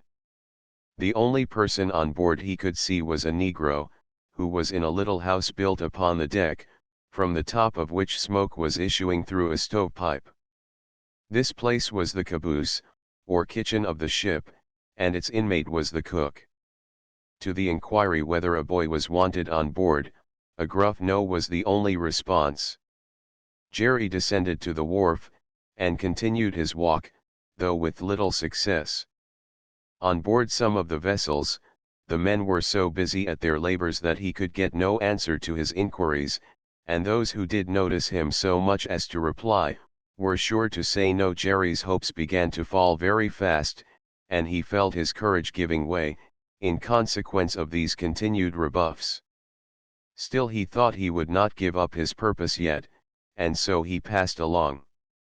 He received the usual reply, from the next vessel he approached, and had just turned away, when he heard somebody cry out, "Hello, there, what youngster is that?" On looking round, Jerry saw that the voice came from a brig which was slowly moving past the vessel on whose deck he stood. "He's a chap that wants to ship," replied the sailor to whom Jerry had spoken. "You ain't the boy that shipped with us yesterday, are you?" continued the man on board the brig, as Jerry turned towards him. "No, sir," replied Jerry, "but I should like to ship with you." "Well, come along then, we're off this minute, and can't wait for the other fellow. You may take his place, only be spry about it." Here the man, who was captain of the brig, gave some orders in a loud tone to the crew, which were unintelligible to Jerry. In a moment the brig was hauled to alongside the vessel in which Jerry was waiting, and, in his confusion scarcely knowing what he did, he quickly jumped over the railing, into the brig. The sailors then recommenced hauling her out from the dock into the stream. Jerry threw his bundle down upon the deck, and stood watching the movements of those around him. He could scarcely realize that he was going to sea, in this unceremonious manner, and began to suspect that the sailors were playing a joke upon him. But all seemed in earnest, and as busy as they could be, and on the whole he concluded they were not sporting with him. No one spoke to him, however, or set him to work, and as he was as yet totally unacquainted with the duties of a sailor boy, he did not venture to volunteer his services. But his long-cherished hopes were realized, and his heart beat fast at the prospect before him. Strange boy! He had shipped with no outfit for the voyage, and he did not know where he was bound, nor even the name of the vessel, or of the captain. He did not know what wages he was to receive, what duties he was expected to perform, or how long he was to be absent. And yet he thought of none of these things, so delighted was he to find himself actually afloat. One by one the white sails of the brig were spread to the wind, and she was soon in full headway towards the broad ocean. Chapter 12. The Sailor Boy. For the first few hours at sea, Jerry was little better than a piece of lumber, in everybody's way. Nobody told him what to do, and, indeed, he was pretty diligently employed in watching the quick movements of the sailors, for the purpose of dodging out of their path. But, with all his alertness, he was not quick enough to avoid being sometimes rudely shoved one side, with a muttered imprecation on his head for getting in the way. The city now began to recede rapidly from view. The State House dome, the church spires, and the forest of ship masts along the waterside, were all that could be distinguished in the city proper. East Boston, with clouds of smoke ascending from its numerous foundries, was in full view in the distance, while nearer at hand, on the right, was South Boston, with its highlands, its large public buildings, and its many workshops with tall chimneys. The last sound that came from shore, was the striking of the church clocks. There was a brisk northwest wind, before which the brig dashed along at a rapid rate. Soon they were sailing between two fortresses, situated on islands about a mile apart, and commanding the only channel by which large vessels can enter or leave the port. Several other islands were in sight, on some of which there were large buildings. They also passed near two lighthouses, tall towers built on islands, with dwelling houses nearby for their keepers. Towards noon, the pilot, whose business it is to guide vessels in and out of the harbor, took leave of the brig, and returned to port in a small sailboat. But little land was now in sight, and the broad ocean, dotted with white sails, was spread out before them. The sun shone pleasantly upon the waters, but the wind was raw and cold, and Jerry began to realize that he must stir about to keep warm. He was slowly sauntering along, to see for the 50th time if he could find anything to do, when he was accosted in a rough voice by one of the men, who said, "Here, you landlubber, did you ship for a gentleman, or a figurehead, or what do you mean to do with yourself?" "I mean to do my duty, if anybody will tell me what it is," replied Jerry, who did not like the tone in which he was addressed, and answered accordingly. The surly manner in which this was said, was more objectionable than the language itself. In an instant, the man to whom it was addressed, who was the chief mate, gave Jerry a blow with his hard fist, which sent the boy reeling across the deck. "There, you young snapping turtle," said he, "that's your first lesson, and hereafter look out when you're spoken to, and give a civil answer, or I'll crack your tow head for you. Now bear a hand here, and clean out that pig pen," he continued, pointing to a shovel and scrubbing brush standing in one corner. Pigs and poultry are frequently carried to sea, to furnish a supply of fresh meat for passengers and sailors, but these particular pigs, to whose acquaintance Jerry was so summarily introduced, were themselves passengers, on their way to a foreign land.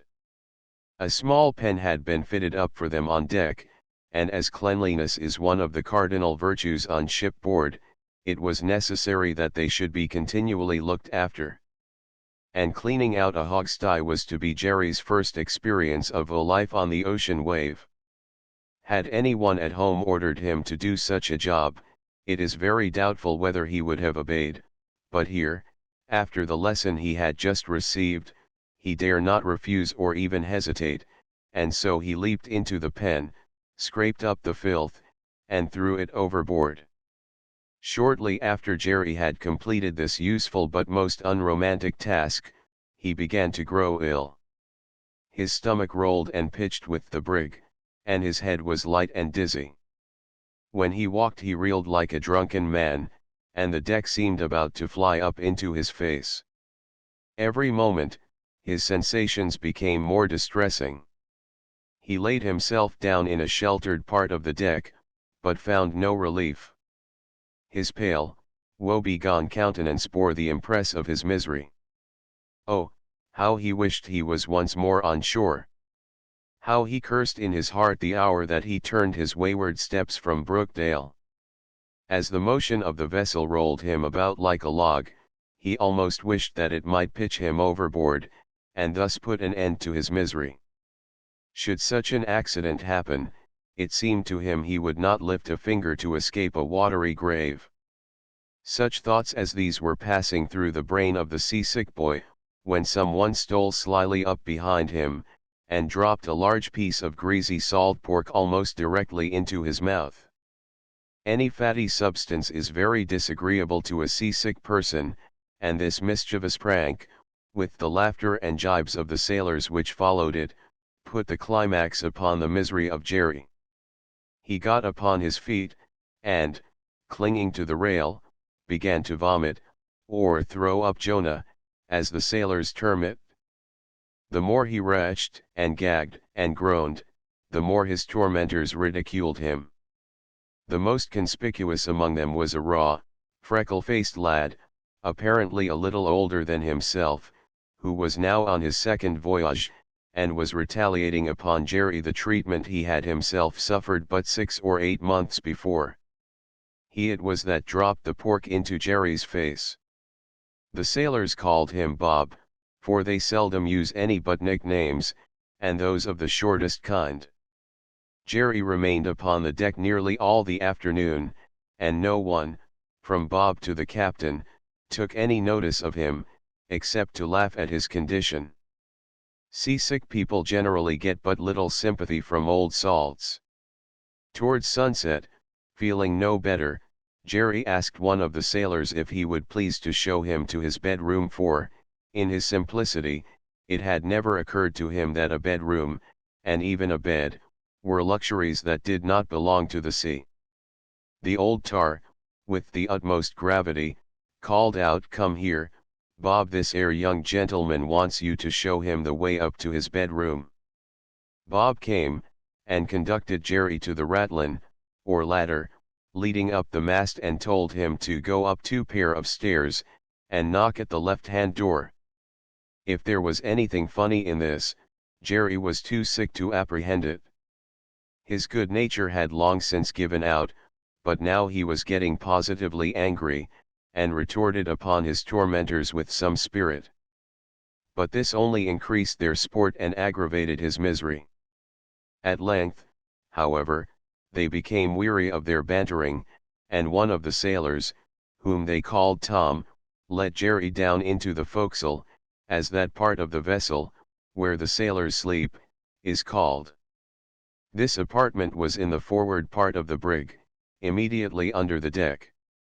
It was a small place, barely high enough to stand erect in, and with no light except what entered at the doorway. Great chests were strewed around the floor, so that it was difficult to walk without running into them. The sides of the forecastle were fitted up with 3 tiers of what looked like large shelves, with raised edges.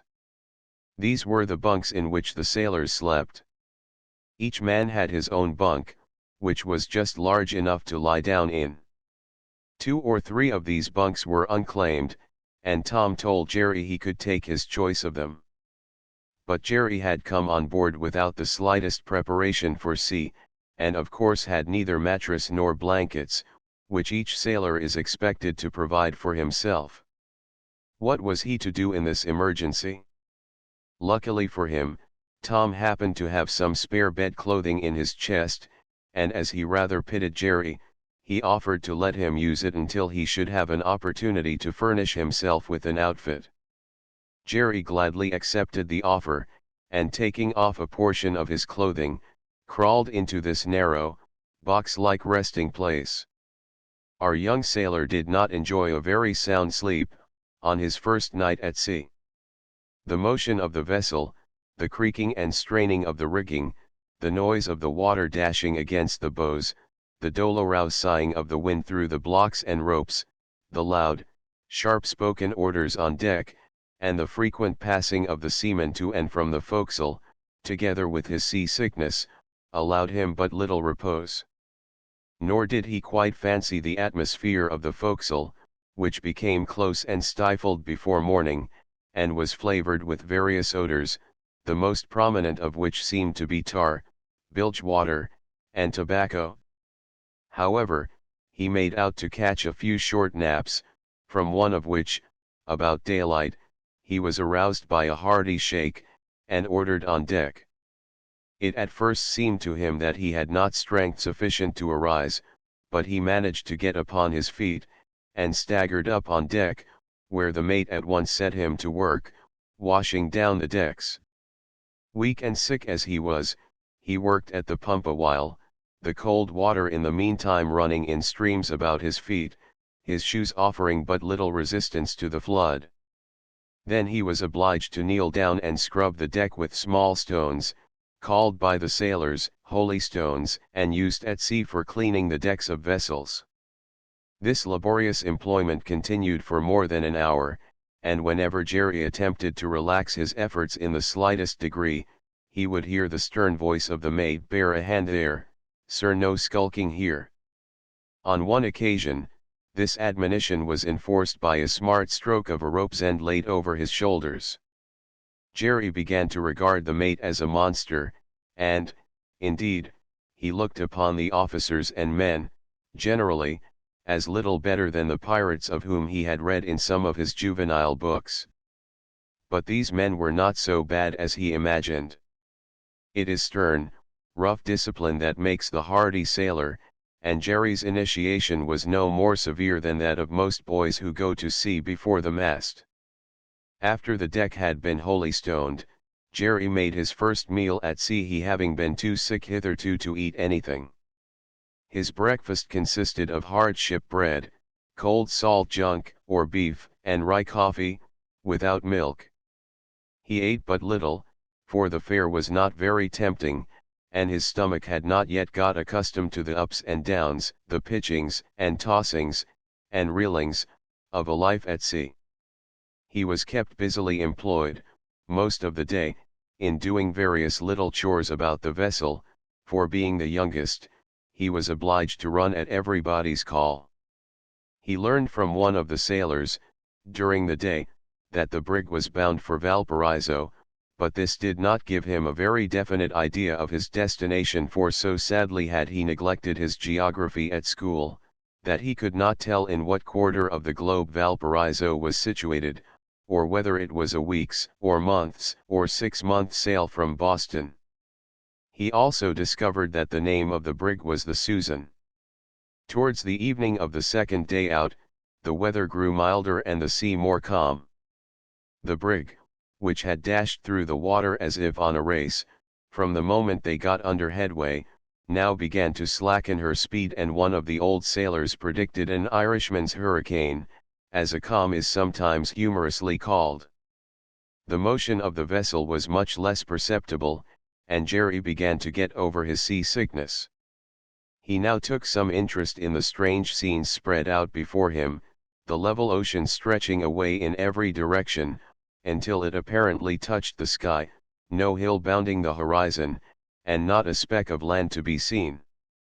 But one other vessel was in sight, and that was so far off that only the white sails could be discerned, the hull being hidden from sight by the roundness of the earth. Dolphins and porpoises were sporting round the brig in a very amusing manner, now darting entirely out of water, and now plunging to the bottom, or scudding along very swiftly near the surface. Occasionally, a small bird was seen flitting past the vessel, or skimming along upon the water, in its wake. At first, Jerry took them to be swallows, but he soon learned from Tom, that they were stormy petrels, or, as the sailors call them, Mother Carey's chickens. The sailors regard these birds with much superstitious fear, because they appear in greatest numbers just before a storm, and are besides very singular in their habits, but the petrels are really very inoffensive birds, and have no more to do with getting up a tempest than are ducks, geese, swallows, snowbirds, and other land birds, which are uncommonly noisy and busy just before a storm. Tom, however, like most sailors, believed the traditions concerning the petrel, and when he told Jerry they were messengers of the evil one, they lost none of their interest in the eyes of the young sailor. At night, while stowed away in his little bunk, sound asleep, they appeared to him in countless flocks, and he dreamed that they settled around him in such vast numbers, that he had to struggle desperately to avoid being suffocated by them. Thus passed Jerry's first 2 days at sea. You would hardly have patience to follow him through all the long voyage, nor is it necessary that you should, for the experience of one day was much like that of another. He found going to sea a very different thing from what he expected. To be sure, there were at first some pleasant novelties about it, but these wore away after a while. This was not the case, however, with the toils and hardships, which only grew more distasteful the longer they were continued.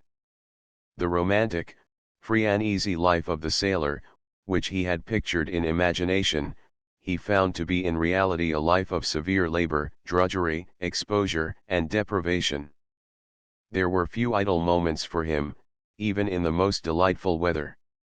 At daylight, each morning, rain or shine, he must scrub the decks, and clean out the pig pen. Next, perhaps, he would be ordered to assist in shifting sails, and would be obliged to haul rough ropes until his hands were sore, and his back felt ready to break.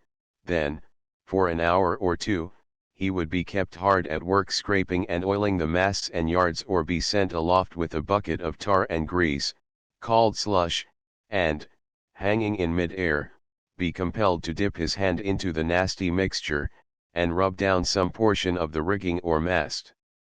He also had his own washing and mending to do, and when there was nothing else to employ his time, he must pick oakum, or make spun yarn and sennet. Even at night, he could not claim exemption from toil, but was liable at any hour to be turned out by the shrill cry of "All hands, ahoy!" to face rain or snow, or to feel his way aloft in a gale of wind, and in pitch darkness.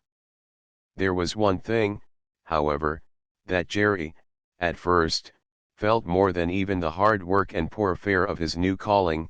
This was, the iron discipline to which he found himself subjected. He had never been accustomed to obey anyone, at home, but here, it was prompt, instant obedience, or a blow. This deep-rooted habit of disobedience, together with his settled habit of laziness, made his breaking in at sea much more painful than it would otherwise have been. One morning he did not instantly obey the summons when called up, and, without intending it, dropped asleep again.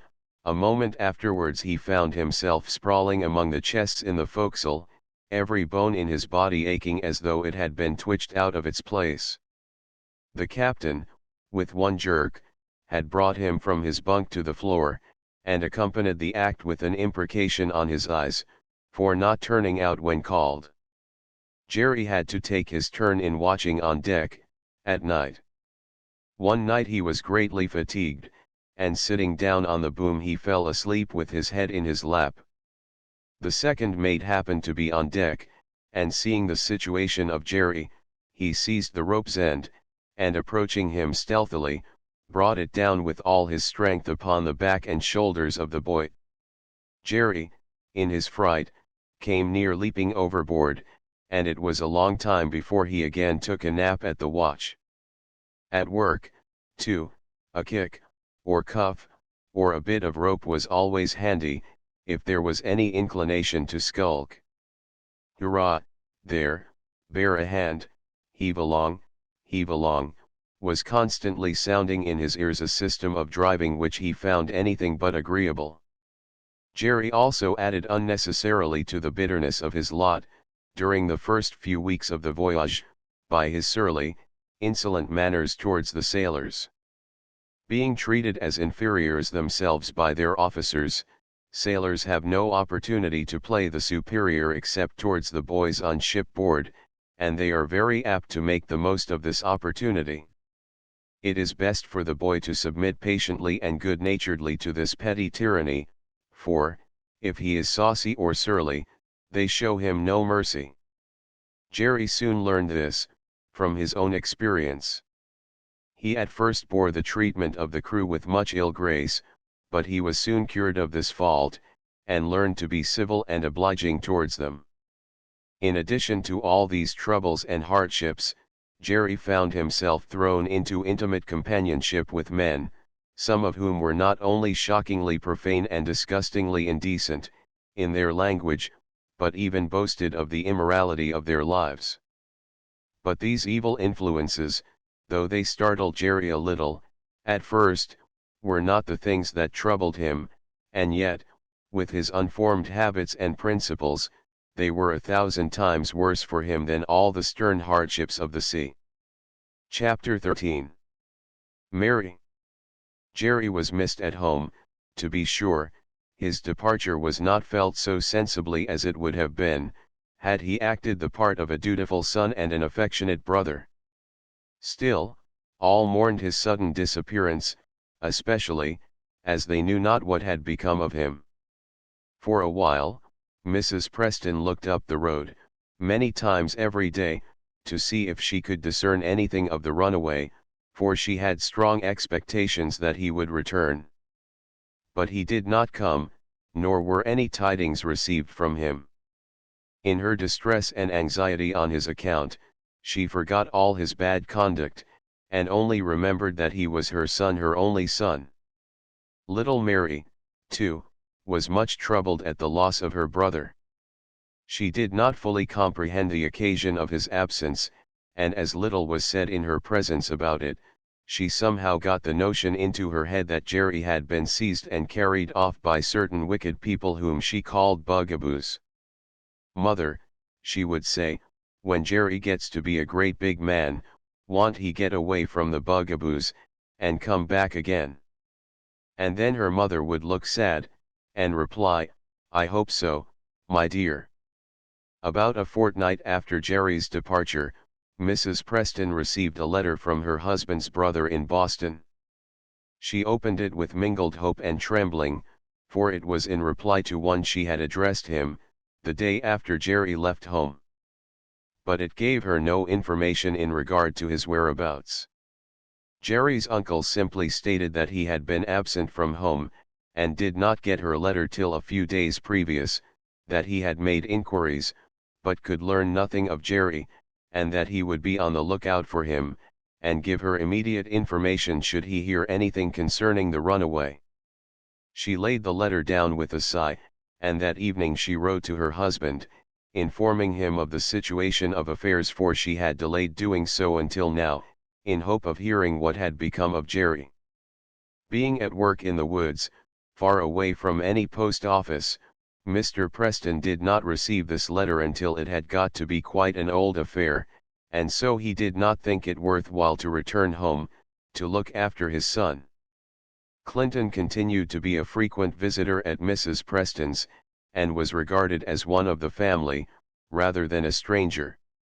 When riding down to the crossroads, he always stopped to inquire if they had any errands to be done at the store, and often, when going back and forth, he would drop in a few moments, to chat with the children, or join in their sports. There was in the yard a great image of snow, twice as large as a man, which Clinton had made to amuse little Mary. The frequent thawings and freezings to which the snow giant was subjected, gave him a smooth, thick coating of ice, so that a snowball made no impression upon him. This, Clinton said, was his coat of mail. By causing water to drop down its chin, when it was freezing cold, Clinton made a beard of icicles for the image, which gave it a very grotesque look. One morning, after a thaw, Mary was highly delighted with the discovery she made of a long icicle hanging from the nose of the old man, as she called him. A few days after there was a heavy fall of moist snow, which swelled the image to gigantic proportions, the outline of the figure being still preserved, but soon it tumbled to pieces of its own weight, and only a heap of hardened snow and ice remained to tell its story. Clinton was a favorite with the family, and his visits gave them much pleasure, yet Mrs. Preston could not look upon him without a feeling of sadness, for his presence always reminded her of her own son, the playmate from infancy of Clinton. Nor could she help contrasting their characters and prospects. She thought what a difference a few years had made, in the two boys, and then she wondered whether this difference was to go on, ever widening, to the end of their lives. Thus week after week passed away, and the family were beginning to recover from the melancholy occasioned by Jerry's flight from home, when a new and unwelcome guest entered the house. This guest was sickness, and Mary was its victim. She grew ill so alarmingly fast, from the hour of her attack, that James was soon dispatched for the doctor. When this functionary arrived, he felt of Mary's pulse and temples, looked at her tongue, and made some inquiries of her mother in relation to her symptoms. He then pronounced her to be in a fever, but expressed some hope of being able to throw it off. Opening the little leathern trunk, which he always carried with him in his professional visits, he took from it several kinds of medicines, and gave them to Mary's mother, with directions how to administer them. But Mary continued to grow worse and worse, in spite of the good doctor's medicine. She tossed about on her little bed, moaning piteously, and complaining continually of the dreadful pain in her head. Night came, and she could not sleep, although the lamp in the room was shaded, and her mother moved noiselessly about in her gentle ministries to the sick one. Every little while she would call for drink, for she said she was burning up with the heat, but she ate nothing.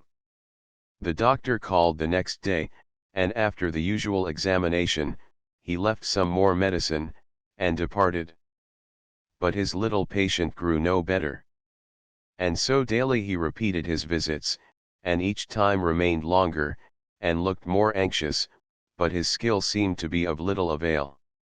At length one morning, as Emily and Harriet were sitting at the bedside of the sufferer, while their mother was necessarily absent, Mary awoke from a short, troubled sleep, and, with a wild, unnatural look, began to talk very fast and very singularly about a great many different things. "There's my old snowman," she said, pointing to a bedpost on which some light-colored clothing was hanging. "Old man, old man, old man, do you know who made you?" "I know who it was, 'twas Clinty." "Oh mother, see that? See that? Isn't it beautiful? Now it's gone, and I shan't see it again." "Yes, I will too. There it goes, buzz zzz, do auntie you sting me, you naughty bee, I'll tell my mother if you do." "See. See. See. There he comes, that's Jerry." "No it ain't." "Yes it is too, I tell you it is Jerry, don't you see him? Oh, how glad I am he's got away from the bugaboos. Look. Look quick. That's him, there it goes up there, don't you see it way up there, going round and round? Buy low baby," she continued, twisting the bedclothes into something that seemed to her a doll, and then she repeated a verse of one of her little songs: "Dance, little baby, dance up high, never mind, baby, mother is by, crow and caper, caper and crow, there, little baby, there you go. Thus she continued to talk, her mind flying from one thing to another in a most singular manner. Her sisters spoke to her, but she took no notice of them, and Harriet ran down to her mother, and bursting into tears, cried, "Oh, mother, do come upstairs, Mary's gone crazy, and is talking about everything."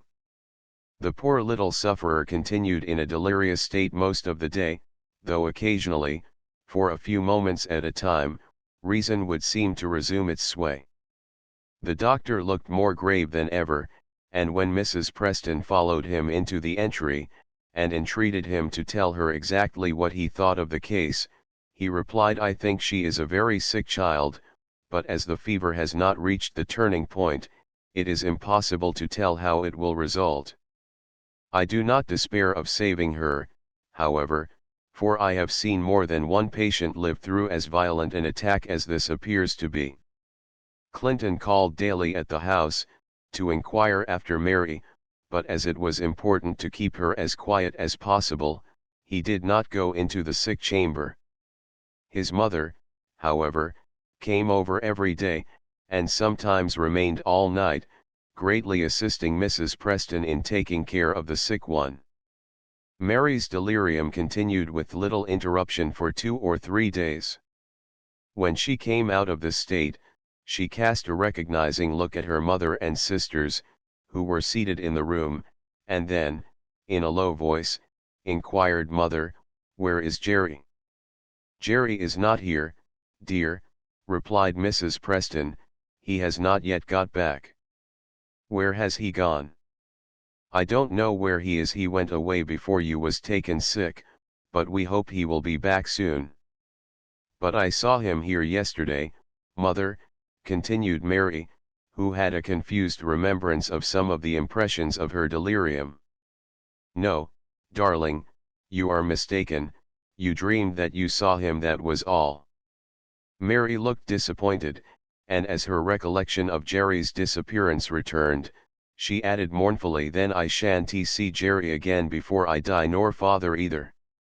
"Oh, yes you will," quickly replied her mother, startled at these words, "you will soon get well, I hope, and father will be home, before many weeks, and Jerry, too, perhaps." Mary sadly shook her head, but made no reply. That night she slept a few hours, but in the morning it was evident that she was rapidly failing. Calling her mother to the bedside, she said, with a beautiful smile upon her face, "Dear mother, I am going today. I have seen the angel that is to carry me over the river. Oh, I wish I could tell you all about it, but I can't talk much now. I saw a beautiful country. There was no snow there, but the grass was all green, and there were flowers of every kind. There was a great temple, too, as high as the clouds, and it dazzled my eyes to look at it, it glittered so in the sun. And I saw thousands of little children, dressed in white, and the Savior gathered them around him, and kissed them, and then they all sang, and looked so happy, and he looked so kind. But there was a dark, ugly river between me and them, and while I was thinking how I should like to get across, a tall, beautiful angel came up to me, and asked me if I would not like to become one of the Savior's little lambs. I told him I should, but I was afraid of the terrible river. Then he kissed me, and told me not to be afraid, for he would come for me in a few hours, and carry me over, and he said I never should be sick any more, nor go astray. And I asked if he would not take you too, and father, and Jerry, and Emily, and Harriet, but he said not yet. And while the angel was talking to me, the Savior looked towards us, and stretched out his arms, and so I am sure that I shall go to heaven today." Mrs. Preston listened to this recital in tears, and was too much overpowered with her emotions to make any reply. It was but too evident that Mary's presentiment of her approaching death was not unlikely to prove true. She continued to sink through the day. The doctor came once more, but he told the weeping mother he could do nothing more for the sufferer. In the afternoon, Mary desired that all the members of the family should be gathered around her. In a few simple, childish words, she bade each a farewell, and looked the affection which she could not express. And then, remembering the absent ones, she left messages of love for her father and Jerry. She soon after sank into a stupor, and apparently did not recognize her mother and sisters, who sat silently and tearfully watching her breathing, as each minute it became shorter and more labored. Just as the last spark of life was expiring, a heavenly smile beamed upon her pure young face, and the exclamation, "There he is, the angel is coming," faintly trembled upon her lips. A moment after, little Mary was gathered into the fold of the Good Shepherd, in heaven. A little grave was dug in the frozen earth, in one corner of the garden, and there the dust of Mary now sleeps, in hope of a resurrection. But it is only the body that lies there. She went with the good angel, we trust, to become one of the lambs in the Saviour's flock. There past are death and all its woes, their beauty's stream forever flows, and pleasure's day no sunset knows. Chapter 14. The Forest's March had come, the month which is usually considered the beginning of spring, though in the part of the country where Clinton resided it seemed more like the last month of winter. The winter school had closed, and as it was too early to commence labors on the farm, the scholars were enjoying a long holiday. There was little for Clinton to do, at home, and even his father was at leisure much of the time, having chopped and hauled his year's supply of wood, cleaned and repaired his tools, and done such other jobs as are usually deferred to the winter season. The deportment of Clinton, since his frank confession of the errors into which Jerry had led him, had been unexceptionable, both at home and at school. He seemed like himself again. His parents began to feel sorry that they had deprived him of his promised journey to Boston, although he had never once spoken of the matter from the day they announced their intention. In talking over the subject one evening after the children had gone to bed, they concluded to make up for Clinton's disappointment, in part at least, by treating him to an excursion of another kind. The next morning, at the breakfast table, Mr. Davenport introduced the matter by saying, "Clinton, you've behaved pretty well, for some time past, and as I believe in rewards as well as punishments, I am going to propose to treat you to a little excursion, next week. Where should you prefer to go, to Portland, or to Bangor, or back into the forests, among the loggers? As the sleighing is now excellent, and bids fair to remain so for a week or two longer, we will take Fanny, or rather she shall take us, and you shall decide to which of these points we shall steer." "I should like to go to either of the places, first rate," said Clinton, "but I don't know as I have any choice about them." "I'll leave it with you to say which shall be the trip." "No," resumed his father, "you think the matter over today, and perhaps you will find that you have some preference."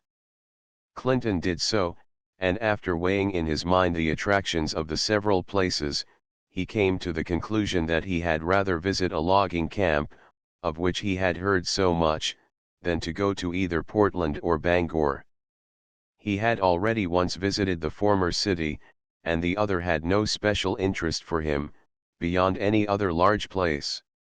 So he informed his father of his decision, and the logging camp was determined upon as the object of their journey. The rest of the week was spent in preparing for and talking about their approaching excursion. Clinton watched the weather very closely, and was constantly on the lookout for a storm, but no storm came, though there were at times indications of foul weather, which somewhat dampened his ardor.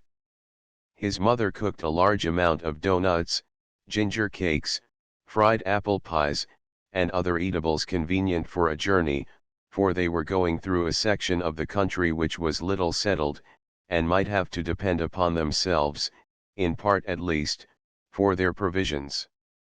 The sleigh was cleaned, and even Fanny received extra care, and an extra allowance of fodder, in consideration of the long jaunt before her.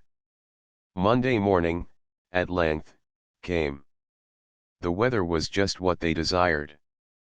The sun shone pleasantly, the air was mild, and the sleighing, which had not been interrupted for a day, since the first considerable fall of snow in December, was smooth and easy. Mrs. Davenport stowed away in the sleigh box, under the seat, an ample supply of provisions for the journey, and, also, a quantity of extra clothing, to be used in case they should need a change. Nor did Mr. Davenport forget to provide something for Fanny's comfort on the way. He lashed a bag of grain between the dasher and the front of the sleigh, and inside he put as much hay as he could conveniently carry, tied up in wisps of a convenient size for baiting the horse. Some friction matches, an umbrella, a rifle, a hatchet, and 2 good buffalo skins, completed their outfit. The sun was hardly half an hour up, when Clinton and his father bade goodbye to Mrs. Davenport and Annie, and started on their journey. The logging business is carried on most extensively around the headwaters of the great rivers in the northern part of Maine. These, however, were too far distant, and the roads to them too little traveled, to be visited with much pleasure or even safety, at this season of the year. The camp which Mr. Davenport intended to visit was situated on one of the tributaries of the Kennebec River, about 40 miles from Brookdale. Here they could obtain quite as correct an idea of the logger's life as they could by going farther north, though the business was carried on upon a smaller scale at this place.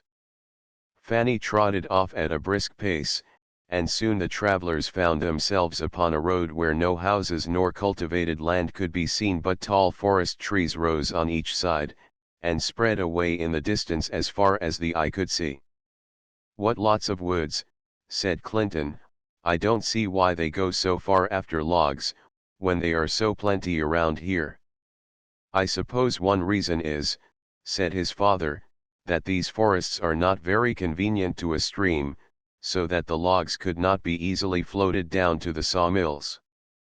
Perhaps, too, the land belongs to somebody who thinks the lumber will be more valuable by and by than it is now. There are many large tracts of wood scattered over the state, even in parts which have been settled for years. I should think it would take a great many ages to use up all the wood there is in the state," continued Clinton. "I hope it will be a great while," remarked Mr. Davenport, "before we are as badly off for wood as they are in some parts of the old world. What would you think of buying firewood by the pound? Yet this is the way it is sold in Paris and many other European cities. A man who had traveled a great deal, once told me that he had known wood to sell at the rate of $85 a cord, in Naples. In France, and Spain, too, wood is very scarce, and as but little coal is used, the people learn to be very economical in the use of fuel. He says it would cost a fortune for a man to keep up such fires in his house, in Paris, as we do here. The trimmings of fruit trees and grapevines, and everything that will burn, is carefully saved. Lumber, for building purposes, is also much dearer than it is here, and is much less used than with us. But some people think the time will come when wood and lumber will be as dear here as they are now in Europe." Patches of fenced lands, some of which had evidently been cultivated, now began to appear, and in a few minutes a little settlement of farmhouses became visible, but the travelers did not stop, and were soon again in the forests, with no signs of civilization around them but the road upon which they traveled. Most of the pine trees had been cut down, in this tract, but a few lofty and noble specimens remained, as if to show what had been there. The stumps of these departed giants of the forest were scattered in every direction, and some of them were of great size. They had no measuring tape, but Mr. Davenport, after carefully examining one of these stumps, calculated that it measured fully 17 feet in circumference, At the cut, there was a pine still standing, nearby, which he thought would measure almost as much as this. Its height he estimated at 130 feet. But though there were few white pines left, there was no lack of trees. Among those which Clinton recognized, was a small, scraggy species of pine, the stiff, cone-shaped cedar, the mountain ash, with its clusters of bright red berries, the noble and cleanly beech, the thrifty, broad-headed butternut, the graceful birch, with its silvery trunk, the maple, the larch, the spruce, etc. There was also a dense growth of smaller trees or bushes, among which he found the hazel, filbert, moosewood, alder, bearberry, wintergreen, and other familiar shrubs. The conversation turned upon the properties and uses of these several trees, for Mr. Davenport always improved such occasions for giving Clinton useful information concerning the objects around him. He told him what an excellent substitute beech leaves were for straw, for filling beds, and how valuable the sugar maples will one day be considered, when the people get in the way of making sugar as an article of export, and how the Shakers use the wood of the butternut for making bowls, and sell the bark to the apothecaries for medicinal purposes, and how fond the partridge is of the little red bearberries.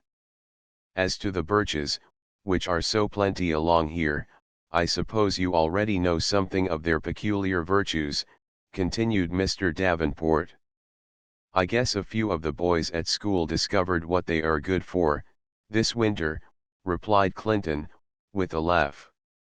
Well, I made the same discovery myself, when I went to school, added Mr. Davenport. The master got out of birch rods one day and sent me off to cut some. The tree which we usually patronized for this purpose was near by a pond where there happened to be excellent skating, and as my skates were handy, I having hid them under a log before going into school, I thought I would take a turn or two round the pond, after cutting the twigs. I did so, and then returned to school, with half a dozen long, stout rods.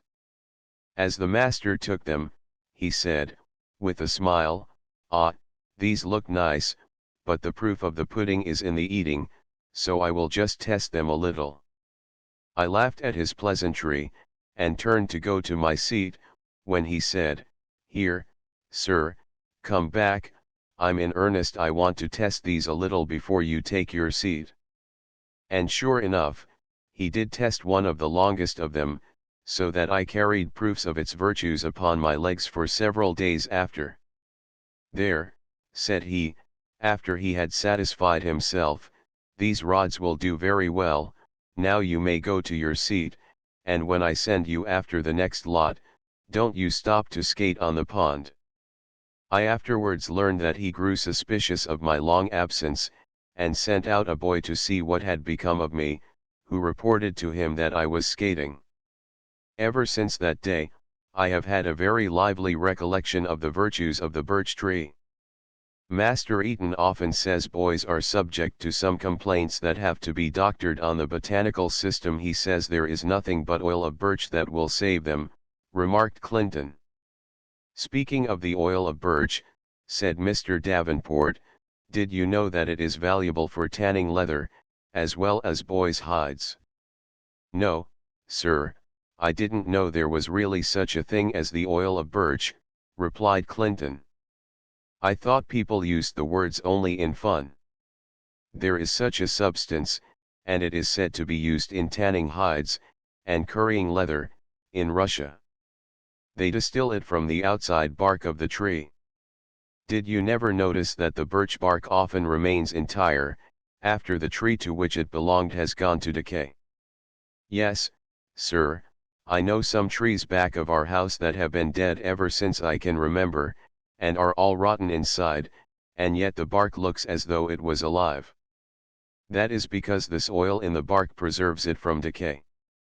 And there is another curious thing about this tree: it is generally the first to spring up after a forest has been cut down, or burned over. I suppose most of these birches that we see around us, have grown up since the pines were cut down. They are not at all particular about their location, but will manage to flourish wherever they can find a standing place.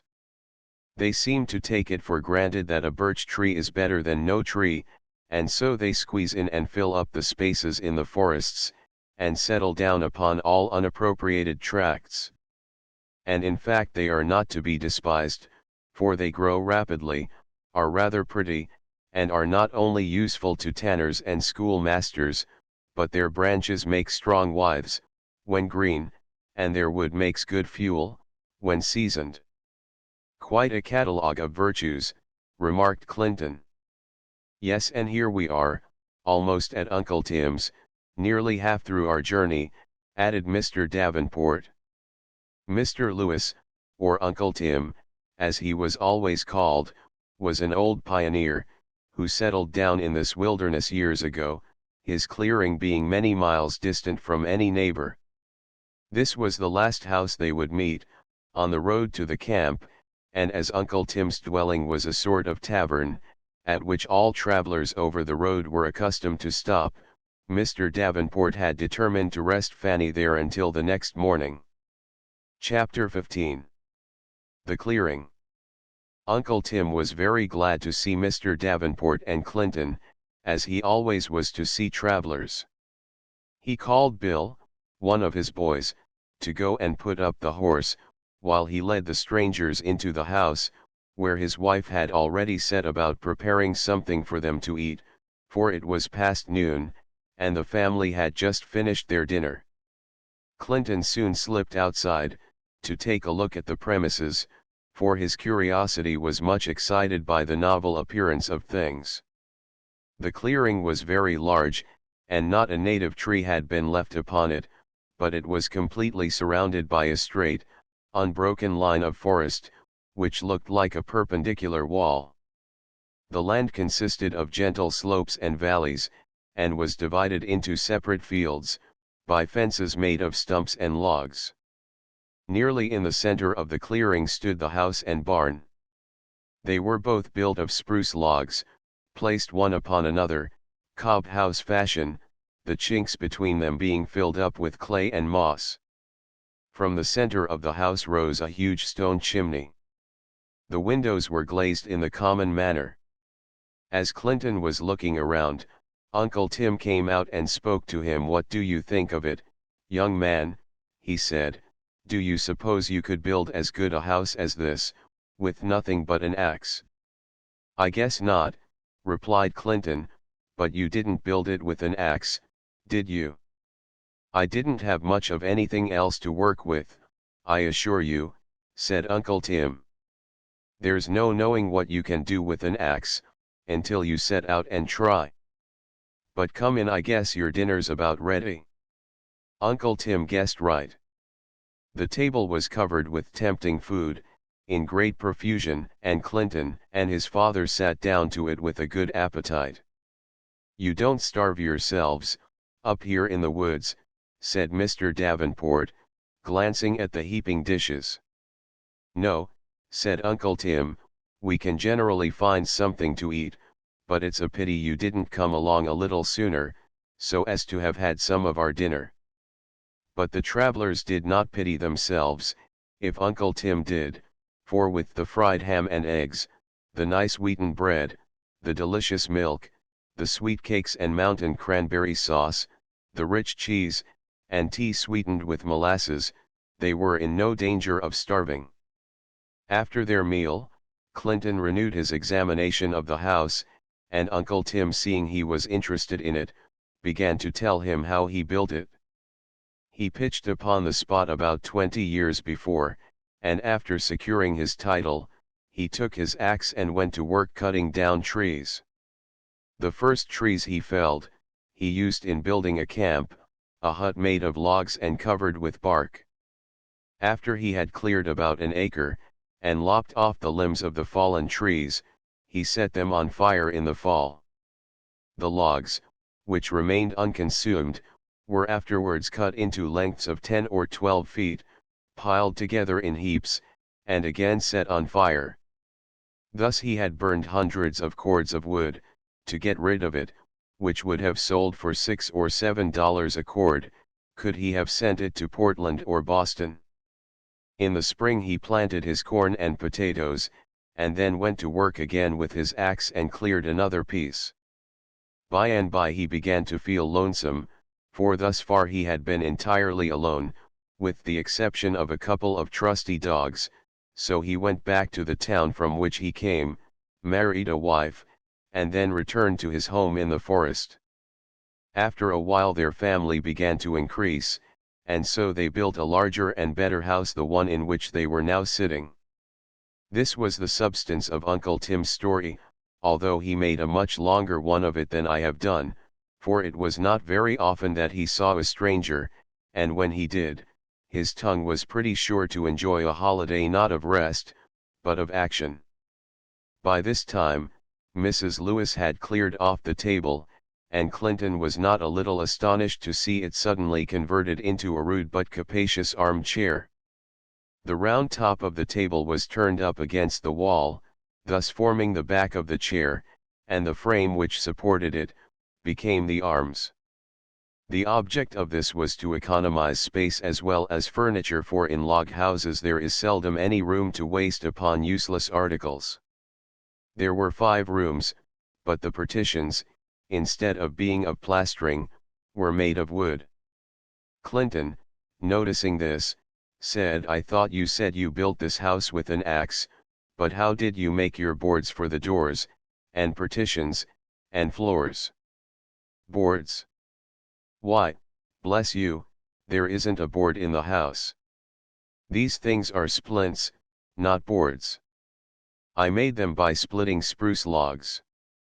The roof is covered with them, too, and I'm going to clapboard the house with the same things afore next winter." Clinton's mistake was very natural, for the floor and partitions were almost as smooth and straight as though made of sawed and planed boards.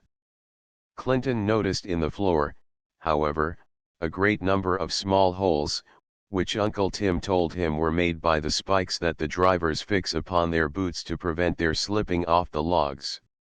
This led Clinton to another discovery. The river, to whose headwaters they were going, passed through Uncle Tim's clearing, but as it was frozen over, and the ice partially covered with snow, Clinton had not noticed it before. It was down this river that the logs and their iron-shod drivers came, and the latter were in the habit of stopping at Uncle Tim's for supplies. Seeing a noble-looking dog asleep in the chimney corner, Clinton inquired if that was one of the 2 that came with him when he first settled in the woods. "No," said Uncle Tim, "but he's a son of theirs, and a worthy successor he is, too, ain't you, Hunter?" Hunter, at the mention of his name, started from his doze, and wagged his bushy tail, which said yes, as plain as tail could speak. "He considers the poultry under his charge," continued Uncle Tim, "just as his father and mother did afore him, and he won't suffer a hawk or any big bird to come within 20 rods of the chickens. He's great on Inguns, too. He smells 'em a mile off, and barks long afore they're in sight." "Do you have many Indians about here?" inquired Clinton. "Not many, a few stragglers come along once in a while. Redskins ain't so plenty as they were when I first came here, nor half so saucy either. They know it's their fate to give way to their betters, and it makes them sort of humble like." Clinton now went out to the barn, where he found 2 stout, hardy lads, larger than himself, giving the cattle their suppers. These were Uncle Tim's sons. Bill and Jim were the only names by which he heard them called. Their faces were brown, their hands large and rough, and their clothing was of the coarsest description, but their bodies were finely developed, and, like their father, they were shrewd and intelligent, though they had never enjoyed a day's schooling. Clinton took hold and helped them about their work, and soon he felt very well acquainted with them. They asked him a great many questions about Brookdale, and he, in return, was quite as inquisitive about their home. He was astonished to learn, as he did, in the course of the conversation, that Bill, the eldest of these great, broad-shouldered, wide-chested, and long-legged boys, was only about a year older than himself, while Jim was actually his junior by 3 months. Hard work, constant exposure to the air, and hearty food, had hastened their growth to a remarkable degree. The barn was larger than the house, and was built in much the same way, though there were only wooden shutters to the windows instead of glass, and the wood generally was not so smoothly finished as it was in the house. The stock consisted of horses, cows, oxen, pigs, and hens. The ground served as a floor, in the lower story, but overhead there was a loft, in which hay, straw, and other articles were stored. Clinton learned from the boys, that their father raised all the hay and grain necessary for the stock. Potatoes, grass, and oats, were their principal crops, but they generally had small patches of wheat and Indian corn. There were a few apple trees, which Uncle Tim had raised from the seed, but the boys said the fruit was sour and crabbed, fit only for sarce, or the pigs. When Clinton returned to the house, he found preparations making for supper. The fireplace, the only one the house could boast, was almost large enough to admit of roasting an ox whole, and the heap of burning logs, 4 feet long and unsplit, looked as if Mrs. Lewis was intending to accomplish some such feat, but it was only her ordinary fire, such as she always had to boil the tea kettle, and bake a pan of cakes. The fireplace was built of stone, and there was a hearth of the same material before it. An iron crane swung over the fire, from which the tea kettle and baking kettle were suspended, by hooks shaped like the letter S near the ceiling. Over the hearth, a string was stretched across the room, on which a few stockings were drying. The armchair was now converted into a table, and supper was soon ready. It was very similar to the meal of which Mr. Davenport and Clinton had already partaken. Uncle Tim's 2 boys did not come to the table until the others had risen, as there was not room enough for all. After the boys had finished their supper, Clinton asked them if they would not go down with him to the river. They complied with his request, and as they were on their way, they passed some logs, by the side of which there was an axe, with a remarkably long helve or handle. "Hullo," said Clinton, "I guess that axe was made for a giant." "No," said Bill, "the helve has to be long so that the chopper can stand on the log when he cuts, so fashion," and he jumped upon the log, and gave it 2 or 3 blows that made it crack to the center. Clinton found the river narrower than he expected, and as the snow had drifted in, there was not much ice to be seen. The boys told him, however, that in the spring the stream was 2 or 3 times as wide and deep as it was now, and they described to him its lively appearance in a freshet, when thousands of logs were swept down its swift current every day, and the jolly drivers were continually passing, to start off those timbers that happened to lodge against the rocks or shores. "I'm going to be a logger," said Bill. "They have first-rate times up in the woods, in the winter, and it's real fun to see them go down the river in the spring." "Poh," said Jim, "I'll bet you'll get enough of it in one season." "Father says it's the hardest life a fellow can choose." "And what do you mean to be, Jim?" inquired Clinton. "I want to be a carpenter," replied Jim, "but father won't get me any tools, nor let me go away to learn the trade." "Do you have any tools where you live, Clinton?" "Yes, lots of them. My father used to be a carpenter, and has got a whole set of tools, and lets me use them as much as I please." "Oh, how I wish I had some tools," continued Jim. "I mean to ask father to let me go over and see yours sometime." "I wish he would let you go," said Clinton. "I'd show you all our tools, and how to use them, too." Night was fast drawing on, and the boys had now reached the house, where they found Uncle Tim and Mr. Davenport talking about the elections. There was in the room an article of furniture called a settle, a bench large enough for 3 or 4 to sit upon, with a high back, and arms to lean upon at each end.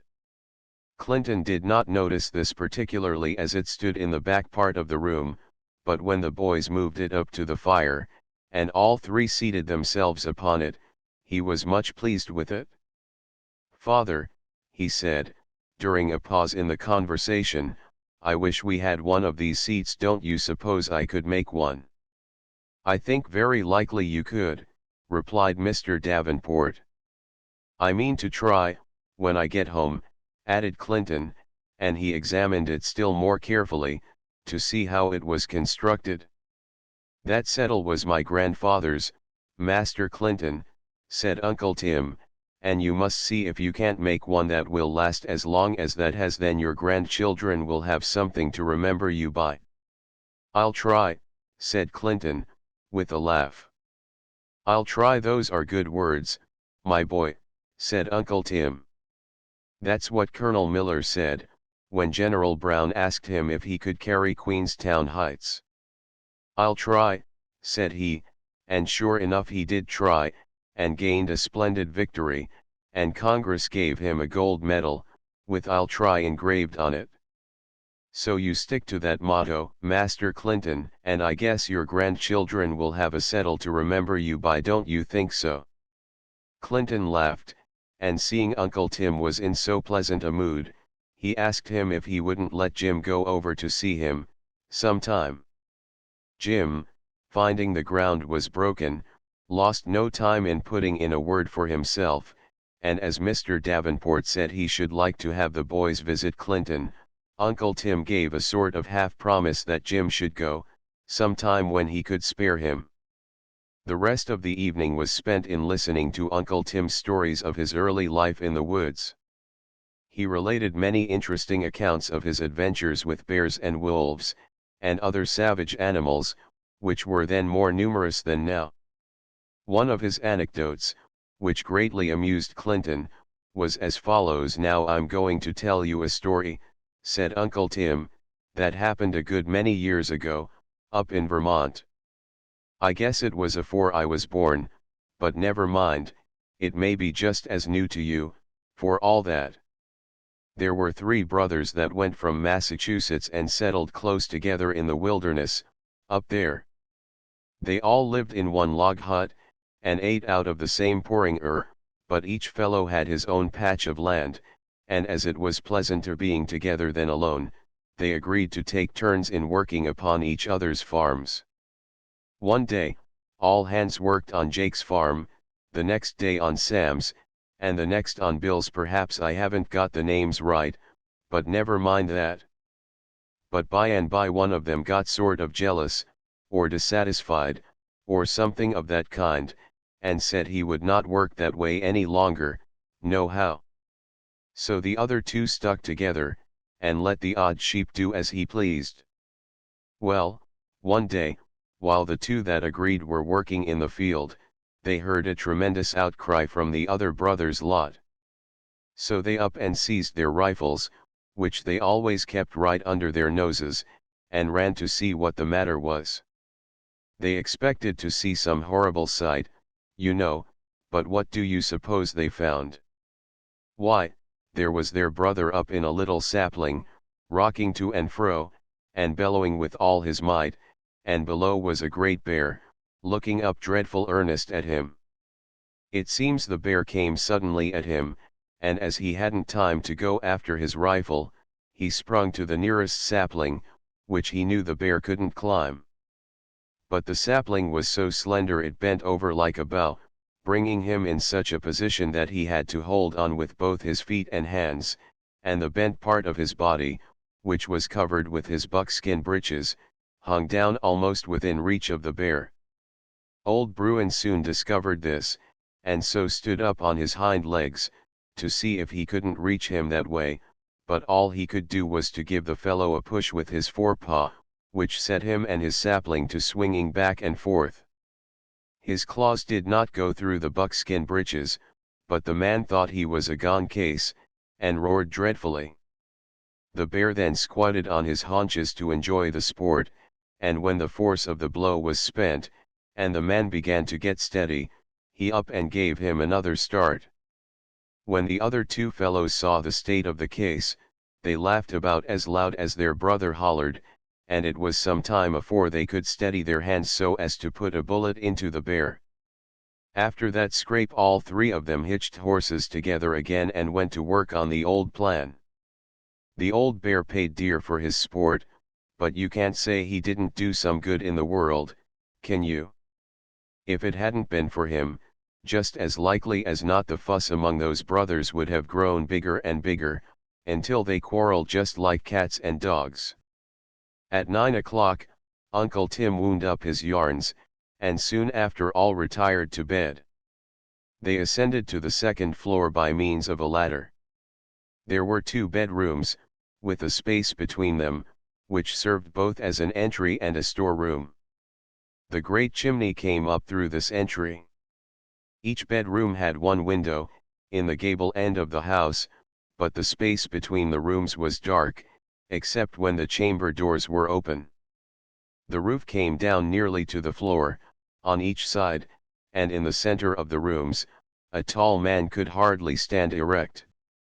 Mr. Davenport and Clinton slept in one of these rooms, and Bill and Jim in the other. Uncle Tim and his wife had a bedroom downstairs. A straw bed made up upon the floor, without a bedstead, a large chest, and 1 chair, were the only furniture in the room where Clinton slept. There were several long wooden pegs driven into the logs which served as rafters, upon which they hung their clothing, and soon both were sleeping as sweetly as though they had been quartered in the best room of a first-class hotel. Chapter 16. The Loggers. The sun rose clear, the next morning, and after an early and bountiful breakfast, Mr. Davenport and Clinton bid good-bye to Uncle Tim and his family, and resumed their journey. The country through which they rode was much the same as that they had already passed over, with the exception that it was if possible even more stern and wild, not a single house or cultivated spot meeting their eyes during the whole forenoon's ride. After the first hour, Clinton was not quite as lively as usual. In fact, he felt a trifle less cheerful than ordinary. He could not tell whether it sprang from a touch of homesickness, or from a sense of lonesomeness. But his unpleasant feelings arose more from the influence of the dreary winter scenery upon his mind, than from either of these causes. His father, noticing this, chatted away in a more lively strain than usual, and after a while succeeded in dispelling the tinge of gloom from his mind. The road being traveled but very little, the sleighing was poor, and there was no prospect of their reaching their destination before the middle of the afternoon. Accordingly, about noon, they reined up, for the purpose of resting the horse, and eating their dinner. Having given Fanny a wisp of hay, to take up her mind, they collected together a heap of dead wood, the remnants of fallen trees, etc., which they found near the road, and set it on fire. It burned finely, and sent out a cheerful warmth, in which they seated themselves, and partook with a keen relish of the various good things which Clinton's mother had stowed away in the sleigh box. After halting about an hour at this place, they resumed their journey, and a ride of about 3 hours brought them within hearing of the loggers. The first indication they had that they were near the camp, was the loud gee, haw buck, whoa, of a man who was driving oxen. These sounds had a very enlivening effect upon Clinton, who could scarcely refrain from jumping from his seat, and running ahead, so impatient was he to see some signs of humanity in the dreary wilderness. But in a few moments, they came in sight of the camp, and soon they noticed 2 or 3 men, with long hair and immense whiskers, approaching them from different directions. Mr. Davenport recognized an old acquaintance in one of them, and received a most hearty welcome from him. "Mr. Jones," said Mr. Davenport, "my boy has long wanted to see how the loggers live, and as I had a little leisure and the weather and sleighing were promising, I thought I would gratify his wishes. I am right glad to see you, and him, too, said Mr. Jones, and he seized Clinton by the hand, and gave it a gripe and a shake which he felt for 10 minutes afterward. Why, I haven't laid eyes on a child or a youngster, for 4 months, and it's a real treat to see you, I can tell you. I've got a boy of my own, at home, about your size, and a fine little fellow he is, too. I'm afraid you'll find rather poor quarters here in the camp, but you are welcome to such accommodations as we have, just so long as you'll stay. The horse was taken from the sleigh and led to the cattle hut, and Mr. Jones conducted Mr. Davenport and Clinton to one of the camps, where he told them to make themselves at home. He offered them food, which they declined until the usual supper hour. He had many questions to ask concerning what was going on in the world, from which the loggers are almost shut out, and as he and Mr. Davenport were absorbed in their conversation, Clinton slipped out to reconnoitre the premises. The camp, he found, was situated in the midst of the woods, and not, as he expected to find it, in a clearing. There was no scenery at all. The tall trees shut out the prospect on every side, and the only opening for the eye was towards the clear, blue heavens above. Only a few trees had been cut down, to serve as material for the houses, or as fuel. This spot was chosen for the sake of the shelter it afforded in severe weather, and also, because there was an excellent spring of water convenient to it. Clinton now turned his attention to the camps. These were built of logs, but in a style much inferior to Uncle Tim's house, in the clearing. As they are but temporary affairs, the loggers only aim at making them habitable for 1 or 2 winters. There were 3 of these buildings, one of which was used by the oxen.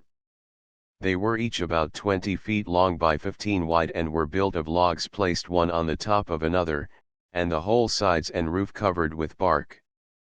Each camp had 1 door, but no windows. A hole in the middle of the roof, 3 or 4 feet square, served both for a chimney and a window. Clinton now returned to the camp, where his father and Mr. Jones were sitting, and began to inspect the interior. He found there were no partitions, for the loggers have no occasion for more than 1 room. The principal feature of the interior was the fireplace. This was directly under the hole in the roof, and was about 6 feet in diameter. The ground had been dug out nearly 2 feet deep, to make a bed for the fire and ashes, and the space was surrounded by stones. Benches, made of split logs, were arranged around the fire, which served both as seats and tables. He noticed that the door had a wooden latch, which was very ingeniously whittled to resemble an iron one. The only other articles in the room were a pork barrel, water bucket, basin, dipper, towel, a few cooking and eating utensils, and a dozen greasy and well-worn books and newspapers. The floor was thickly strewn with leaves of arborvitae, especially under the eaves, which came down to within 3 feet of the ground. These formed the loggers' beds. Such was the rude house in which Clinton was to spend 2 or 3 nights. He afterwards found that it differed from the cattle hut only in having a fireplace, and an outlet through the roof. But that fireplace, with the rousing fire which it afforded at all hours of the day and night, made the hovel comparatively cheerful and comfortable. So far from feeling disappointed with his quarters, Clinton longed for bedtime to come, that he might enjoy the new sensation of sleeping in such a romantic place. At sunset, the men began to return from their work. They all wore coarse but warm and durable clothing, and one article seemed universal among them, namely, red flannel shirts. Their beards and hair had not been trimmed since they left home. As they arrived at their quarters, they flocked around Mr. Davenport and Clinton, as if a strange face was a very unusual sight among them, as, indeed, it was. When they had all returned from their work, Clinton counted 20 men and 6 yoke of oxen. Having washed their faces and hands, the men now commenced preparations for supper, in both camps. It was fast growing dark, but they had no lamps, the blazing fire lighting up their houses very brilliantly. Kettles of water were boiled, and tea was made. Presently, one of the men began to poke round in the ashes and coals, and soon drew forth a large baking kettle, which had been buried there 2 hours before. On taking off the cover, a huge loaf of bread presented itself, which even an accomplished housewife might have been proud to own, so far as appearance was concerned. This, with a few slices of boiled salt pork, and tea sweetened with molasses and without milk, constituted their supper. They had no butter, but spread molasses on their bread, instead. Clinton ate heartily of the homely fare. The bread proved quite as nice as it looked, and even the tea tasted pleasantly to him. Mr. Davenport emptied what remained of the contents of the baskets which his wife had stowed away in the sleigh box, saying that he would exchange his cakes and pies for a little of their bread, when he started for home. He and Clinton had consumed but a small part of their provisions, and this disposal of the surplus appeared to gratify the loggers very much, as they had not tasted of any luxuries of this kind for many a day.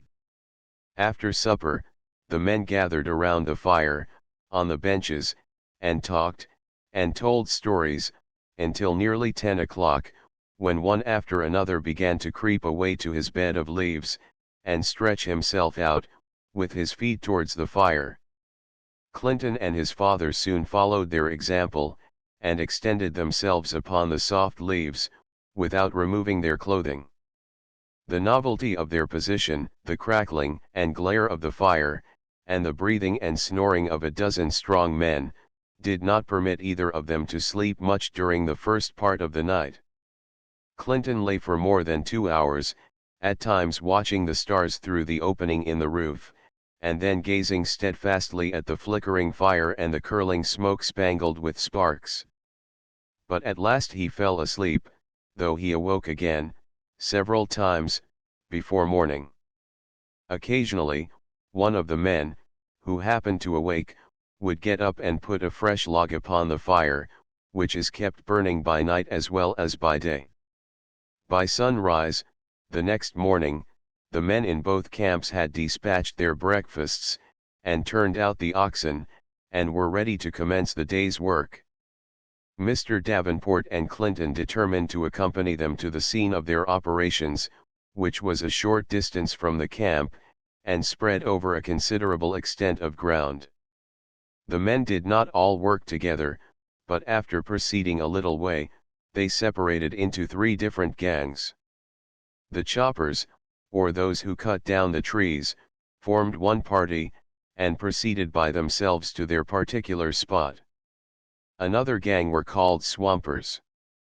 It was their business to clear roads from the felled trees to the landing place on the banks of the river, where the logs remain until the breaking up of the ice in the spring, when they are rolled into the water. The third party were teamsters, whose business it was to haul the logs from the forest to the stream. These last had the assistance of the oxen, which were attached to little bobsleighs, as they were called, upon which the heavy end of the log was placed, while the other dragged upon the snow.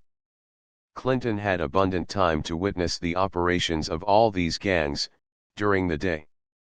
He found there was not much of either novelty or variety, in their labors, which in fact differed but little from the routine of the wood chopper, which he had often witnessed at home.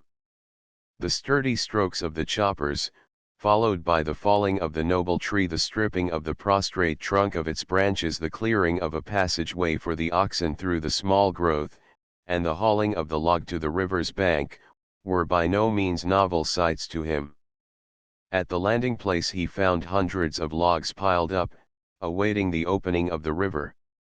Each log had a peculiar and uniform mark cut in the sapwood, by an axe, somewhat resembling a crow's foot, by which the owner would be enabled to know it when it should reach the great boom far away down the river, and become mixed up with thousands of other logs, belonging to many different persons. Each owner has his own private mark or device, which is bored or cut into all his logs, and thus he is always able to distinguish them from those of other lumbermen. Clinton kept with the loggers all day, witnessing their operations, and asking questions about their business.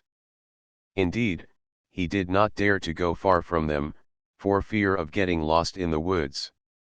At sunset, he returned with them from their labors, and after the homely evening meal, he sat and listened to the stories of the loggers, until bedtime. These stories were mostly of encounters with bears and wolves in the wilderness, of hunting excursions, and of adventures and exploits in the logging camp and upon the river.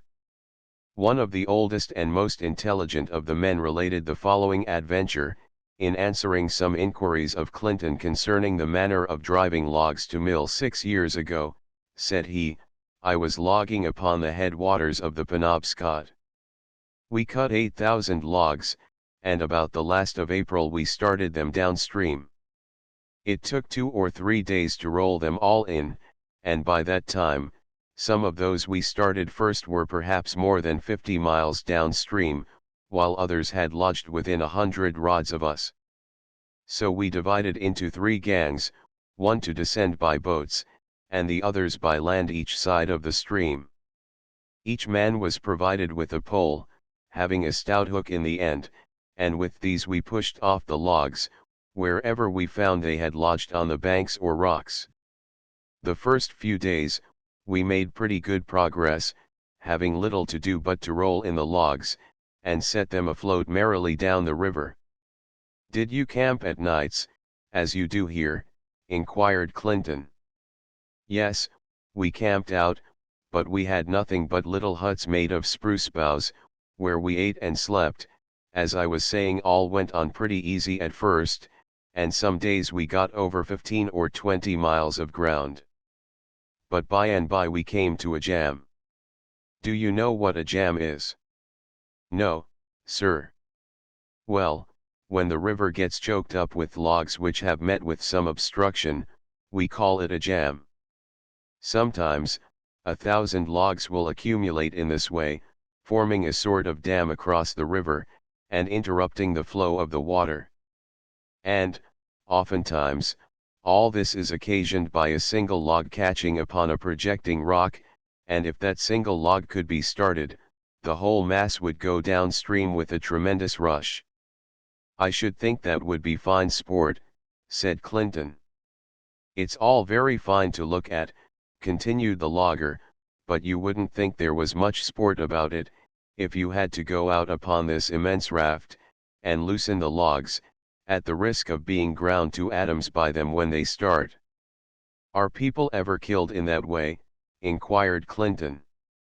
"Not very often, for none but the most experienced drivers are allowed to undertake such a delicate job, and they are always very cautious how they proceed. But let me go on with my story. The jam I was telling you about, happened to be in a rapid, rocky place, where the river passed through a narrow gorge. On each side were steep cliffs, more than 60 feet high, which almost hung over the water. The only way to reach the jam was to descend by a rope from one of these cliffs.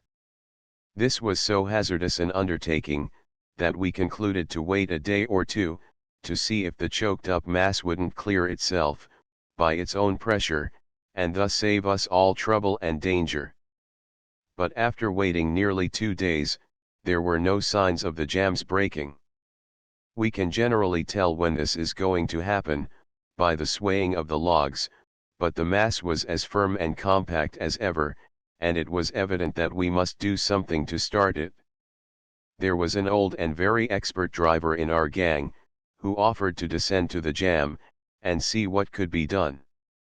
So we rigged a sort of crane, and lowered him down from the cliff by means of a rope fastened around his body, under his arms. After he had looked around a little, he sung out to us that he had discovered the cause of the trouble. A few strokes of the axe in a certain place, he said, would start the jam, and he cautioned us to pull him up, gently, as soon as he should cry, "Pull," and also to be careful, and not jerk him against the precipice. He then began to hew into the log which was the cause of the jam.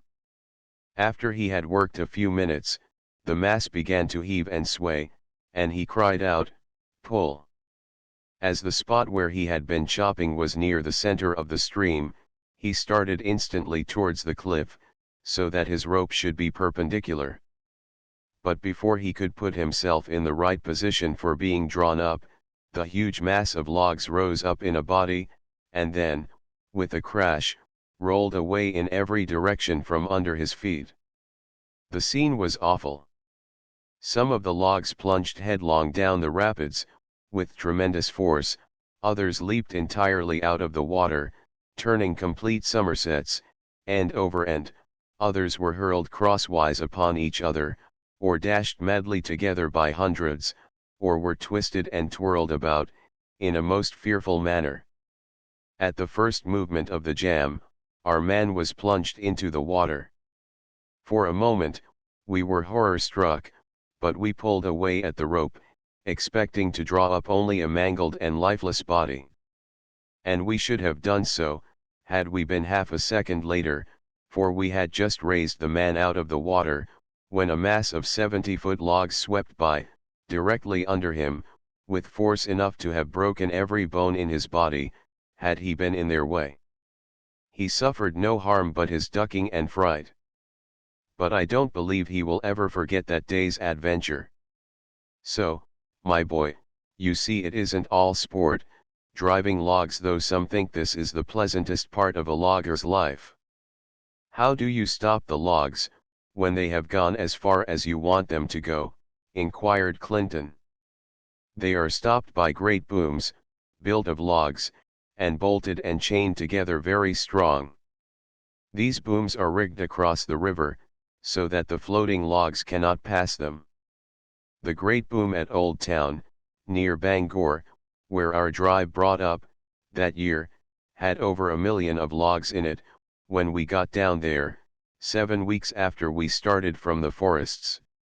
The logs lay upon one another about 10 feet deep, and extended back for miles.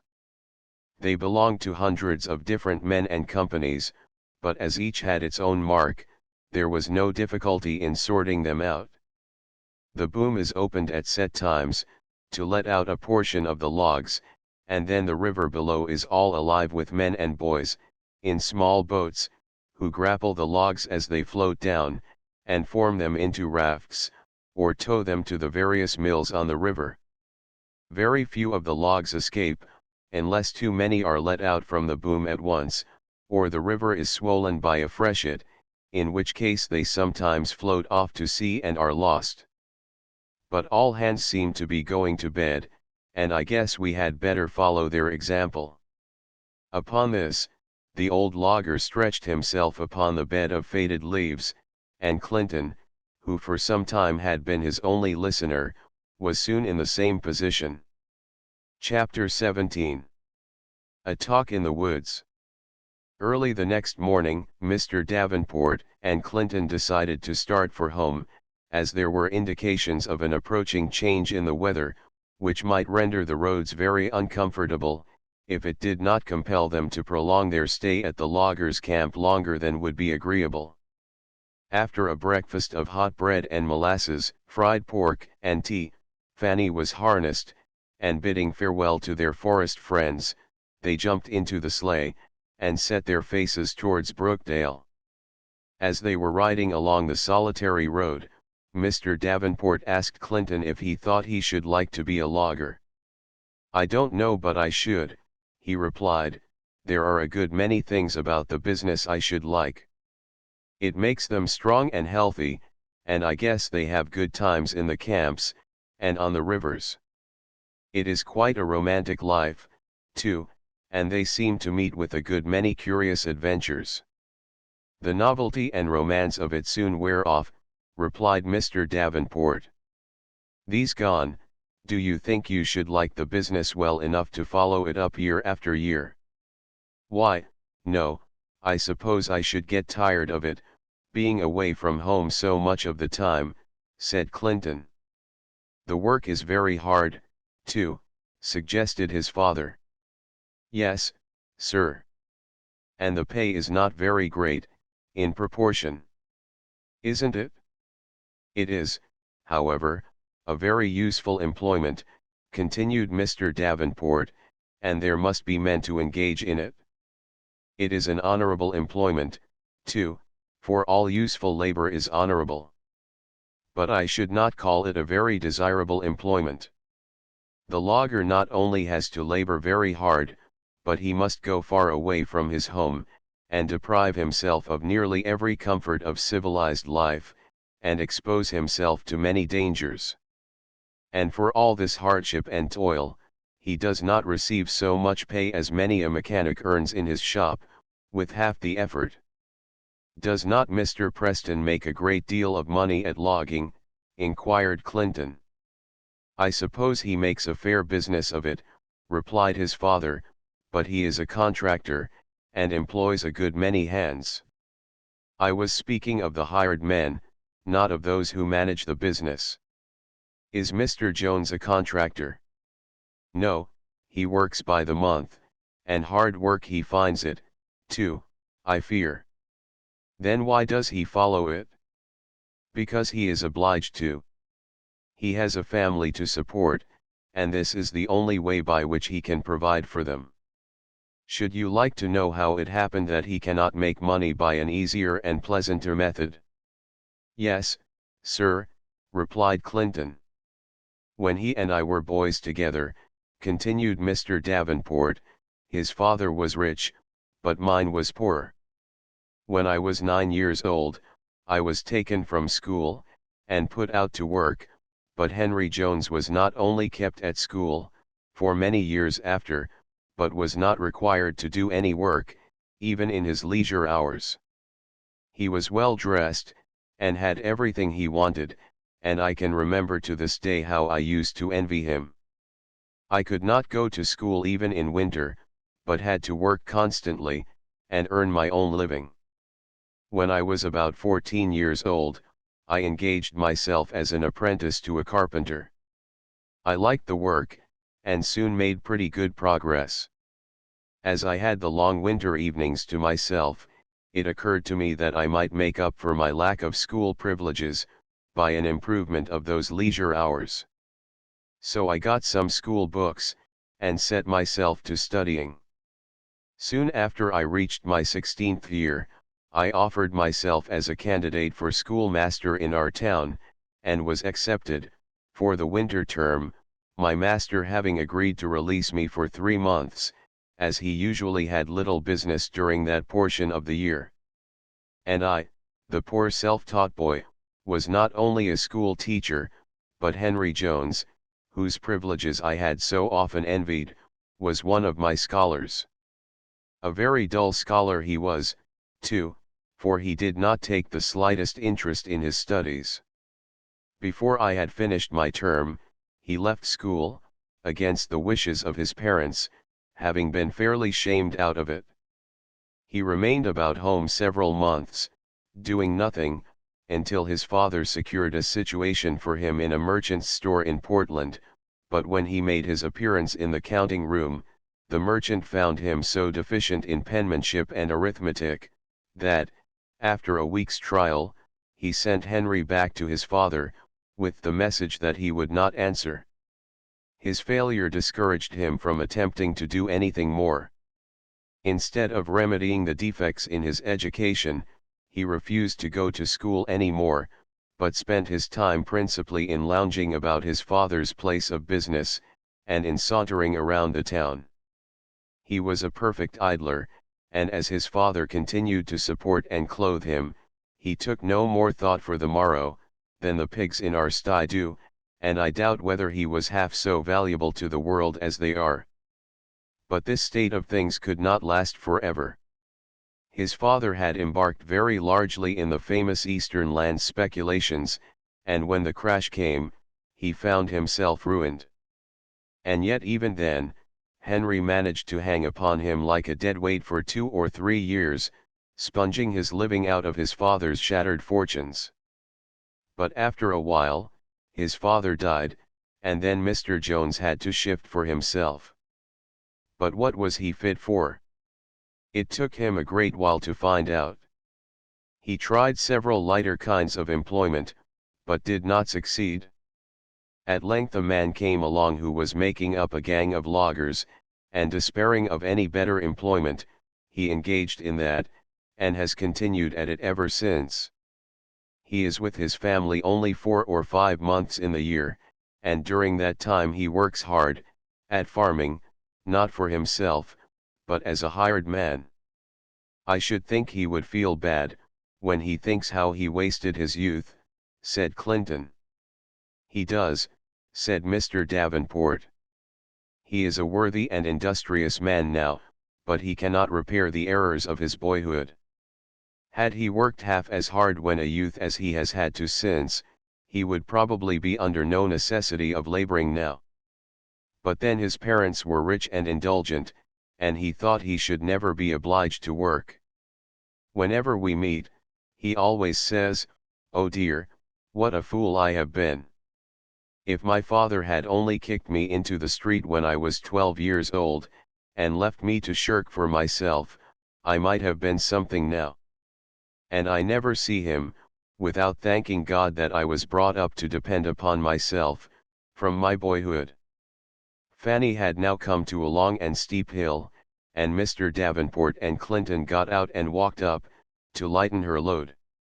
When they reached the top, the prospect was very extensive, and they stopped a few minutes, to enjoy the scene, and to rest the horse. While they were gazing around, Clinton discovered something moving on a distant hill, and cried out, a deer, don't you see it, father, right over that great pine that stands all alone, there." Mr. Davenport soon discovered the object pointed out by Clinton, and said, "No, that can't be a deer, Clinty, it is too large.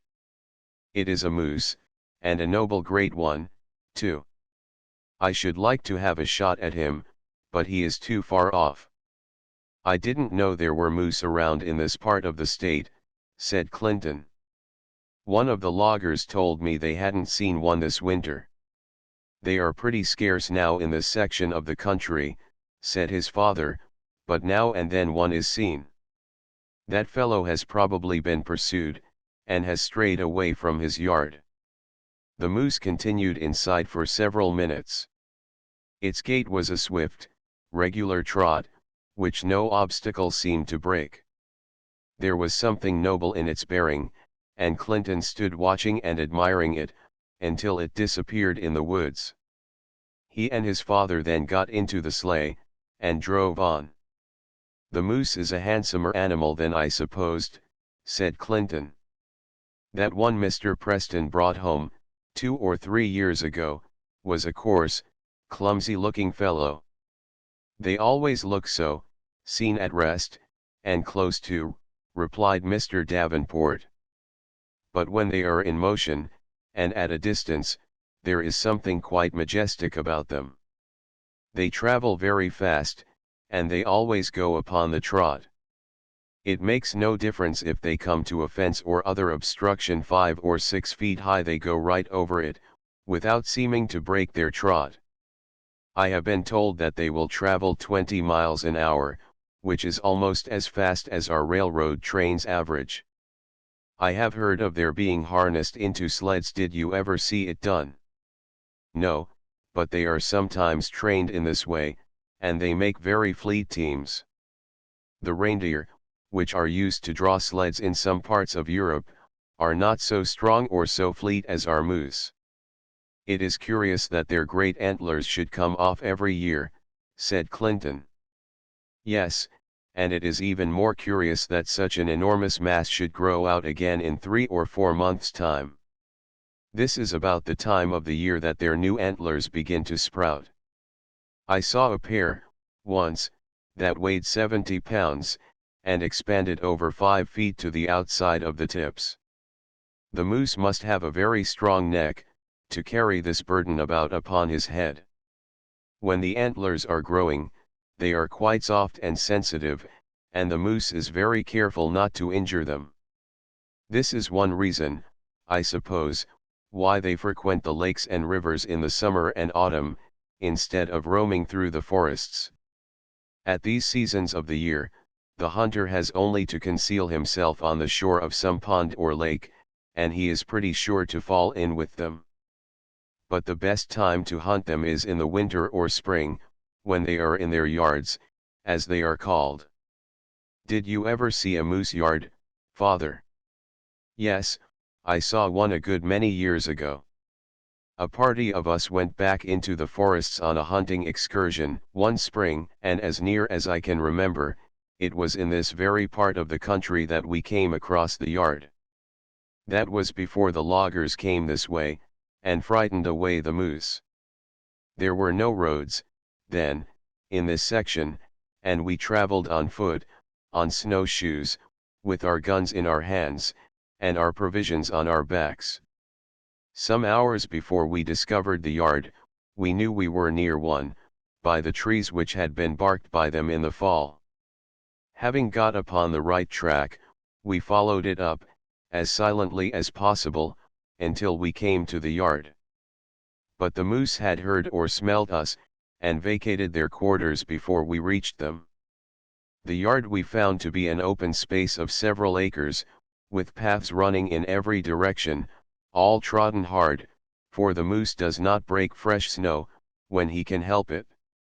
Nearly all the trees in the vicinity were stripped of their bark, to the height of 8 or 10 feet, and the young and tender twigs were clipped off as smoothly as if it had been done by a knife. We could not tell how many moose had yarded here, but from the size and appearance of their quarters, we judged there must have been 5 or 6. Sometimes they yard alone, but generally a male, female, and 2 fawns are found together. But we did not stop many moments to examine their quarters. We soon found their track from the yard, but we could not tell from this how many there were, for they generally travel single file, the male going first, and the others stepping exactly into his tracks. We kept up the pursuit until night, without catching a sight of our game. We then built a camp of hemlock boughs, made up a good fire in front of it, ate our supper, and went to bed. We started again early the next morning, and had not gone much more than half a mile, before we found the place where the moose had spent the night. Somehow or other, they can tell when their pursuers stop, and if tired, they improve the opportunity to rest. Having gone a little farther, the track divided into 2, and our party concluded to do the same. After several hours' pursuit, the gang with which I went came in sight of a moose. He was evidently pretty stiff, and we gained on him fast, as the thick crust on the snow, while it aided us, was a great inconvenience to him. Finding at last that he could not get away from us, he suddenly turned about, and stood prepared to meet us. But we had no disposition to form a very close acquaintance with him. One blow with his forefeet, or one kick with his hind legs, would have killed the first man that approached him. But he would not leave his place to attack us, and so we had nothing to do but to lodge a bullet or 2 in his head, which quickly decided the contest. We took his hide, and as much of the meat as we could carry, and went back to meet our companions, who, we found, had followed up their trail all day without getting sight of any game. At night they gave up the chase, and returned to the place at which they had separated from us. That was my first and last moose hunt. On the whole, we were as successful as most hunting parties are, for the moose is a very shy animal, and it is difficult to approach within sight of it, without its taking alarm. Mr. Davenport had scarcely finished his moose story when Uncle Tim's clearing appeared in sight. As a storm seemed to be gathering, which might last several days, he concluded to stop here only long enough for dinner, and then to push his way homeward.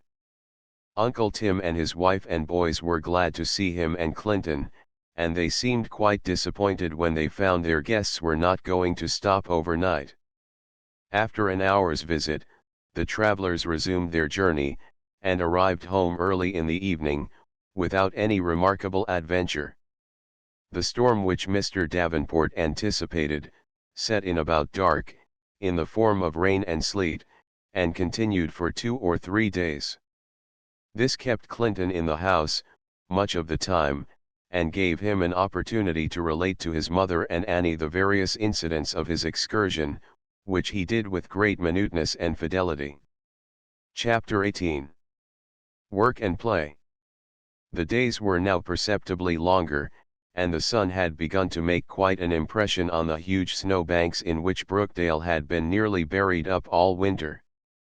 Bare ground, that looks so pleasant to the boy in a northern climate, after a long winter, began to appear in little brown patches, in particularly sunny and sheltered spots. The ice upon the pond was still quite thick, but it was too soft and rough for skating. The sled runners cut in so deeply, that there was little fun in sliding downhill. Besides, skating and coasting had got to be old stories, and the boys were heartily tired of all their winter sports. The sleighing was about spoiled, the roads were sloppy, the fields and meadows impassable, and the woods uncomfortable. In fact, while all the outdoor amusements of winter were at an end, it was too early for the various summer games and sports that supply their places. This brief season, which usually attends the breaking up of winter in northern latitudes, is generally the dullest of all the year to boys in the country, unless they are so fortunate as to be able to amuse themselves indoors, a part of the time at least. Clinton's favorite place of resort, at such seasons, was the shop in the rear of the house. Here, surrounded with tools, and patterns, and plans, and specimens of his own work, and perhaps absorbed by some object upon which he was engaged, he was never at a loss for amusement. A day or two after his return from the logging camp, he went to work on the settle, which he had determined to make, in imitation of the one he had seen at Uncle Tim's. This was a job that would require some little thinking and planning, as well as skill at handling tools, for his mother had promised to give it a place in the kitchen, if it was well made, and he felt anxious to do his best on this occasion. He first sawed out from a plank the 2 end pieces, rounding off one corner of each, in a sort of long scroll pattern. Having planed these smooth, he next made the seat, which was also of stiff plank, and fastened it firmly in its place. Nothing remained to be done but to make the back, which was of boards, planed and matched, and screwed into the end pieces. In the course of a week the settle was finished, and it was not only neat and well finished, but really substantial. It looked as though it might do service full as long as Uncle Tim's. Clinton was quite satisfied with his success, and his mother was so well pleased with the settle, that she not only decided to place it in the kitchen, but promised to make a handsome cushion for it. As Clinton was looking admiringly upon his piece of work, soon after it was finished, and thinking whether he could improve it in any respect, the conversation at Uncle Tim's recurred to his mind, and a happy thought suggested itself, by which he might associate his settle with that interview, and thus have constantly before him a memorial of his trip to the loggers. The next time he had occasion to go to the store, he bought a small package of brass-headed tacks, and with these he carried out his new design, which was to inscribe his initial CD upon one end of the settle, and the motto, "I'll try," upon the other. He had seen nails arranged in the form of letters upon trunks, and he found no difficulty in making his inscriptions look very well. He surrounded each of them by a single line of tacks, placed in the form of an oval, which gave the whole quite a finished look. This improvement elicited from his parents many additional compliments for the new article of furniture. The snow was rapidly disappearing, and the sunny sides of the hills were quite bare. The welcome song of the robin was heard around the house, proclaiming the arrival of spring. The brook which flowed through Mr. Davenport's land was swelled to a miniature torrent, and Clinton's ducks, whose water privileges had been restricted through the winter to a small space kept clear of ice by an axe, now sailed about in all their glory. The frost soon left the ground, for it penetrates but slightly. When the earth is covered with snow all winter, the moisture rapidly dried up, and the fields were ready for the plow. For a few weeks Clinton was employed, much of the time, in the various labors of the farm.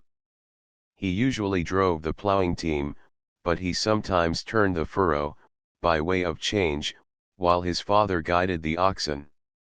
Then came harrowing, manuring, planting, setting out trees, making beds in the kitchen garden, and the various other farm operations of spring, in all of which Clinton assisted his father.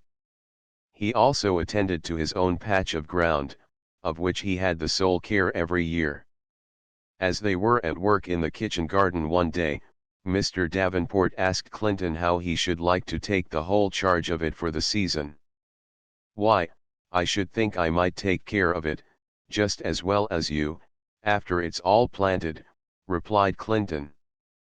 "And should you be willing to assume all the trouble and responsibility?" inquired his father. "Yes, sir, I'll take it and do the best I can, only I may want your advice sometimes." "Well, Clinty," resumed his father, "I'll make you an offer, and you may accept it or not, just as you please. After the garden is planted, I will surrender it entirely into your hands, and you shall do the best you can with it. You shall keep account of everything that is raised in it, and at the end of the season we will calculate the value of the various crops, and I will give you 1/4 of the whole sum, as your share of the profits. For instance, if the vegetables you raise come to $25, you shall have $6.25 for your services. If, by your good management and the aid of a favorable season, you raise $40 worth, you will receive $10, and so on in proportion." "I'll do it, said Clinton, eagerly. "Wait a moment," continued Mr. Davenport, "there are one or two conditions that must be plainly understood, before we close the bargain. One is, that you are not to neglect my work, for the sake of your own. I shall call on you, when I want your assistance in the field, just as I did last year, and you mustn't think that what you do in your garden is to exempt you from all further labor. And you must understand, too, that if I find you are neglecting the garden at any time, I shall take it back into my own hands, and you will receive nothing for your labor. Do you agree to this?" "Yes, sir, but you'll allow me time enough to take care of the garden, won't you?" "Certainly, you shall have time enough for that, besides some hours every day, to devote to study and play." "Well," said Clinton, "I'll agree to all that, and if the garden doesn't do well, it shan't be my fault." In a few days the garden was all planted. It was nearly an acre in extent, and was thickly sowed with vegetables, such as peas, beans, lettuce, radishes, turnips, cabbages, onions, early potatoes, sweet corn, cucumbers, squashes, melons, etc. Having done all that he was to do with it, Mr. Davenport now surrendered it into the keeping of Clinton. For a few weeks the garden required little care, but by and by the weeds began to spring up, and the various insect tribes commenced their operations among the tender plants. Clinton now found plenty to do. He was wise enough, however, not let his work get behindhand, for had he suffered the bugs and weeds to get a few days' start of him, I doubt whether he would have overtaken them. This was one secret of his success. Another was, his perseverance, for he generally carried through whatever he undertook, simply because he was determined to do so. Mr. Davenport was very well satisfied with the way he managed the garden, and to encourage him, he was careful not to call him away to other parts of the farm any more than was necessary. Clinton generally rode over to the post office, at the crossroads, every Saturday afternoon, to get the weekly newspapers to which his father was a subscriber. One pleasant afternoon, in May, he drove over as usual, and as the mail had not arrived, he hitched Fanny to a post, and went away, a short distance, to where a group of small boys of his acquaintance were collected. They were earnestly and loudly discussing some point, and when they saw Clinton, one of them said, "There's Clinton Davenport coming, let's leave it to him." "Yes," cried one and another, and the proposition appeared to be unanimously accepted. "Well, what is the trouble?" inquired Clinton. Half a dozen different voices began to answer at once, when Clinton cut them all short, and told Frank, one of the oldest boys, to explain the difficulty. "Why," said Frank, "you know when we play I Spy, we tell off the boy that's to lead in the game, in this way: one airy, Uri, Icarisi, Hackaback, Crackaback, Tidaboli, Honpon, Muscadon, Twiddledum, Twaddledum, 21. Tweedledum, Twaddledum, you goose," exclaimed one of the boys, "who ever heard such lingo as that?" "This is the right way, isn't it, Clinton?" "One airy, Uri, Icary, and, Phil Lacey, Fallacy, Ticular John, Queeby, Quaby, Irish Mary, Stinklam, Stanklam, Buck." "There, now, isn't that right?" "That's the way we have it here," replied Clinton, "but I suppose they say it different where Frank came from. When Oscar Preston was here, he used to rattle it off different from both of these.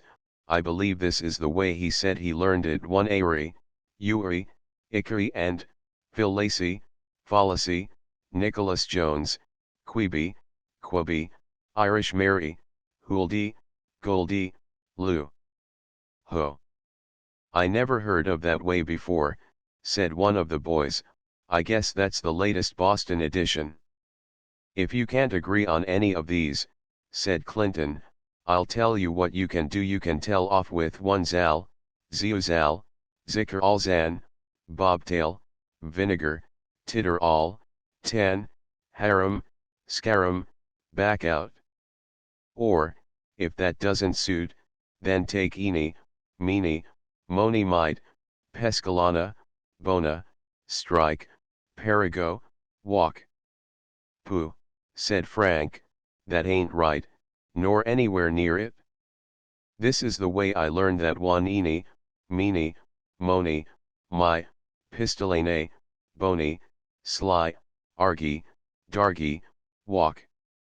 The other boys all objected to this version of the saying, but Frank insisted that if it was not the right one, it was certainly the best. "I wonder who first made up all these poetries," said one of the smaller boys. "These poetries, what grammar do you study, Ned?" said Frank, with a laugh. "Well, you know what I mean," replied Ned. "I knew T wasn't right, I only said it just in fun." "I don't know when these rhymes were made," said Clinton, "but my father says they used to have them when he was young, and I suppose the boys have always had something of the kind. Shouldn't you like to see all the different kinds printed in a book, Ned?" "I guess I should," replied Ned. "What a funny book it would make." The mail stage had now arrived, and Clinton went over to the post office. In addition to the usual newspapers, the postmaster handed him 2 letters. One of them was for Mrs. Preston, for Clinton often took her letters and papers from the post office, and delivered them on his way home. The other letter was addressed to himself. It was stamped at Boston, and was in the handwriting of his uncle. The letter for Mrs. Preston had 2 or 3 different postmarks upon it, and was somewhat dingy, as though it had traveled a great distance.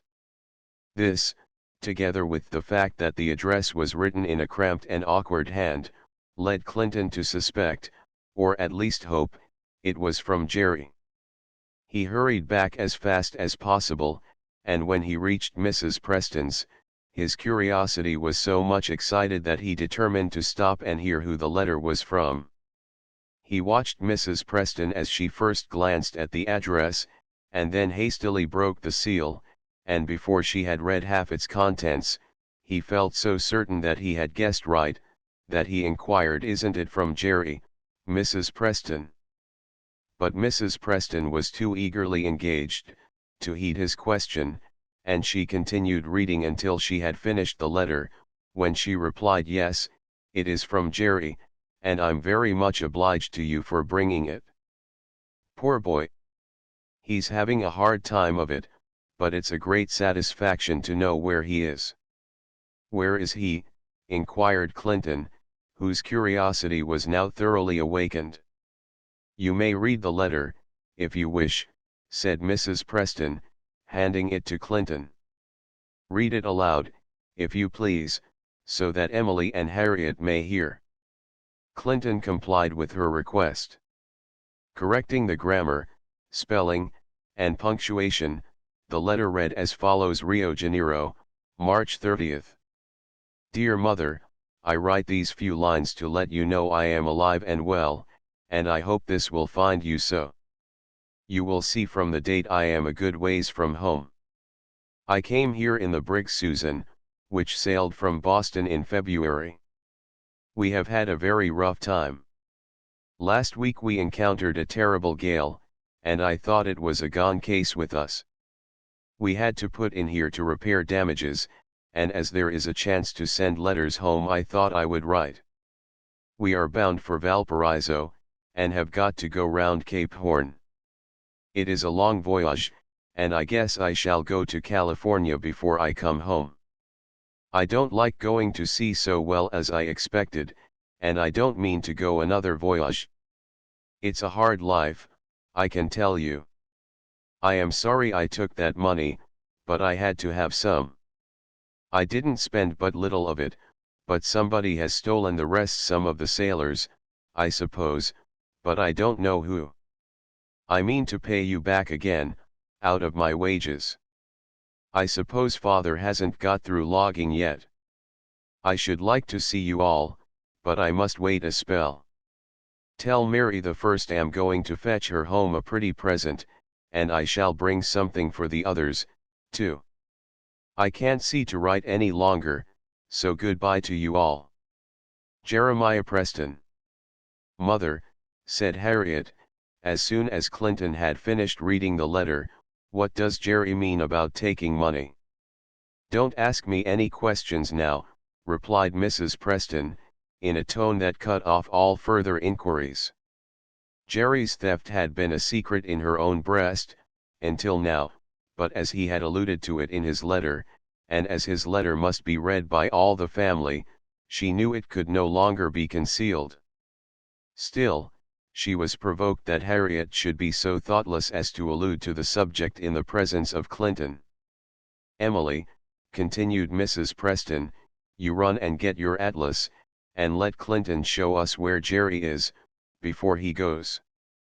The atlas was soon produced, and Clinton, turning to the map of South America, pointed out to the family the location of Rio Janeiro, in Brazil, on the Atlantic coast, and Valparaiso, the chief seaport of Chile, on the Pacific side of the continent.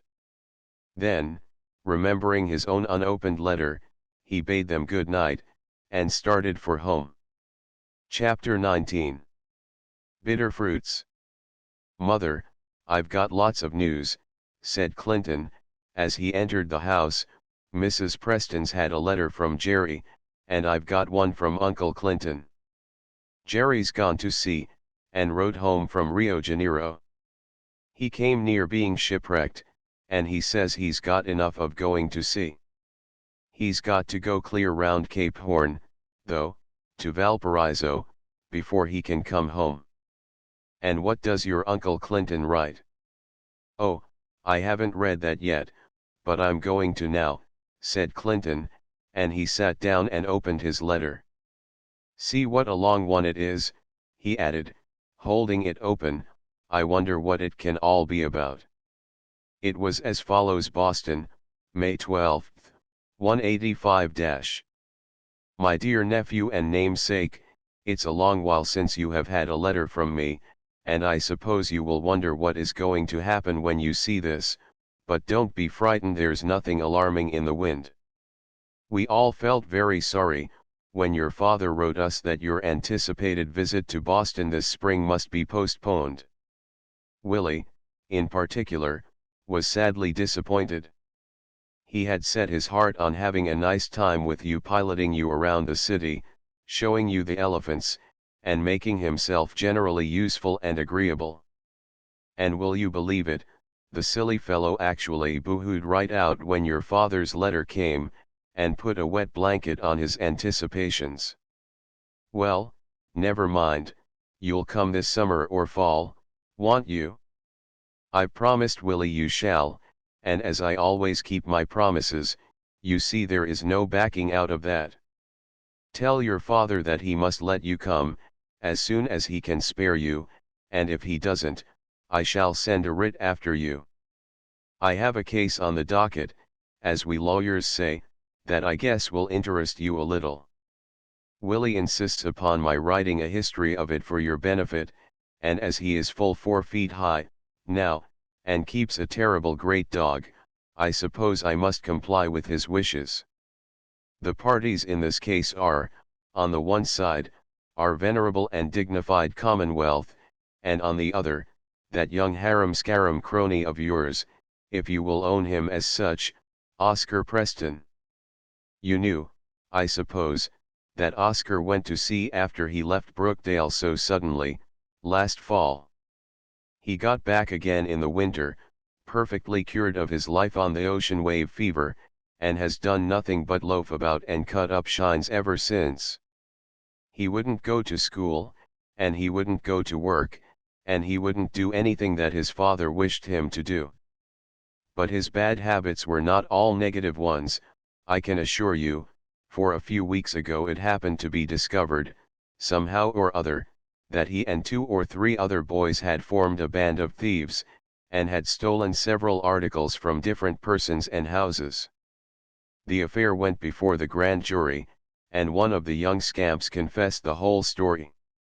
So an officer arrested Oscar, and carried him to jail, and his father, on learning the facts in the case, was so enraged that he would not bail him out.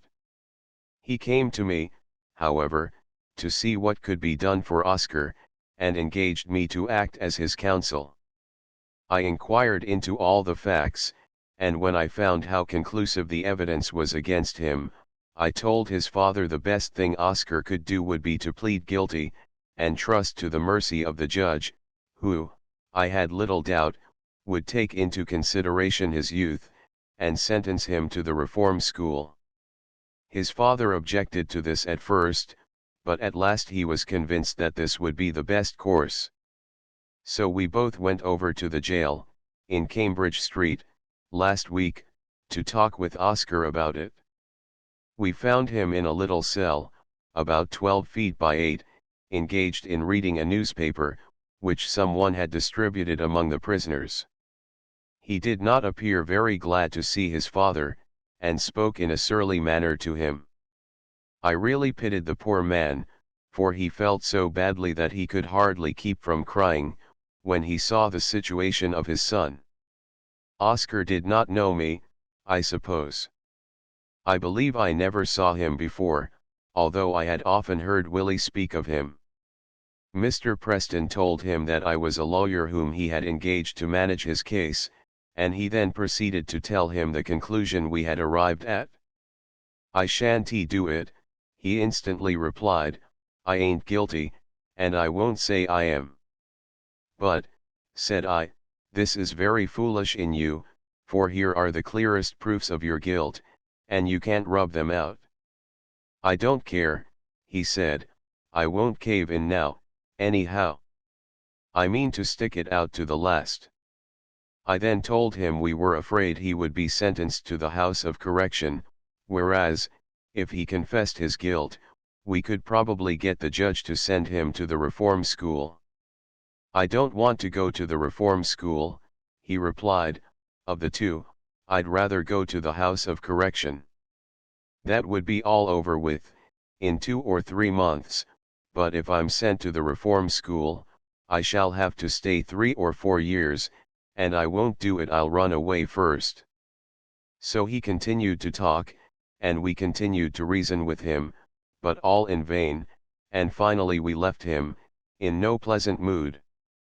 This forenoon, I called on him again, thinking he might have altered his mind, by this time, but he was as obstinate as ever, and so I must defend him to the best of my ability, when the trial comes on, next month. Poor boy! I'm afraid he will find the way of the transgressor is hard, before he is many months older. He appears to be pretty intelligent, and does not look like a bad boy, but he seems bent on his vicious courses. I tried to appeal to his feelings, today, but could not produce any effect upon him. I'll try to let you know how his case turns out, when it comes to trial. Your Aunt Lizzie sends her love to you and to your father and mother and dear little Annie. Willie says, "Tell Clinton I'm going down to see him this summer, but as this is the first I have heard of it, I guess it will pass only for a rumor." Sissy sends a bushel of love, and Bouncer, Willie's big bouncing dog that I mentioned before, sends a wag of his tail. Here it is there. Now, I forgot to put in the wag, but no matter, you can imagine that. Well, I've got to the end of my sheet, and have only room to subscribe myself, your affectionate Uncle Clinton. After running over the letter, Clinton read it aloud to his father and mother. The intelligence it gave concerning Oscar did not much surprise any of them, though they felt sorry for him and his parents. "I have seldom known a bad beginning to make a good ending," remarked Mr. Davenport. "Oscar seems to have made a very poor start in life, and I'm afraid he will not turn out any too well. It's too bad, for I always thought he was a bright, capable sort of a boy, if he would only keep out of mischief. But I suspect his parents never had much control over him, and if that's the case, they are as much to be blamed as pitied."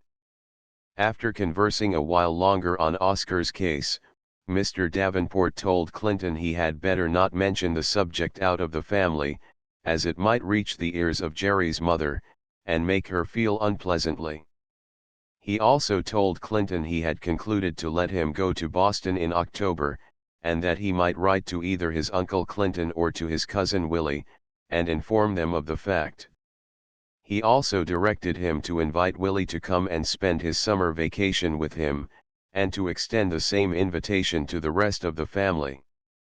Clinton accordingly wrote, a few days after, directing the letter to his uncle, whose long epistle, he thought, was entitled to an answer. Clinton continued his daily labors in the garden, which now began to give tokens of a fair harvest. He set apart a portion of each day to this business, and was always to be found engaged at his work, when the set hour arrived. While weeding the beds, and hoeing the corn and potatoes, and training the pea and bean vines, his thoughts often wandered far away, sometimes to Jerry, now probably near the end of his voyage, and sometimes to the little stone cell in which Oscar was awaiting his trial. June came, and as this was the month in which Oscar's case was to be decided, Clinton began to look rather impatiently for a letter. He went to the post office 2 or 3 times a week, but still no letter made its appearance. At length, however, his frequent visits were rewarded by the reception of a newspaper, directed to himself, in the well-known hand of his uncle. Tearing off the wrapper, and opening the paper, for he could not wait till he got home, a heavy black mark, drawn with a pen around a particular item, at once met his eye. The article was headed, "Municipal Court," and after brief notices of several trials, sentences, etc., came the marked paragraph, which was as follows: Oscar Preston, a minor, tried on 2 indictments for larceny. Verdict: guilty, and sentenced to the state reform school during his minority. This was all, and it told the whole story. Clinton was disappointed that the information was not conveyed by letter, which would have given him more particulars, but he concluded his uncle was too busy to write, and he felt glad he had not entirely forgotten him, in the hurry of business. He hastened home, and showed the short, sad record to his parents. "Well," said Mr. Davenport, on reading it, "that is the best place for him. They may make something of him yet." "What sort of a place is the Reform School?" inquired Clinton. "Is it anything like a jail, or house of correction?" "Not much, I suppose," replied his father. "Boys are sent there to be reformed and instructed, rather than punished. I have never visited an institution of this kind, myself, but I read quite a full description of the one in Massachusetts, not long ago, and perhaps I can find the paper that contained it. I will look over the files, some day when I have leisure." One rainy afternoon, not long after this, Mr. Davenport overhauled the papers referred to, and succeeded in finding the description of the Massachusetts Reform School. He gave it to Clinton, who was much interested in it. The following is the substance of the description. This institution is located in Westboro, 32 miles from Boston, and is designed to accommodate 500 or 600 boys. Any boy under 16 years of age, who has been convicted of an offense, punishable by imprisonment, can be sentenced to the Reform School instead of the prison, unless his crime is a very aggravated one, such as the laws require to be punished by imprisonment for life. When a boy arrives at the school, he is first placed in the hands of the steward, who strips, washes, and dresses him in a suit of good clothes. He is then assigned to the field or workshop, and is not allowed to converse with his companions for 2 or 3 days, or until the superintendent understands his character and disposition. The boys are divided into 4 principal classes. The newcomers enter the first class, and by dint of good conduct work their way up. Beyond the 4th is a still higher class, reached only by a few, and known as the class of truth and honor. To become a member of this class, a boy must pass a certain number of weeks without a demerit mark, for a daily account of the merits and demerits of each boy is kept, and at the end of the week he is promoted or degraded, according to his deserts. It is so difficult to get into the class of truth and honor, that there are seldom more than 8 or 10 members. They enjoy extraordinary privileges, are invited to the parlor of the superintendent, have extra hours to play and read, and receive numerous special favors, greatly prized by them, and desired by others. The daily order of business is as follows: the boys rise at 5 o'clock in summer, make their beds, march to the general washroom, where they bathe their hands and face, attend prayers at 6:15, from 6 to 7 for breakfast and play, work from 7 to 10 a.m., and from 3 to 6 p.m., study from 10 a.m. to 3 p.m., in 2 sessions of 2 hours each, with an hour for dinner and play. At noon, from 6 to 7 p.m. for supper and play, from 7 to 8. For the hearing and examination of all reports respecting the good or bad conduct of the boys, and the settlement of cases needing discipline which have occurred during the day. On Sunday they have a Sabbath school, and religious worship in their chapel. Many of the boys are employed in making shoes.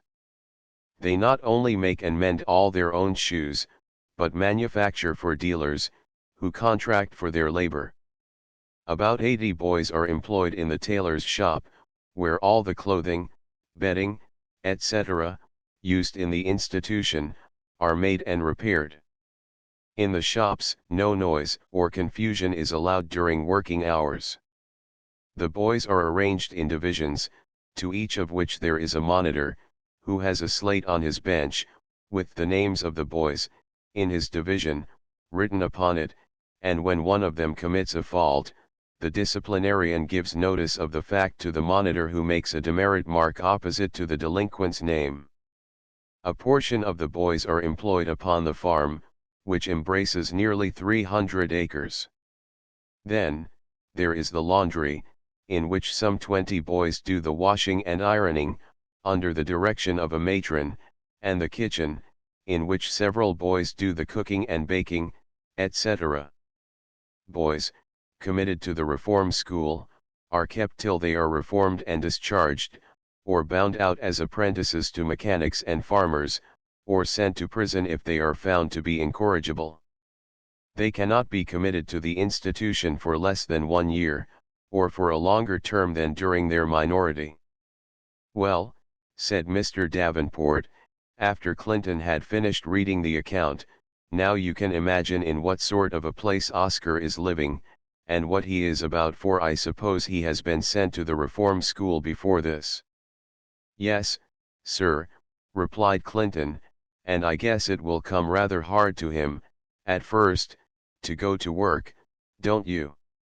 "No doubt it will, but I suppose, if he can be made to form habits of industry and obedience, it will be comparatively easy to save him, even now. I hope he will get into the class of truth and honor," added Clinton. "Ah," said his father, "what a pity it is that boys ever get out of that class. It is much easier to stay in it, than it is to get back again after a person has been once expelled from it." When you think of Oscar's unhappy career, Clinton, I want you to remember what it was that led to it, and, beware, how you swerve a single hair from the line of truth and honor. Perhaps Mr. Davenport was thinking of Clinton's entanglement in Jerry's artful snares, the previous winter, when he uttered this warning, but he never directly alluded to that affair, since his son had given such unequivocal evidence of sorrow for his offense. Clinton, indeed, had already more than made up, by his exemplary conduct, what he lost in the good opinion of his parents by his unhappy connection with Jerry. He had the wisdom to profit by his experience, and the lesson which he learned from his temptation and fall, he will probably never forget. For the present, however, we must bid him goodbye. Should the readers of this volume wish to know something further of his history, it is possible that I may be able to gratify their curiosity some time or other. Valuable works for the young. Young Americans Abroad, or, Vacation in Europe, the results of a tour through Great Britain, France, Holland, Belgium, Germany, and Switzerland. By John Overton Jules, D.D., and his pupils. With elegant illustrations. 16 mo, cloth, 75 cts. A highly entertaining work, embracing more real information, such as every one wishes to know about Europe, than any other book of travels ever published. 3 intelligent lads, who knew how to use their eyes, accompanied their tutor on a European tour, and, from a carefully kept journal, they wrote out, in a series of letters to a favorite companion in study, at home, their impressions of the most remarkable places en route. The pencilings are genuine and unaffected, and in all respects form an interesting and instructive record of travel. Sartain's Magazine. One of the most instructive and delightful books of the age. Southern Lit. Gaz boys, here is a book that will suit you exactly. It is a series of letters from certain boys traveling in Europe to their classmates in this country. It will improve your knowledge and amuse you during long winter nights. Methodist Prod. It is worth much more than many a larger and more pretentious volume, for giving a daguerreotype of things abroad. Congregationalist. A beautiful book for young people, unlike anything we have ever seen. Chob. Most interesting book that can be put into the hands of the young olive branch. The best book of foreign travel for youth to be found in the whole range of American literature. Buffalo Morning Express. The Island Home, or, The Young Castaways. By Christopher Romont, Esq. with elegant illustrations. 75 cts. The best and prettiest book for boys that we have lately seen. Boston Post. A stirring and unique work. It will interest the juvenile men vastly. Olive Br. Delightful narrative of the adventures of 6 boys who put to sea in an open boat, and were drifted to a desert island, where they lived in the manner of Robinson Crusoe. Ny Commander. A book of great interest, and one which will be a treat to any boy home circle. The young will pore over its pages with almost enchanted interest. Transcript. A modern Robinson Crusoe story, without the dreary solitude of that famous hero. It will amuse and instruct the young in no ordinary degree. Southern Lit. Gazette. A story that bids fair to rival the far-famed Robinson Crusoe. We become as much interested in the Max, Johnny, Arthur, and the rest of the goodly company, as in the Swiss Family Robinson. Sartain's Magazine. The American Statesman, or, Illustrations of the Life and Character of Daniel Webster, for the entertainment and instruction of American youth. By the Reverend Joseph Banvard, author of Plymouth and the Pilgrims, Novelties of the New World, Romance of American History, etc. With elegant illustrations. 75c. A work of great interest, presenting a sketch of the most striking and important events which occurred in the history of the distinguished statesman, Daniel Webster, avoiding entirely all points of a political character, holding up to view, for the admiration and emulation of American youth, only his commendable traits of character. It is just such a work as every American patriot would wish his children to read and reflect upon. By Rev. Harvey Newcomb. How to Be a Man, a book for boys, containing useful hints on the formation of character. Cloth, Gilt, 50 cts. My design in writing has been to contribute something towards forming the character of those who are to be our future electors, legislators, governors, judges, ministers, lawyers, and physicians after the best model. It is intended for boys or, if you please, for young gentlemen, in early youth. Preface. How to Be a Man is an inimitable little volume. We desire that it be widely circulated. It should be put into the hands of every youth in the land. Tennessee Baptist. How to Be a Lady, a book for girls, containing useful hints on the formation of character. Cloth, Gilt, 50 cts. Having daughters of his own, and having been many years employed in writing for the young, he hopes to offer some good advice, in an entertaining way, for girls, or misses, between the ages of 8 and 15. His object is, to assist them in forming their characters upon the best model, that they may become well-bred, intelligent, refined, and good, and then they will be real ladies, in the highest sense. Preface. Parents will consult the interests of their daughters, for time and eternity, in making them acquainted with this attractive and most useful volume. Ny Evangelist. The following notices apply to both the above volumes. It would be better for the next generation if every youth would read, learn, and inwardly digest the contents of these volumes. Ny Commercial. These volumes contain much matter which is truly valuable. Mer Journal. They contain wise and important counsels and cautions, adapted to the young, and made entertaining by the interesting style and illustrations of the author. They are fine mirrors, in which are reflected the prominent lineaments of the Christian young gentleman and young lady. Elegant presents for the young American pulpit. Newcomb's books are excellent. We are pleased to commend them. NYOBS. They are books well calculated to do good philosophy. Ch Chronicle. Common sense, practical hints on the formation of character and habits, and are adapted to the improvement of youth. Mother's Journal. Anecdotes for boys, entertaining anecdotes and narratives, illustrative of principles and character. 18 Mo, Gilt, 42 cts. Anecdotes for girls, entertaining anecdotes and narratives, illustrative of principles and character. 18 Mo, Gilt, 42 cts. Interesting and instructive, without being fictitious.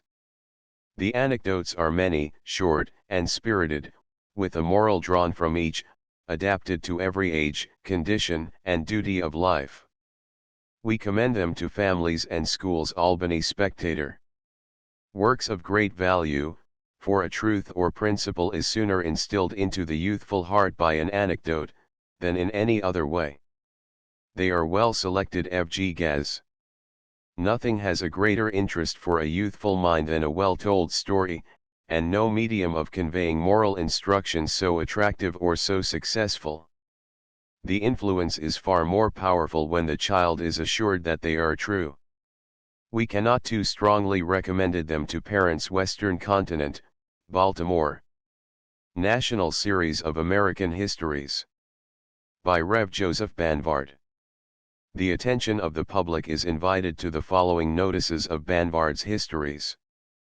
They contain a vast fund of just that kind of information, presented in a style possessing all the attractiveness and charm of romance, which every American, whether old or young, should possess. Plymouth and the Pilgrims, or, Incidents of Adventures in the History of the First Settlers. With illustrations. 16 mo, cloth, 60 cts. Mr. Banvard has wrought a good work in collecting, arranging, and presenting in so graphic and agreeable a manner the leading incidents of an event which will ever wake to quicken while the Pilgrim Rock tells its story, or a drop of Pilgrim blood warms the veins of a descendant Bangor Mercury. The book, when once taken up, will not be laid down until finished. Boston Cour. An interesting volume. The incidents are well chosen, and are described in that direct, simple, and sprightly manner, for which Mr. Banvard is so justly esteemed, and which eminently qualifies him to be a writer for the young AM traveler. It is written in a terse and vigorous style, and is well adapted for popular reading, and particularly to entertain and instruct the youthful mind. Mercantile Journal. Every New Englander should own this book. Scientific American. This is a beautifully executed and extremely interesting volume. It is written in a plain, but vigorous style, particularly adapted to the young, though it may be read with interest by the older one. C.H. Freeman.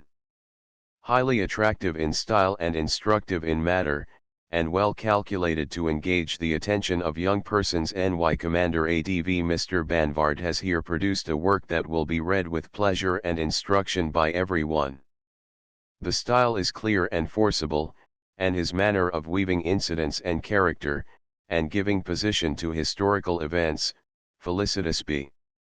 This book we predict will be, ere long, at the fireside of every descendant of the Pilgrims in New England Commonwealth.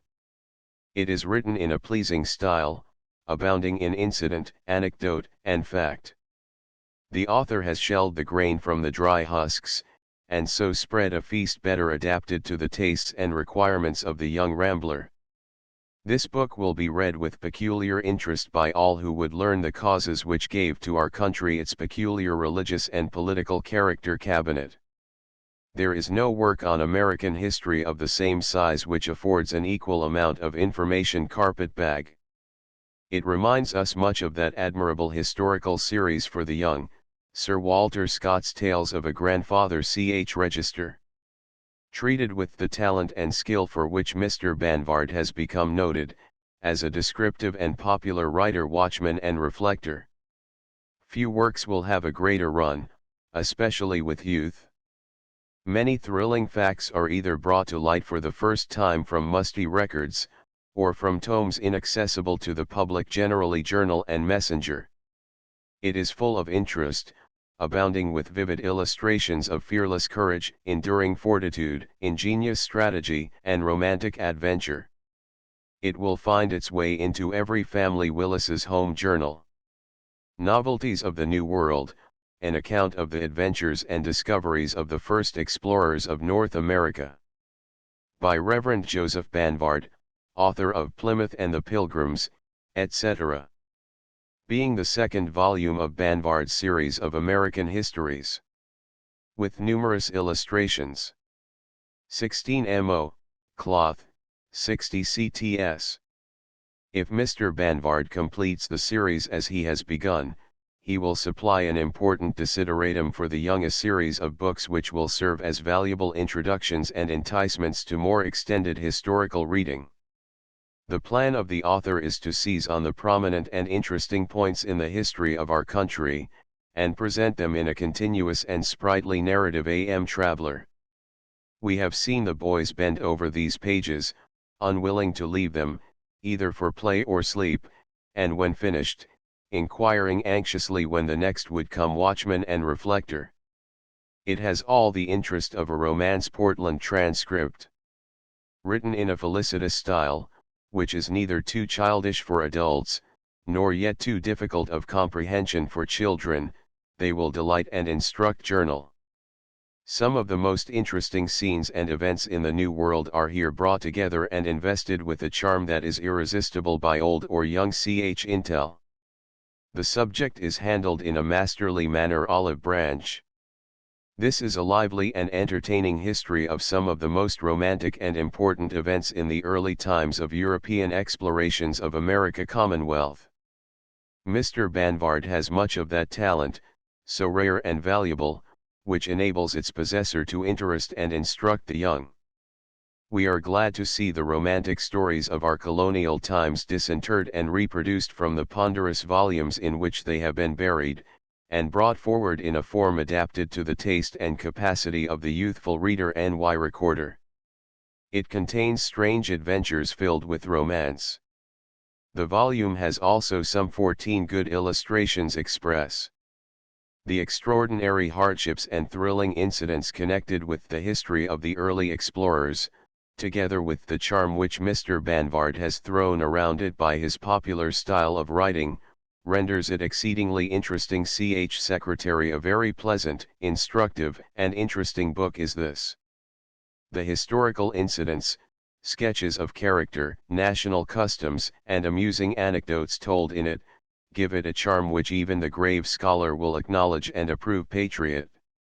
The style is very agreeable, and his selection of the most remarkable incidents very happy and judicious, and well calculated to improve the mind. American. Much that is fresh for the reader, imparted with tact and spirit. Home Journal. How novel was the New World when examined by the first explorers, and Mr. Banvard has gone over the ground in so charming a manner that he seems to have brought the scenes down to our own experience. Every page is absorbingly interesting. East Boston Gazette. The book only needs to be known to command readers. Watchman of Prairies. The popularity of the author, and the admirable productions of his pen, already so widely circulated, are a sufficient pledge that anything from him will be found to possess sterling merit and worth. Transcript. Mr. Banvard has hit upon a happy idea in the series of publications, and will no doubt find a full sanction in the public patronage. Zion's Herald. The author possesses the art of making simple truth far more interesting than the wonders of fable evergreen. Romance of American History, or, An Account of the Early Settlement of North Carolina and Virginia, embracing a narrative of the tragic incidents connected with the Spanish settlement at St. Augustine, the French colonies at Roanoke, and the English plantation at Jamestown, the captivity of Captain John Smith, and the interesting adventures of the youthful Pocahontas. By Reverend Joseph Banvard. Being the third volume of Banvard's series of American histories. With numerous illustrations. 16 mo, cloth, 60 cts. This is the third volume of Mr. Banvard's attractive series of books founded on the early history of our country, and it will make a most valuable addition to all family and school libraries. Arthur's Gazette. It has all the interest of romance and the additional interest of history. Per Rec. It is a volume just such as we like to see in the hands of intelligent youth, and just such as intelligent youth like to have given them. It shows that there were times that tried men's souls long before the day of the Revolution. It unfolds the dangers that were past, the trials endured, the labors undergone in order to wrest from savage men and a savage wilderness this fair and wide domain which we now enjoy. Willis's Home Journal. As interesting as a novel, and 1,000 times more profitable lit. Messenger. Every library should contain this national series of histories. N.E. Farmer. Admirably fitted for fireside, family reading. Its style is clear and simple, its succession of events happily chosen. A.M. Traveler. No man has a better taste than Mr. Banvard for such a work. If any person can read his books without rising from the perusal of them with stronger love for the history of his country, he must be different from ordinary men. Watch. Of Prairies. No more instructive reading can be put into the hands of the young port. Tran. It is difficult to say whether the entertaining or instructive predominates. Argus. It is just the book to interest young persons. It combines the interest of romance with the value of truth. Zion's Herald. Mr. Banvard has chosen a most entertaining theme for the labors of his graceful and facile pen. The earlier history of the peopling of the American continent by the Europeans is full of romantic and thrilling incident. It is a book for the aged, the middle-aged, and the young, a book for our youths and maidens, a book to render us thankful for the virtues and heroism of our fathers, and for the blessings their sufferings and labors have entailed upon us. Democratic Press. Mr. Banvard's series of books upon the early history of America are full of fascinating interest. Republican. The incidents are curious and deeply interesting. It is truly the romance of history. Religious Herald. A book of deep and thrilling interest, containing many interesting historical sketches of scenes that are not familiar to the young reader. Ch. Secretary. This is a very interesting work. The personal incidents it records will be gratifying to the curious. Ch. Observer. Other volumes of this popular series are in course of preparation. The series will embrace the most interesting and important events which have occurred in the United States since the settlement of the country. They will be adapted to the popular mind, and especially to the youth of our country, and will contain numerous fine engravings. There will be 12 or more 16mo volumes, of about 300 pages. Each volume to be complete in itself, and yet, when all are published, they will together form a regular series of American histories. Pleasant Pages for Young People, or, A Book of Home Education and Entertainment. By S. Prout Newcomb. With numerous illustrations. 75c. This work is designed for the pleasure and profit of young people, and, as the title indicates, intended as an aid to home education. The great variety of subjects presented, consisting of moral lessons, natural history, travels, physical geography, object lessons, drawing and perspective, music, poetry, etc., and withal, so skillfully treated as to make truth simple and attractive, renders it an admirable family book for winter evenings and summer days. A very excellent book. History, philosophy, science, stories, and descriptions of games are all mingled together, and he who does not like the compound must be hard to please. Post. Pleasant Pages, containing information on a great variety of subjects. Here we have science and art made plain and captivating.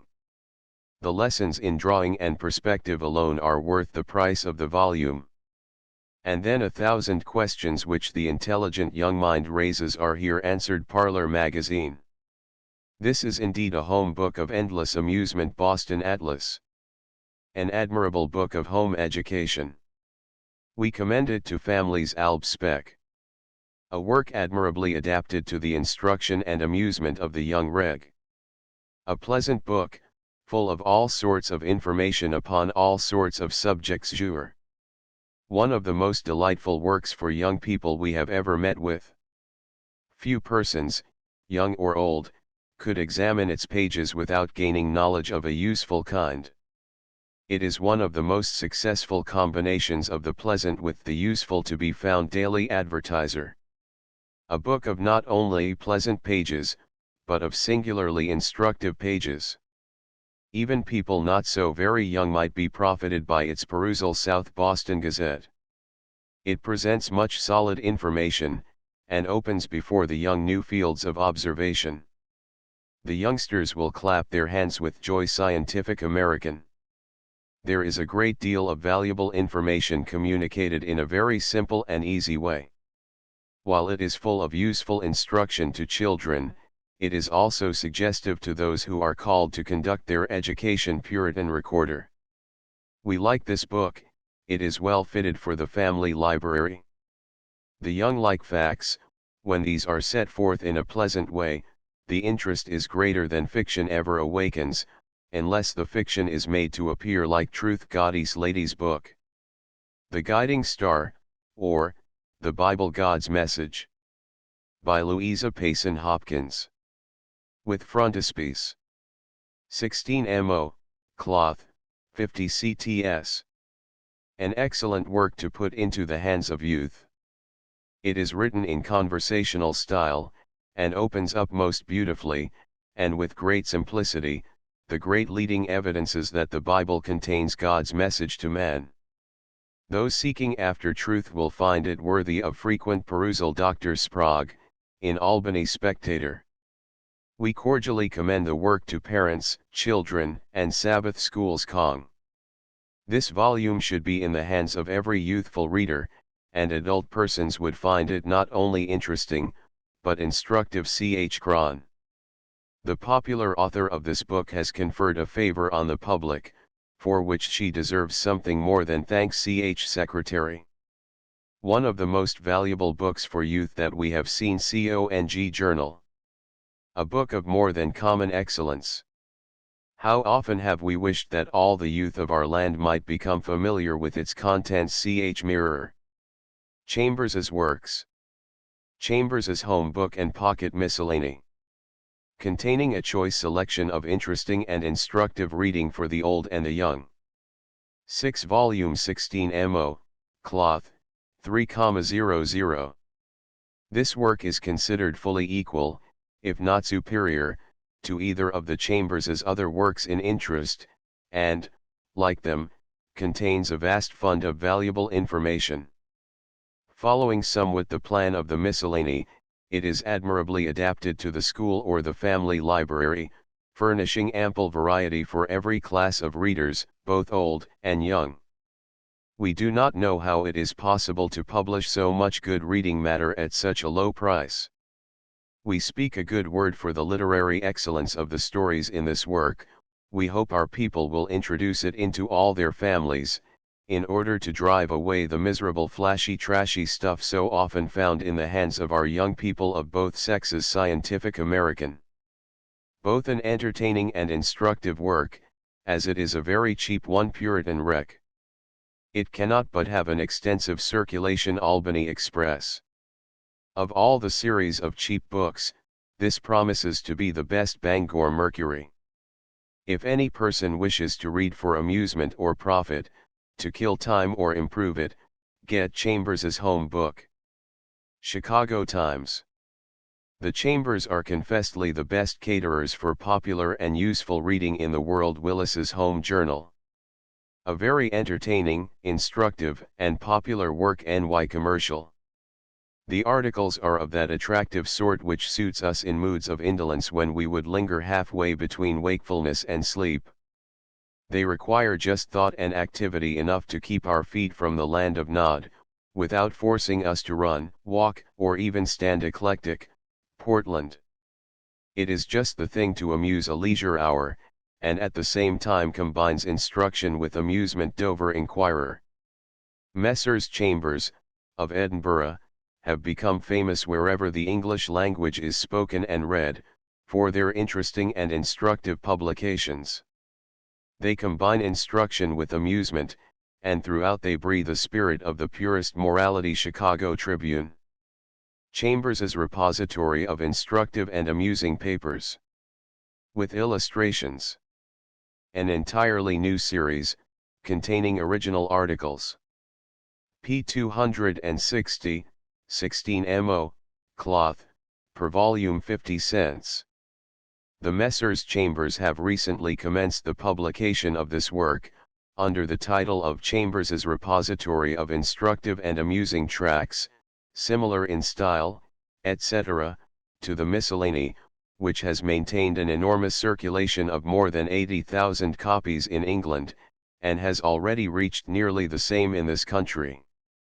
Arrangements have been made by the American publishers, to issue the work simultaneously with the English edition, a volume every 2 months, to continue until the whole series is completed. Each volume complete in itself, and will be sold in sets or single volumes.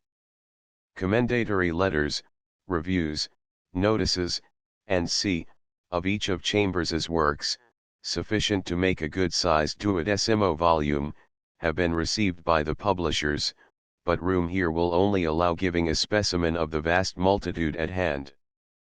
They are all popular, and contain valuable instructive and entertaining reading such as should be found in every family, school, and college library. The Captive in Patagonia, or Life Among the Giants. By Benjamin F. Bourne. With illustrations. 12 mo, cloth, 85 cts. This work, by Captain Bourne, who was taken captive and retained 3 months by the Patagonians, gives an account of his capture and final escape, a description of this strange people, their manners, customs, habits, pursuits, the country, its soil productions, etc., of which little or nothing has heretofore been known. A work of thrilling interest, and of instruction to every class of readers. Any book, descriptive of a country which is almost like fableland to the civilized world, must possess great interest, but this work, besides having this attraction, is written with much vigor and spirit, and is replete with a variety of interesting facts, descriptive of the manners, customs, character, etc., of the Patagonians save jour. A work of thrilling interest, and bids fair to be another Uncle Tom's Cabin. Captain Bourne is well known and highly respected in this community, and the narrative of his strange adventures, startling and romantic as they may seem, can be relied upon as strictly true Nantucket Eagle. We have seldom read a work of such intense interest. N.H. Sentinel. This is a narrative of great interest. Philosophy. Ch. Observer.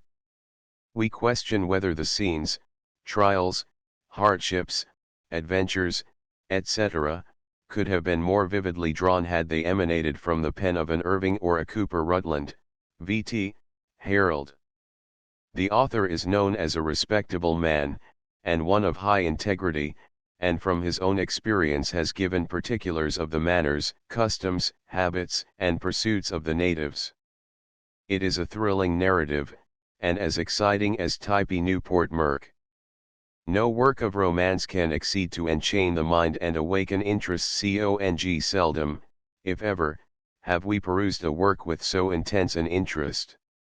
No work of romance can excel it in power to enchant the mind, and awaken a nervous desire to possess the valuable information which it communicates. Amherst Express. Having begun it one evening, we would not quit until the book had been finished. Montpelier Journal. Uncle Tom may stand aside for the present. Mrs. Stowe may herself, as well as her readers, listen to the tale of a New Bedford sailor.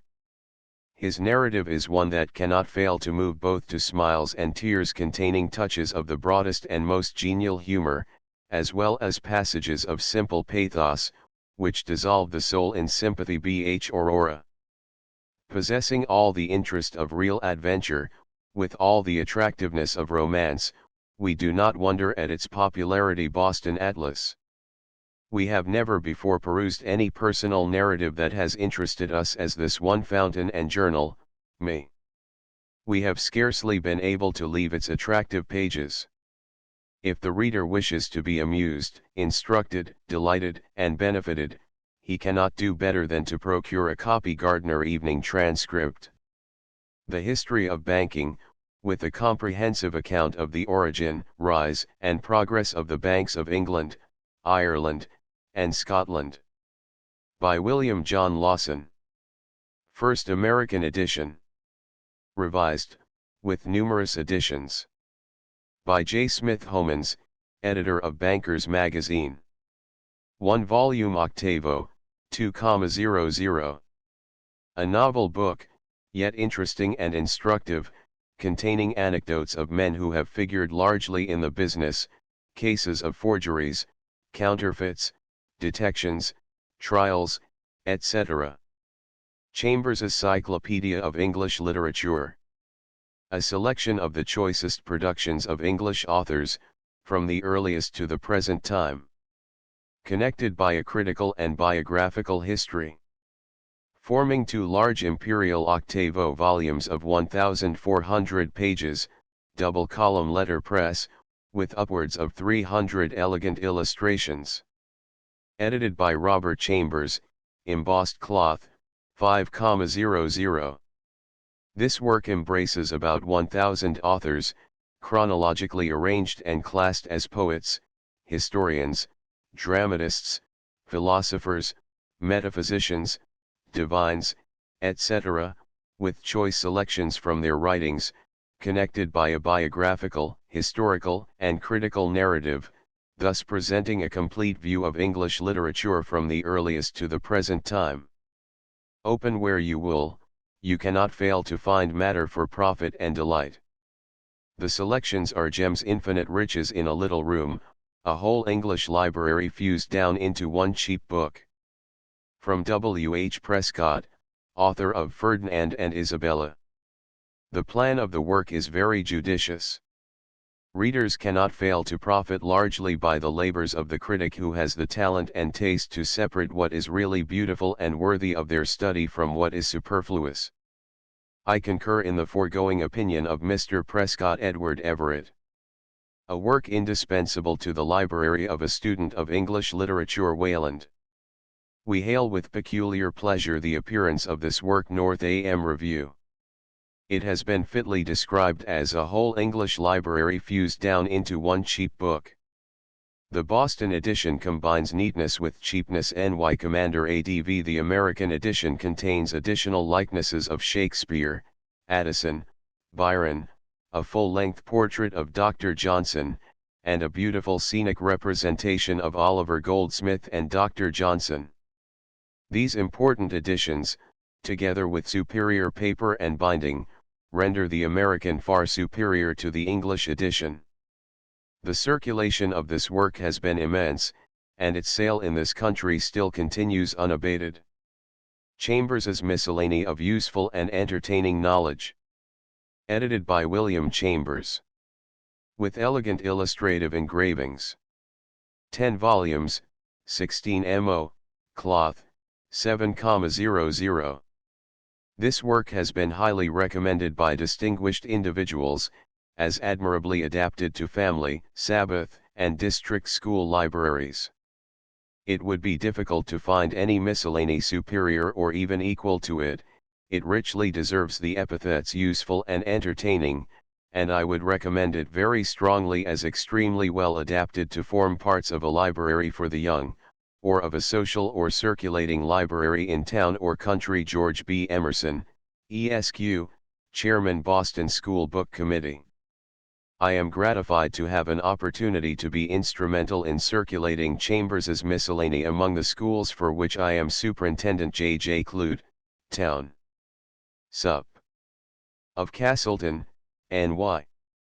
I am not acquainted with any similar collection in the English language that can compare with it for purposes of instruction or amusement. I should rejoice to see that set of books in every house in our country. Reverend John Ochils, D.D. The information contained in this work is surprisingly great, and for the fireside, and the young, particularly, it cannot fail to prove a most valuable and entertaining companion. N.Y. Evangelist. An admirable compilation.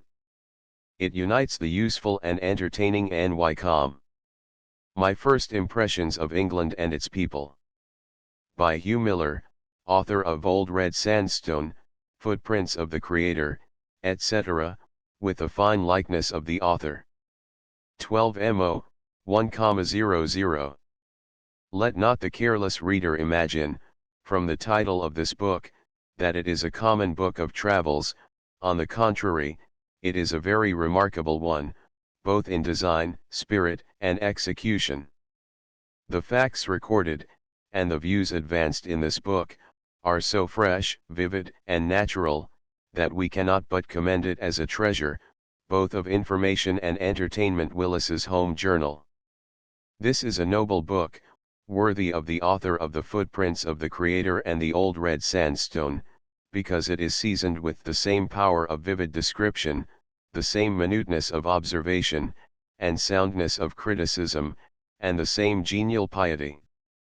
We have read it with deep interest, and with ardent admiration of the author's temper and genius. It is almost impossible to lay the book down, even to attend to more pressing matters.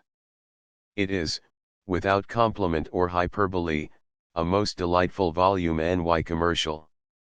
This is a most amusing and instructive book, by a master-hand Democrat. Reverend the author of this work proved himself, in The Footprints of the Creator, one of the most original thinkers and powerful writers of the age. In the volume before us he adds new laurels to his reputation. Whoever wishes to understand the character of the present race of Englishmen, as contradistinguished from past generations, to comprehend the workings of political, social, and religious agitation in the minds, not of the nobility or gentry, but of the people, will discover that, in this volume, he has found a treasure. Peterson's Magazine. His eyes were open to see, and his ears to hear, everything, and, as the result of what he saw and heard in Merry England, he has made one of the most spirited and attractive volumes of travels and observations that we have met with. Hugh Miller is one of the most agreeable, entertaining, and instructive writers of the age. We know of no work in England so full of adaptedness to the age as this. It opens up clearly to view the condition of its various classes, sheds new light into its social, moral, and religious history, its geological peculiarities, and draws conclusions of great value. Albany Spectator. The author, one of the most remarkable men of the age, arranged for this journey into England, expecting to lodge in humble cottages, and wear a humble dress, and see what was to be seen by humble men only, society without its mask. Such an observer might be expected to bring to view 1,000 things unknown, or partially known before, and abundantly does he fulfill this expectation. It is one of the most absorbing books of the time. Portland Ch. Mirror. New work. My Schools and Schoolmasters, or the Story of My Education. By Hugh Miller, author of Footprints of the Creator, Old Red Sandstone, First Impressions of England, etc. 12 Mo. Cl. This is a personal narrative of a deeply interesting and instructive character, concerning one of the most remarkable men of the age. No one who purchases this book will have occasion to regret it, our word for it. The Cruise of the North Star, a narrative of the excursion made by M.R. Vanderbilt's party, in the steam yacht, in her voyage to England, Russia, Denmark, France, Spain, Italy, Malta, Turkey, Madeira, etc. By Reverend John Overton Chills, D.D. With elegant illustrations, and fine likenesses of Commodore Vanderbilt and Captain Eldridge. 12 Mo. Cloth, gilt backs and sides. $1.50. The cruise of the North Star was an event of almost national concern, and was watched with universal interest. This volume is as different from ordinary books of travel as the cruise of the North Star was different from an ordinary trip to Europe. We need not bespeak for it many readers' providence jour. The American people ought to be proud of, and grateful to, Cornelius Vanderbilt. This man has done more than a dozen presidents to give America a respected name in Europe. In the person of Cornelius Vanderbilt, American enterprise told the people of Europe what it could do. The desire to get this curious narrative was so great that the whole of the first edition went off in 2 days, Star of the West. Those who remember to have met with a very interesting work, published some 2 years ago, entitled Young Americans Abroad, will be glad to learn that here is another book of travels from the same source. Do you say your shelves are all full of books of travel? We reply, with Leigh Hunt then put in another shelf, and place this one on it Methodist Protestant. The work is one of the most entertaining, and, in its way, vivid, portrait years of scenes in the Old World, that we have ever seen. Boston Transcript. The book is in many respects as novel as the occasion which produced it was unique and memorable. Both the accomplished author and the publishers deserve the best thanks for so tasteful a record of a performance which has reflected so much credit abroad upon American enterprise. NY Courier and Inquirer.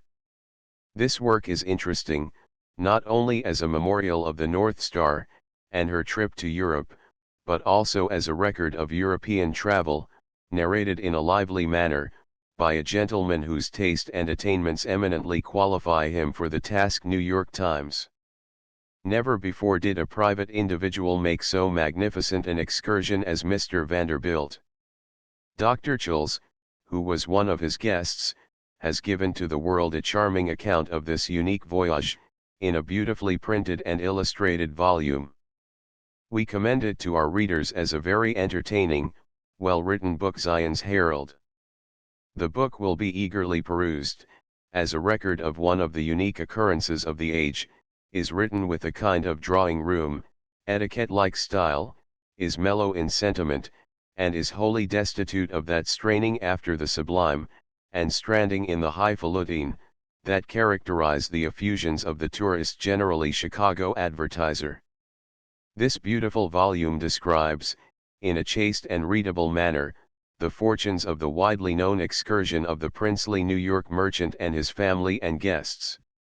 From the eclat of the voyage itself, and the pleasant way of Dr. Chill's account of it, we think the book is destined to have what it deserves, a very large sale. Congregationalist.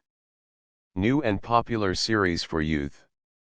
The Aimwell Stories, a series of volumes, illustrative of youthful character, and combining instruction with amusement.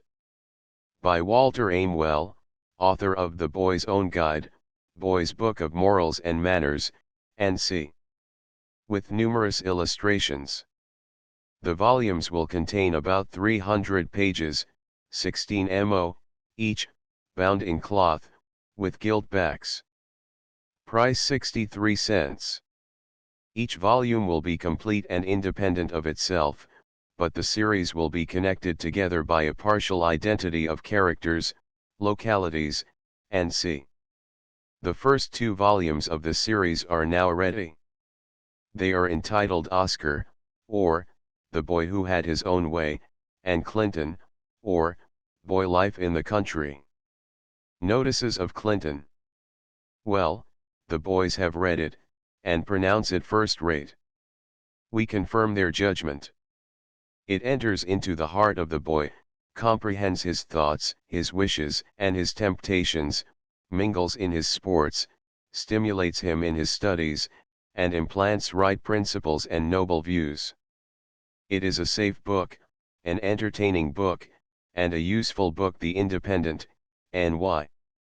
We attempted to read this book, but the boys got hold of it, and, morning, noon, and night, they kept hold of it, until one, and another still, had read it through. If their judgment is worth anything, the book is capital, one of the very best of its kind. N.Y. Evangelist. We like Clinton for its naturalness. It is a narrative about real life, pleasantly described in just the way to attract young readers, resembling, and quite equal to, the Rollo series Christian Register. A better book, as a mere book of combined amusement and instruction for boys, could scarcely be found. Saturday Evening Mail. A prime book, as we heard a little boy say who had just got through with it. Youth's Companion, Boston. A better book a boy can hardly read. Forrester's Boys and Girls Magazine. The boy who begins it is sure to peruse it from title page to finis, and he who does so can hardly fail of wishing to be a better and wiser boy. Zion's Herald. One of the best books for boys we have ever seen. Its descriptions are exact, and all its details are those of actual life. Its moral and religious influence is excellent. Congregationalist. Transcriber's notes. Pg 135 changed. There were warm biscuits and butter too. There were warm biscuits and butter. Pg 145 changed. Who haven't any baggage too? Who haven't any baggage? Pg 151 changed. Express wagons, omnibuses and coaches too. Express wagons, omnibuses and coaches. End of the Project Gutenberg ebook. Clinton updated editions will replace the previous one. The old editions will be renamed. Creating the works from print editions not protected by U.S. copyright law means that no one owns a United States copyright in these works, so the Foundation, and you, can copy and distribute it in the United States without permission and without paying copyright royalties. Special rules, set forth in the general terms of use part of this license, apply to copying and distributing Project Gutenberg trademark electronic works to protect the Project Gutenberg trademark concept and trademark. Project Gutenberg is a registered trademark, and may not be used if you charge for an ebook, except by following the terms of the trademark license, including paying royalties for use of the Project Gutenberg trademark. If you do not charge anything for copies of this ebook, complying with the trademark license is very easy. You may use this ebook for nearly any purpose such as creation of derivative works, reports, performances, and research. Project Gutenberg ebooks may be modified and printed and given away. You may do practically anything in the United States with ebooks not protected by U.S. copyright law. Redistribution is subject to the trademark license, especially commercial redistribution. Start, full license. The full Project Gutenberg license. Please read this before you distribute or use this work to protect the Project Gutenberg trademark mission of promoting the free distribution of electronic works, by using or distributing this work, or any other work associated in any way with the phrase Project Gutenberg. You agree to comply with all the terms of the full Project Gutenberg trademark license available with this file or online at www.gutenberg.org/license. Section 1. General Terms of Use and Redistributing Project Gutenberg Trademark Electronic Works 1.a. By reading or using any part of this Project Gutenberg trademark electronic work, you indicate that you have read, understand, agree to and accept all the terms of this license and intellectual property, trademark/copyright, agreement. If you do not agree to abide by all the terms of this agreement, you must cease using and return or destroy all copies of Project Gutenberg trademark electronic works in your possession. If you paid a fee for obtaining a copy of or access to a Project Gutenberg trademark electronic work and you do not agree to be bound by the terms of this agreement, you may obtain a refund from the person or entity to whom you paid the fee as set forth in paragraph 1.e.8. 1.b. Project Gutenberg is a registered trademark. It may only be used on or associated in any way with an electronic work by people who agree to be bound by the terms of this agreement. There are a few things that you can do with most Project Gutenberg trademark electronic works even without complying with the full terms of this agreement. See paragraph 1.c below. There are a lot of things you can do with Project Gutenberg trademark electronic works if you follow the terms of this agreement and help preserve free future access to Project Gutenberg trademark electronic works. See paragraph 1.e below. 1.c. The Project Gutenberg Literary Archive Foundation, the Foundation or PGLOF, owns a compilation copyright in the collection of Project Gutenberg trademark electronic works. Nearly all the individual works in the collection are in the public domain in the United States. If an individual work is unprotected by copyright law in the United States and you are located in the United States, we do not claim a right to prevent you from copying, distributing, performing, displaying, or creating derivative works based on the work as long as all references to Project Gutenberg are removed. Of course, we hope that you will support the Project Gutenberg trademark mission of promoting free access to electronic works by freely sharing Project Gutenberg trademark works in compliance with the terms of this agreement for keeping the Project Gutenberg trademark name associated with the work. You can easily comply with the terms of this agreement by keeping this work in the same format with its attached full Project Gutenberg trademark license when you share it without charge with others. 1.d. The copyright laws of the place where you are located also govern what you can do with this work. Copyright laws in most countries are in a constant state of change. If you are outside the United States, check the laws of your country in addition to the terms of this agreement before downloading, copying, displaying, performing, distributing or creating derivative works based on this work or any other Project Gutenberg trademark work.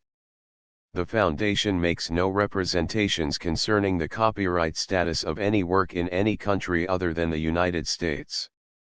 1.e Unless you have removed all references to Project Gutenberg, 1.e.1.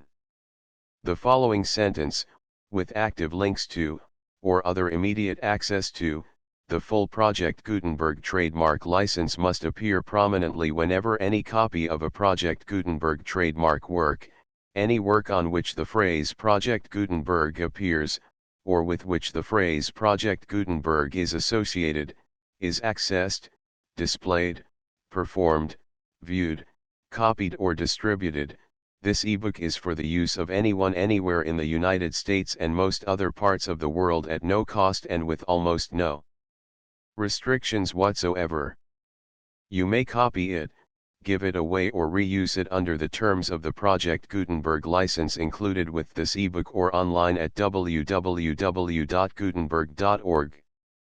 If you are not located in the United States, you will have to check the laws of the country where you are located before using this ebook. 1.e.2. If an individual Project Gutenberg trademark electronic work is derived from texts not protected by U.S. copyright law, does not contain a notice indicating that it is posted with permission of the copyright holder, the work can be copied and distributed to anyone in the United States without paying any fees or charges.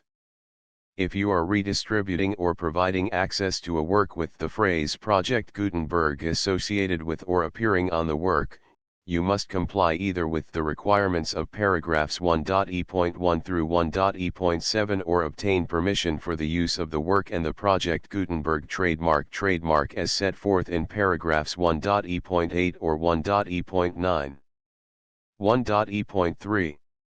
If an individual Project Gutenberg trademark electronic work is posted with the permission of the copyright holder, your use and distribution must comply with both paragraphs 1.e.1 through 1.e.7 and any additional terms imposed by the copyright holder.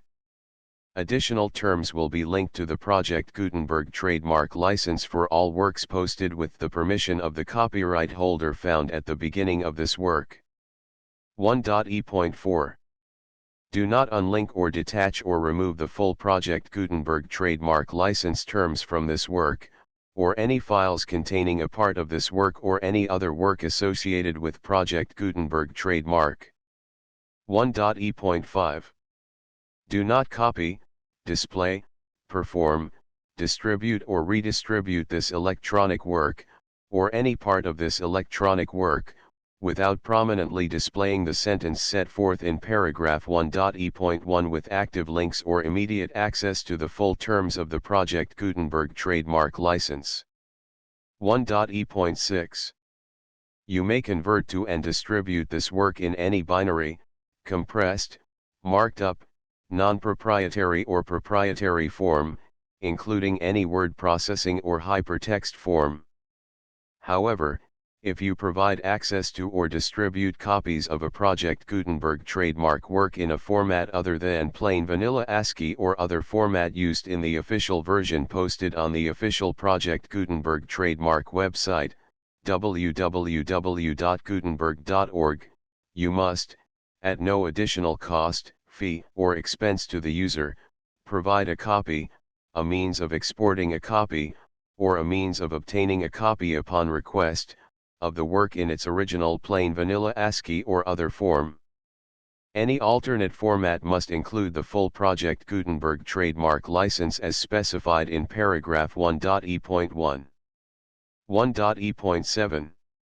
Do not charge a fee for access to, viewing, displaying, performing, copying or distributing any Project Gutenberg trademark works unless you comply with paragraph 1.e.8 or 1.e.9. 1.e.8. You may charge a reasonable fee for copies of or providing access to or distributing Project Gutenberg trademark electronic works provided that, you pay a royalty fee of 20% of the gross profits you derive from the use of Project Gutenberg trademark works calculated using the method you already use to calculate your applicable taxes.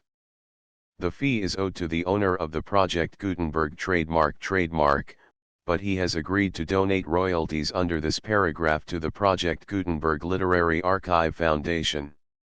Royalty payments must be paid within 60 days following each date on which you prepare, or are legally required to prepare, your periodic tax returns. Royalty payments should be clearly marked as such and sent to the Project Gutenberg Literary Archive Foundation at the address specified in Section 4. Information about donations to the Project Gutenberg Literary Archive Foundation. You provide a full refund of any money paid by a user who notifies you in writing, or by email, within 30 days of receipt that he does not agree to the terms of the full Project Gutenberg trademark license.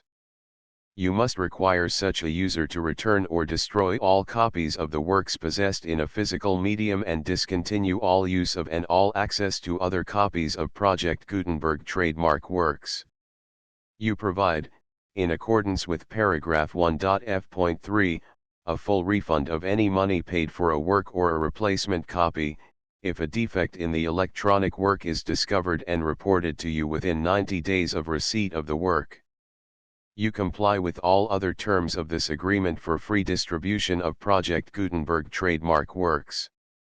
1.e.9. If you wish to charge a fee or distribute a Project Gutenberg trademark electronic work or group of works on different terms than are set forth in this agreement, you must obtain permission in writing from the Project Gutenberg Literary Archive Foundation, the manager of the Project Gutenberg trademark. Contact the Foundation as set forth in Section 3 below. 1.f.1.f.1. Project Gutenberg volunteers and employees expend considerable effort to identify, do copyright research on, transcribe and proofread works not protected by U.S. copyright law in creating the Project Gutenberg trademark collection. Despite these efforts, Project Gutenberg trademark electronic works, and the medium on which they may be stored, may contain defects, such as, but not limited to, incomplete, inaccurate or corrupt data, transcription errors, a copyright or other intellectual property infringement, a defective or damaged disk or other medium, a computer virus, or computer codes that damage or cannot be read by your equipment. 1.f.2.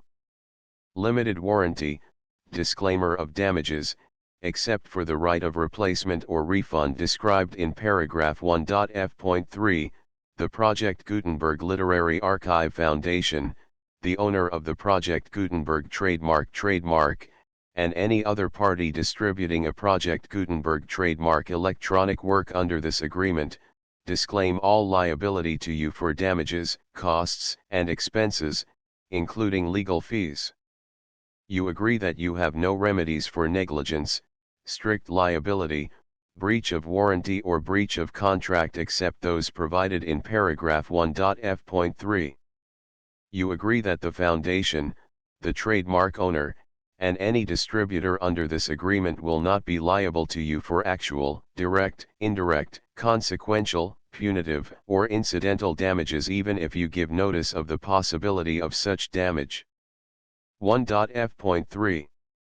Limited right of replacement or refund, If you discover a defect in this electronic work within 90 days of receiving it, you can receive a refund of the money, if any, you paid for it by sending a written explanation to the person you received the work from. If you received the work on a physical medium, you must return the medium with your written explanation. The person or entity that provided you with the defective work may elect to provide a replacement copy in lieu of a refund. If you received the work electronically, the person or entity providing it to you may choose to give you a second opportunity to receive the work electronically in lieu of a refund. If the second copy is also defective, you may demand a refund in writing without further opportunities to fix the problem. 1.f.4 Except for the limited right of replacement or refund set forth in paragraph 1.f.3, this work is provided to you as is, with no other warranties of any kind, express or implied, including but not limited to warranties of merchantability or fitness for any purpose. 1.f.5 Some states do not allow disclaimers of certain implied warranties or the exclusion or limitation of certain types of damages. If any disclaimer or limitation set forth in this agreement violates the law of the state applicable to this agreement, the agreement shall be interpreted to make the maximum disclaimer or limitation permitted by the applicable state law. The invalidity or unenforceability of any provision of this agreement shall not void the remaining provisions. 1.f.6 Indemnity. You agree to indemnify and hold the foundation, the trademark owner, any agent or employee of the foundation, anyone providing copies of Project Gutenberg trademark electronic works in accordance with this agreement, and any volunteers associated with the production, promotion, and distribution of Project Gutenberg trademark electronic works, harmless from all liability, costs, and expenses, including legal fees, that arise directly or indirectly from any of the following which you do or cause to occur. A. Distribution of this or any Project Gutenberg trademark work. B. Alteration, modification, or additions or deletions to any Project Gutenberg trademark work, and C. Any defect you cause. Section 2. Information about the mission of Project Gutenberg trademark. Project Gutenberg trademark is synonymous with the free distribution of electronic works in formats readable by the widest variety of computers, including obsolete, old, middle-aged, and new computers. It exists because of the efforts of hundreds of volunteers and donations from people in all walks of life. Volunteers and financial support to provide volunteers with the assistance they need are critical to reaching Project Gutenberg trademark's goals and ensuring that the Project Gutenberg trademark collection will remain freely available for generations to come. In 2001, the Project Gutenberg Literary Archive Foundation was created to provide a secure and permanent future for Project Gutenberg trademark and future generations. To learn more about the Project Gutenberg Literary Archive Foundation and how your efforts and donations can help, see sections 3 and 4 and the Foundation information page at www.gutenberg.org. Section 3. Information about the Project Gutenberg Literary Archive Foundation. The Project Gutenberg Literary Archive Foundation is a non-profit 501(c)(3) educational corporation organized under the laws of the state of Mississippi and granted tax-exempt status by the Internal Revenue Service. The foundation's IN or federal tax identification number is 64-6221541. Contributions to the Project Gutenberg Literary Archive Foundation are tax-deductible to the full extent permitted by U.S. federal laws and your state's laws. The Foundation's business office is located at 809 North 1500 West, Salt Lake City, Utah 841-16801-596-1887. Email contact links and up-to-date contact information can be found at the Foundation's website and official page at www.gutenberg.org/contact section 4.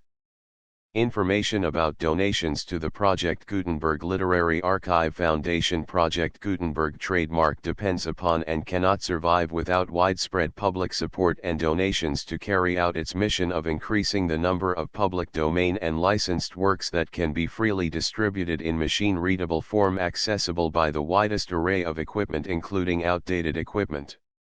Many small donations, $1 to $5,000, are particularly important to maintaining tax-exempt status with the IRS. The Foundation is committed to complying with the laws regulating charities and charitable donations in all 50 states of the United States.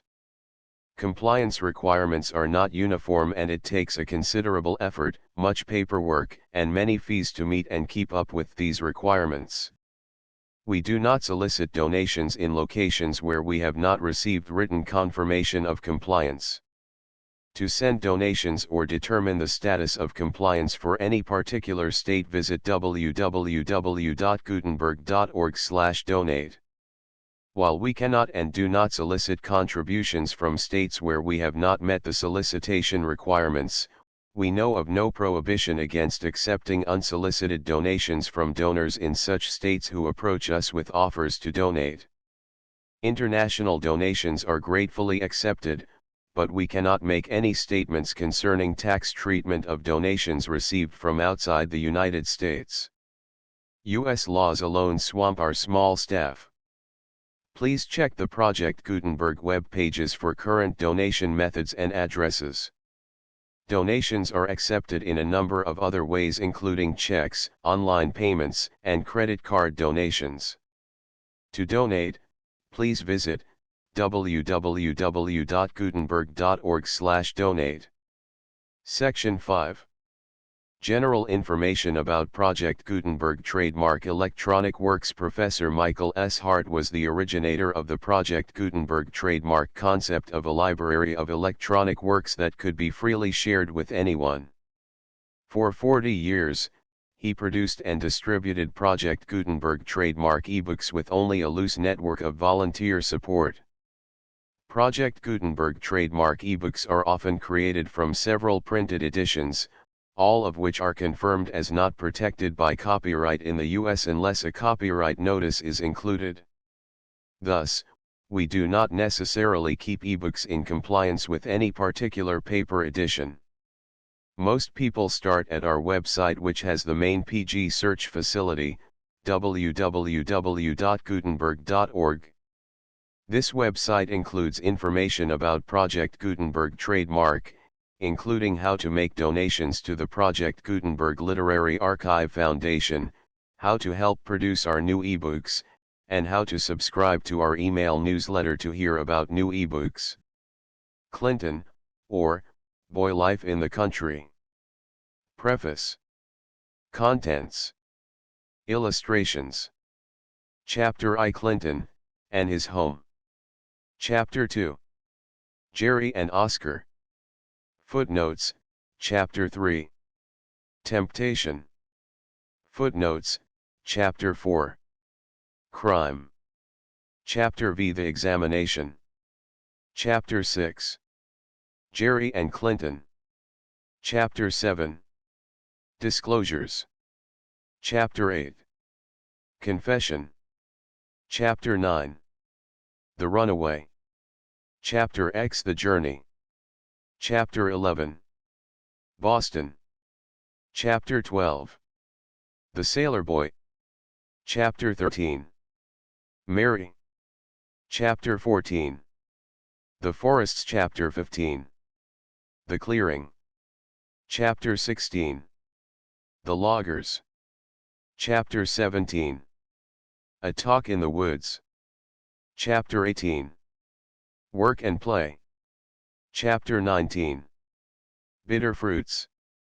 Transcribers notes the full Project Gutenberg license PGV PG6 PG7 PG8 PG9 PGX PG11 PG13 PG15 PG16 PG17 PG18 PG19 PG20 PG21 PG22 PG23 PG24 PG25 PG26 PG27 PG28 PG29 PG30 PG31 PG32 PG33 PG34 PG35 PG36 PG37 PG38 PG40 PG41 PG42 PG43 PG45 PG46 PG47 PG49 PG50 PG51 PG52 PG53 PG54 PG55 PG56 PG57 PG58 PG59 PG60 PG61 PG62 PG63 PG64 PG 65 PG 66 PG 67 PG 68 PG 69 PG 70 PG 71 PG 72 PG 73 PG 75 PG 76 PG 77 PG 78 PG 79 PG 80 PG 81 PG 82 PG 83 PG 84 PG 85 PG 86 PG 87 PG 88 PG 89 PG 90 PG 91 PG 92 PG 93 PG 94 PG 95 PG 96 PG 97 PG 98 PG 99 PG 100 PG 101 PG 102 PG 103 PG 104 PG 105 PG 106 PG 107 PG 108 PG 109 PG 110 PG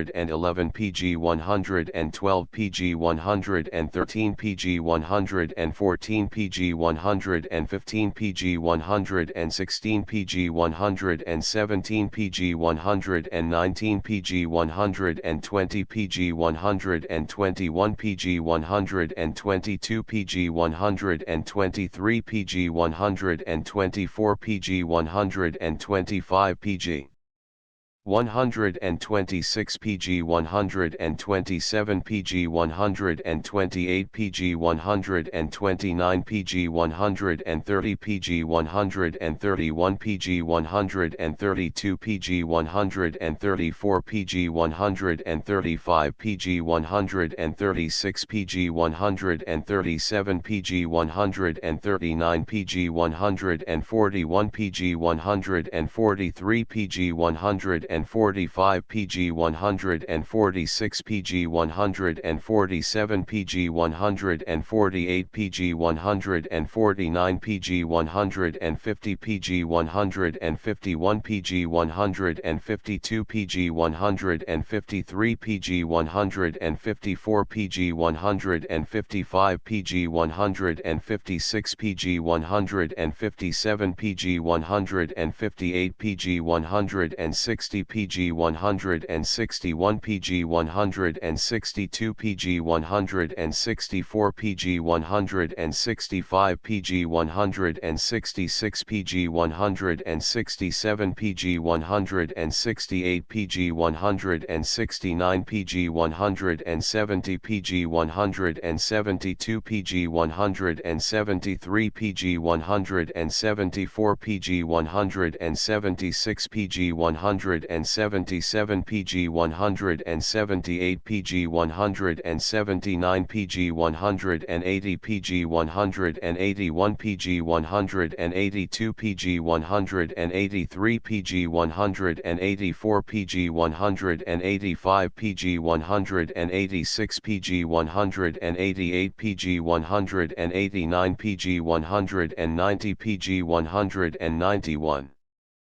PG 192 PG 193 PG 194 PG 195 PG 196 PG 197 PG 198 PG 199 PG 200 PG 201 PG 202 PG 203 PG 204 PG 205 PG 206 PG 207 PG 208 PG 209 PG 210 PG 211 PG 212 PG 214 PG 215 PG 217 PG 218 PG 219 PG 220 PG 221 PG 222 PG 223 PG 224 PG 225 PG 226 PG 227 PG 228 PG 231 PG 232 PG 233 PG 234 PG 235 PG 237 PG 238 PG 239 PG 240 PG 241 PG 242 PG 243 PG 244 PG 245 PG 247 PG 249 PG 250 PG 251 PG 252 PG 253 PG